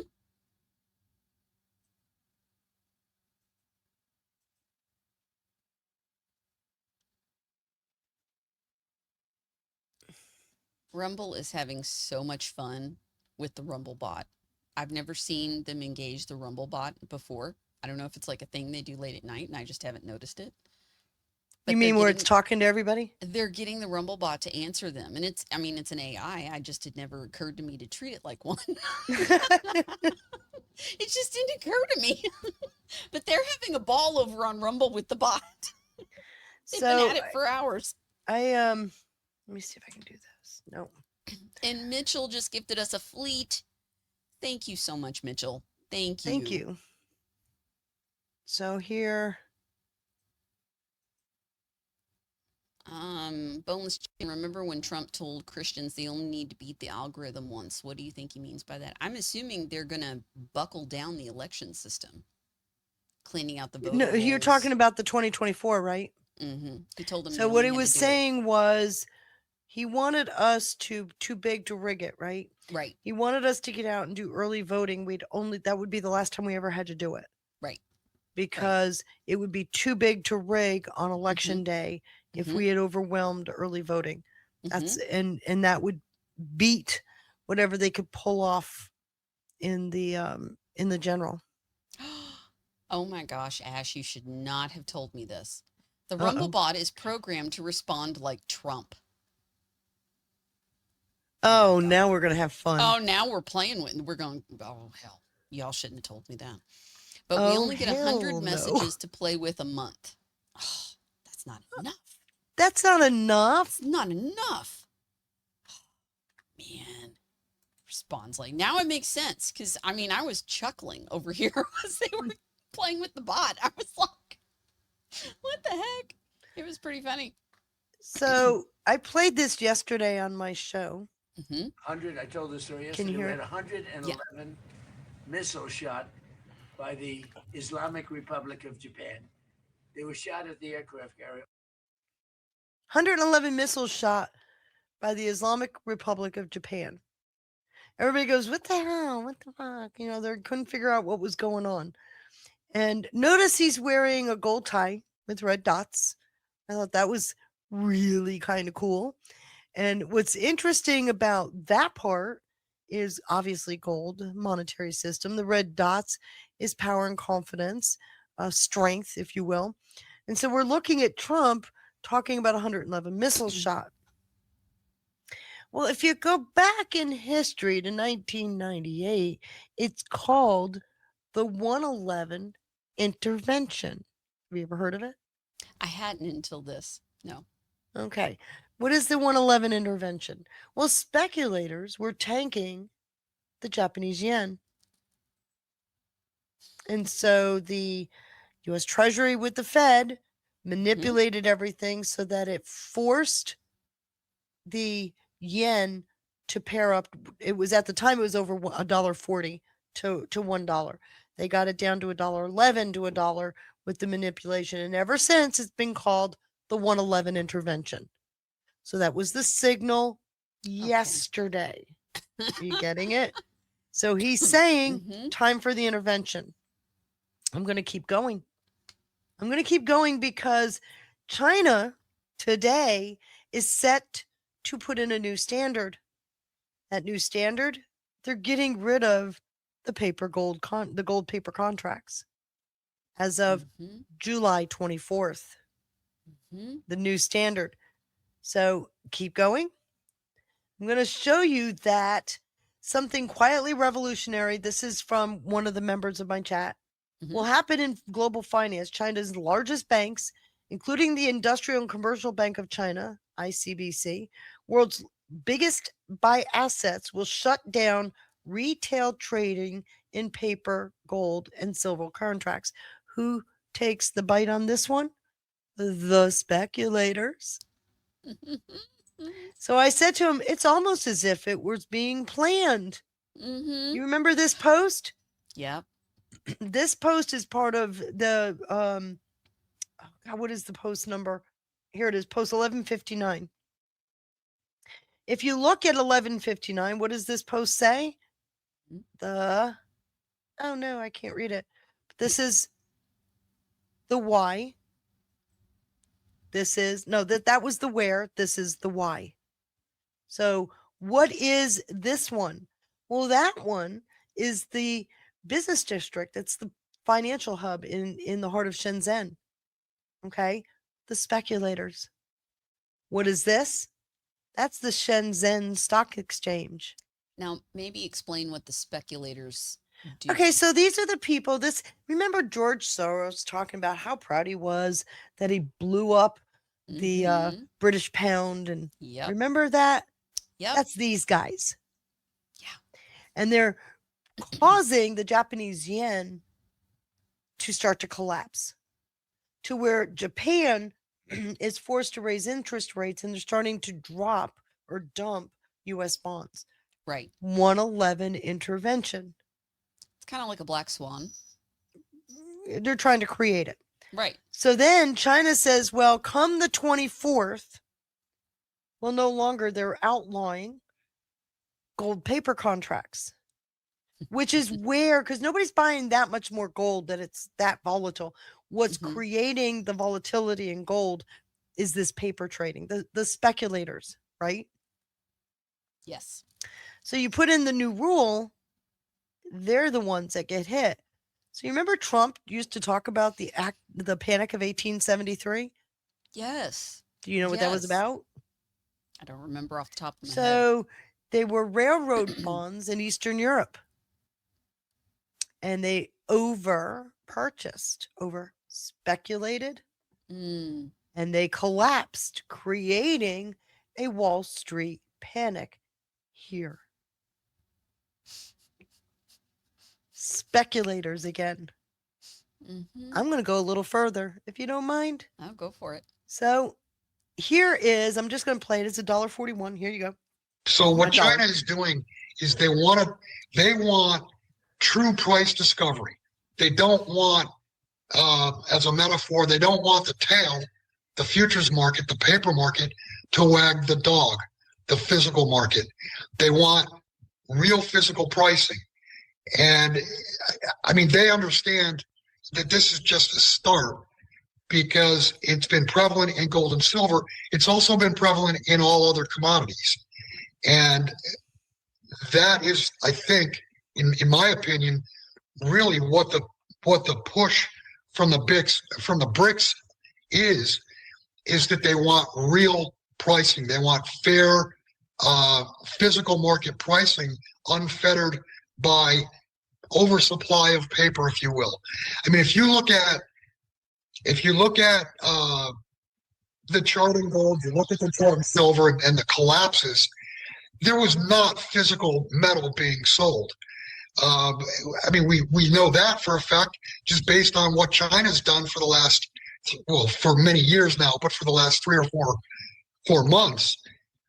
China has imported gold every single month, and they've just this past May, we don't have June's numbers yet, but May was the biggest import month of gold for China in over 2 years. Hard asset. So it's not physical metal that's being sold.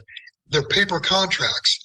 And a lot of those paper contracts, the majority of the paper contracts do not have metal behind them. You got what he said? As best I could. Okay, what he's saying is the paper contracts that are being sold is making this volatility in the value of gold.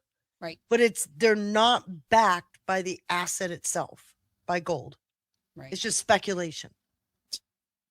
And so China is clamping down on that. Come Good. July 24th, they're out. So the Q post of the speculators in Shenzhen against the Shenzhen Stock Exchange, which was always, it's the global epicenter for the ETF market, right? The paper, the gold market. So they've been speculating and making a lot of money off of being able to make that value of gold go up and down, right? Mm-hmm. So the suppression. If you do a 111 intervention that this leads to, and you cut out the paper gold contracts that this leads to, right? Who takes the bite? The speculators. Panic of 1873. Yeah. Which You means see it? they'll cause they're going to push So, the Clarity Act. They're do you gonna know who have Mr. to. Poole is? Oh, yeah. Okay. You ready for this? Yes. What's the date? On what? I can't see it. You can't see? I just brought it up. It's too small. Oh, no. How is it too small? Okay. Well, for me, it is. 7/23. What date? Oh, shit, the day before. The day before. What do you see? The 10-year bond, which When is did he what's post this? 22. 10-year bond dumps the yen. You know what USDT is, right? It's the not so stable coin that holds Right. up BTC, right? Bitcoin. Right. Right. So the yen collapses, USDT collapses, Bitcoin collapses. Notice these three, these are actual currencies still standing. Mm-hmm. Somewhere in here is a Clarity Act. Yeah, because that's how they did it with 2008 Mhm. housing crisis. All of a sudden, and So- it was a pre-drafted thing, and then they So- just suddenly had a panic. If we pass the Clarity Act this month-ish, by the end of this month in August, takes about 90 days to make it enforceable when you go through the regulatory process. Yep. Puts us right around November. This is the poll post from November 1st of 23. Final call, final call, final call. Shit. Don't you find that interesting? I do find that very interesting. So as we look at all of that, Mm-hmm. I'm sitting here going, I love seeing the money side of the triangle sit front and center. I've showed you where the Yes. Vatican is front and center. I've showed Mhm. you where the government is front and center. You Right. got the monetary side of the triangle front and center. And they're all And how many colliding times in have the I fall, said all three sides must fall at once? and it's looking like it's going to be It's in looking the like fall. it's going to happen. The The fall is old in the Mr. fall. Pool, the filter dog, you're asking me about Mr. Pool, not the current. The old Mr. Pool, that account closed in 2024. I don't follow any of the pool accounts now. Mm-hmm. Yeah, they changed, and I unfollowed them. Yeah, there's a bunch of copycat accounts. But Mr. Pool told us his account was closing down, and I haven't followed since. Those are old pool posts, by the way. Mm-hmm. Back in the day when Pool would put them up and delete them after 30 seconds. Ash says there was a $50 Rumble rant. Let me jump over there. Thank you. Let me go find that. Where the heck was Oh, that? sober lady. Thank you. Was there a message attached? I'm so sorry I did not see it. Excellent deck, difficult truths, right? Love you ladies together. Thank you. Thank you so much, sober sweet. lady. Thank Very you. much appreciated when you support the work. Thank you so much, guys. I really do mean that. Thank you. It is kind of our lifeline, right? Yes. Thank you, Ash, for tagging me, because I didn't see it. A lot of times I can't see the monetary things in Rumble very easy Mhm. unless I go over to that tab, and I just can't always see it scrolling. So, what do you think of the little money thing? I think XRP is looking pretty good. Yeah. Yeah, I'm actually starting to sing. I bet. You know, this Panic of 1873, I knew what it was when Trump started talking about it. Mm-hmm. We did all the research on it, and I kept saying to everybody, I'm sorry, I think we're going to get, and that's another thing I dumped for you to see. I think we're going to get a 2008 style crises. Right. Only the solution now is the switch over with the Clarity Act. So did you see who joined Anthropic today? I did, but I don't remember it off the top of my head. Ben Bernanke. You remember who he is, right? He's the architect of the bailout and quantitative easing out of 2008. Mm-hmm. He just joined Anthropic, who is one of the key architects behind the government must control AI. Right. And the poison pill. globalist, right? He joined up with The he's globalist joining- mechanism, the poison Right. pill. Right. So I'm just Hmm. saying, guys, we're at a different place in time, and it's really We're great to definitely be on a new alive. timeline. I am so thrilled to be alive.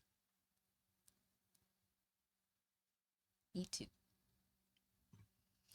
Well, I don't have anything else. that was a lot. That was a lot. I feel like we got done so quick. Well, I mean, it's going on 1:30. I do Is have it a show really? in it. Yeah, Oh I my have a show goodness, in a few yes. hours. I need to get up and prep the next one. The cycle continues. The cycle continues. So here's Ben Bernanke. I'll just give you the link. Oh, okay. I'll You put wanna it drop in it here in? and I'll put it in the chat so everybody can see it.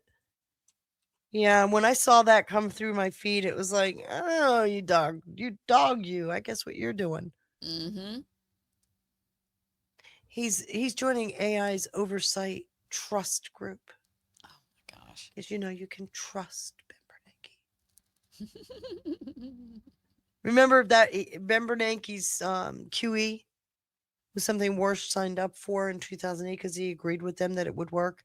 And then 2008 left the board, remember? Yes. Because QE should not be used. He disagreed with it. So Bernanke's kind of losing his grip. There's a Reuters article about him going over to Anthropic. Got it. So what is a money guy doing at Anthropic? Read the article. You'll enjoy. All right. Did That'll I be put it good in here? Yeah, homework. I did. Put it in both. So I hope everybody liked the show. I had a blast. I think everybody did. They've all hung in. Good. They've all hung in. We didn't lose So, anybody? No. Nobody not that put I out a saw. fatwa against me? Not that I've seen, no. Okay. I feel better now. I haven't seen anything in the chat. Mostly, there for a minute they were confused, but, it's fine. They can take it. They're smart. We have a very smart audience, I'm we not really do. denying that. I just knew Mhm. I was going to be touching a few. I know. Few nerves. But they did okay. They did fine. Mitchell, I really thank you did for think the- it was important to show that, though. I did too. That's why I encouraged you. Yeah. Yeah. So if I get chewed up, it's her fault, everybody. Right. Okay. That's fine. Okay. I can take it. I wanted to thank Mitchell for the ship. Thank you so much, sweetie. Thank you for that. You all have been so generous tonight. Thank you. I appreciate it. Mm-hmm. Absolutely. That's how we keep the lights on, as we say. Yeah. In our homes and on America Rising, Right. all the above. Every penny helps. Every penny does. It really does. All right. Final thoughts? Anything you want to add in as we stroll out and go to bed? I am heading to bed with a smile on my face. I bet. Got to was a figure out great what I'm show. going to do for Monday. I have no idea what I'm going to do for Monday yet. You It'll want come me to me. Send you ideas? Oh God, no. Actually, it actually comes to me. Something always happens, and it's like, okay, I got to go here. So we're going to bank on that.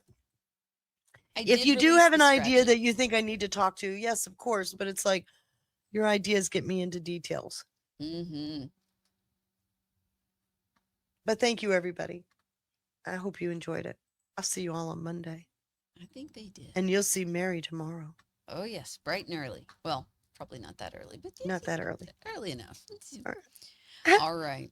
Thank you, everybody. Do grab your scratch-ins on the way out. And it's going to be a choose your own adventure tonight. Looks like Java's live, Vector's live. There's several options. So I'll see you guys tomorrow. And Feisty, thanks again. This is always so fun when we get to do this. I know. I love it. Thank you. Me too. Take All care. right.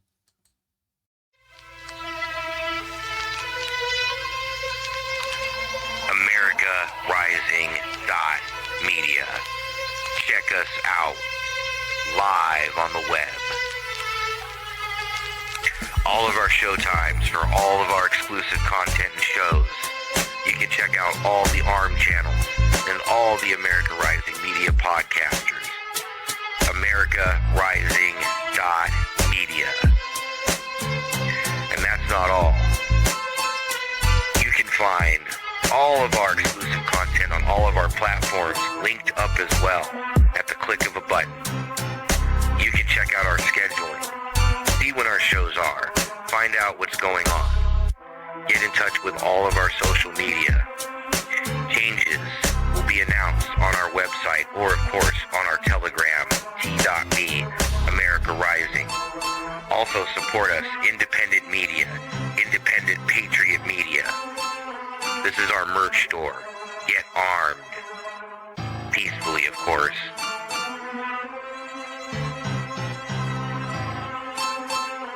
Thank you for all of your support. You can also find links to all of our videos, Wicked Age, and all their exclusively on our website. Sean's videos, my videos, all the exclusive content, and of course, links directly to pill.net, our flagship. Also, Getter, X, Truth Social, all of our social media. We are America Rising Media. You can find us at americarising.media.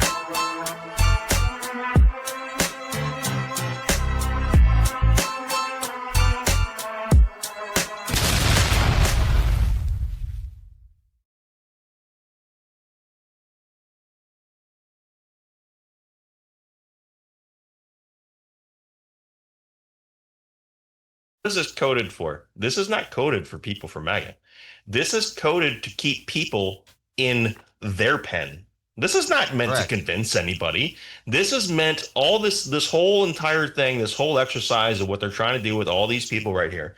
This is not for trying to convince people. This is trying to convince the left that people are leaving MAGA. That's it. That's the only reason why this entire piece is existing. That's the only reason why their stupid organization exists, is because they go over, and this is why you have this stupid thing that he did here with this, like, apologize for my past MAGA activism. This kind of shit. This kind of he's talking code. He's talking coded left. He's doing all this shit. And so when I saw this piece, and I was like, oh yeah, I remember this guy from like years ago. Why is he popping up now? They have a problem.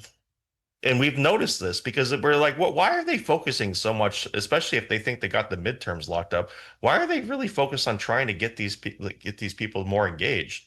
Like they seem to be already, like, they should have already been engaged. Like, and you see like their popularity, and again, you didn't want to trust polls or anything like that, but you see that they talk about how that the popularity or the satisfaction is for the Democrat Party itself is worse than Republicans actually when they poll it. Again, you don't want to trust the polls necessarily, but if they're talking about trending things, that could be, something to consider. But I wonder, it's like, what is this for? It's for feel good shit on the left. Like, why would they need to do that if they could actually? Here's the thing: they have to manufacture it. They don't actually have legitimate stuff. Yeah. You'd think that, if someone really was like, oh my gosh, I can't believe this. I'm running over to the other side to let everyone know, just this is what you need to do. But what did she say? I was a trad wife and a respiratory specialist, and math totally worked. Who's that for? It's like this kind of reinforcement. Positive reinforcement for confirmation bias for people who have left positions that say, wow, the MAGA people really came around, and once they really see the light, I have the right position. And so who is it for? It's for people of the left. Yeah, for sure, dude. 1,000% demoralization and for the left. Agreed. All right, I got one more thing for you. Okay. And here you go. Oh, good God. Oh, yes, I saved the most outrageous for last, of course. All right, here you go. Are you ready for this? I don't think you're ready for this. No, I'm not. I'm really not. Here we go. Yeah. Thank you, man. Thank you. Thank you. Fortunately, he's about to exit. We're not going to deal with Green. Very much. And I'll tell y'all, when we go back and look in history, that photo, but also the photo of Representative Al Green holding up his cane and shaking it at that Congress, those are going to go into history because the 2020s are the rebirth of the 1920s. It just is a fact. And remember, in the 1920s, those very same Klan who were marching mask on or mask off with their hoods on through the Capitol are the Democrats. Yes, we understand. Very same kinds of people who claimed that Black men were rapists, but then would grab Black men, women, and hang on.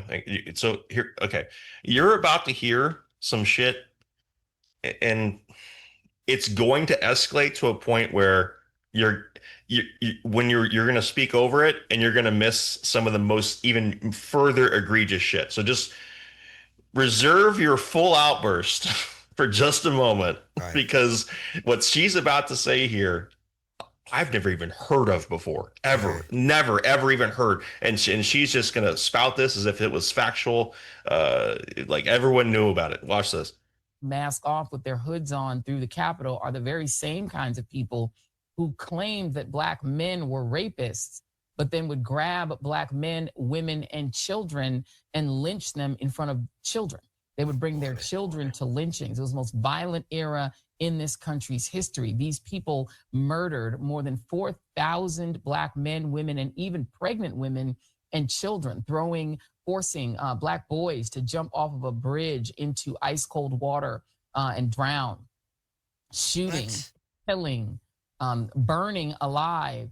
Every manner of horror were meted out by the very people who now claim that Black people are inherently violent. And that we should basically just, be happy and that, Or leave. Yeah. I mean, these people, their core claim is that they can't live with Black people because Black people are inherently violent and inherently criminal, but they come from a tradition that is a tradition of skinning people alive and using the skin as leather to make furniture, of consuming the bodies of Black enslaved people and post-slavery, of throwing little Black babies, boys and girls, into the river in order to draw out alligators and then calling it gator bait and then putting the murder on postcards. These are people who, again, on a Sunday would go to church and then on Sunday evening go and lynch a child or a woman or a man and then shoot the body full of holes, and then the pieces of the body that fell on the ground, they would take them home as souvenirs.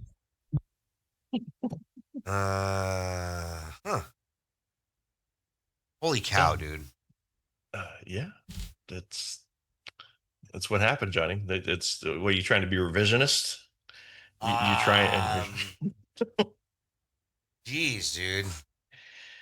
So, and most of what she's probably talking about is something happened one time, not all together, over a string of probably 200 years.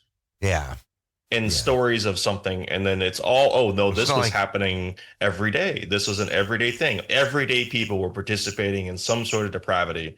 It's just the way it kind of goes. It's an amalgamation of 400 years shoved into, well, this is just what happened in the last 40 years. Yeah, 1,000%. You know what I mean? Yeah, dude. Holy the most violent culture. It is the right. It is conservatism. Oh yeah, it is that's true. right-wingery. These people have always been the single most violent people in the country, and I would say in the world. These people are inherently, excruciatingly, Dominican Republic, violent. And even when Congo, they're not doing violence, their thoughts are violent. Rwanda. They want to violently deport people who've been in the country for 25, 30, 40, Really? 50 years simply because Hey, did any of them stab her? Spanish spoken at CBS. That makes them so enraged. Did any of them stab her in the neck? And they lose their natural mind. They can't stand the thought of immigrants thriving in their neighborhoods. They're so angry and mean that they don't think they should share a water fountain with a Black person, but they think the same Black person who shouldn't be able to drink from the water fountain should take her breast and stick it in the mouth of their baby and feed them. Everybody move to the back of the bus. These people are insane, and they are the same people. Sorry, Jason. They're the same people. They're just 100 years later. What's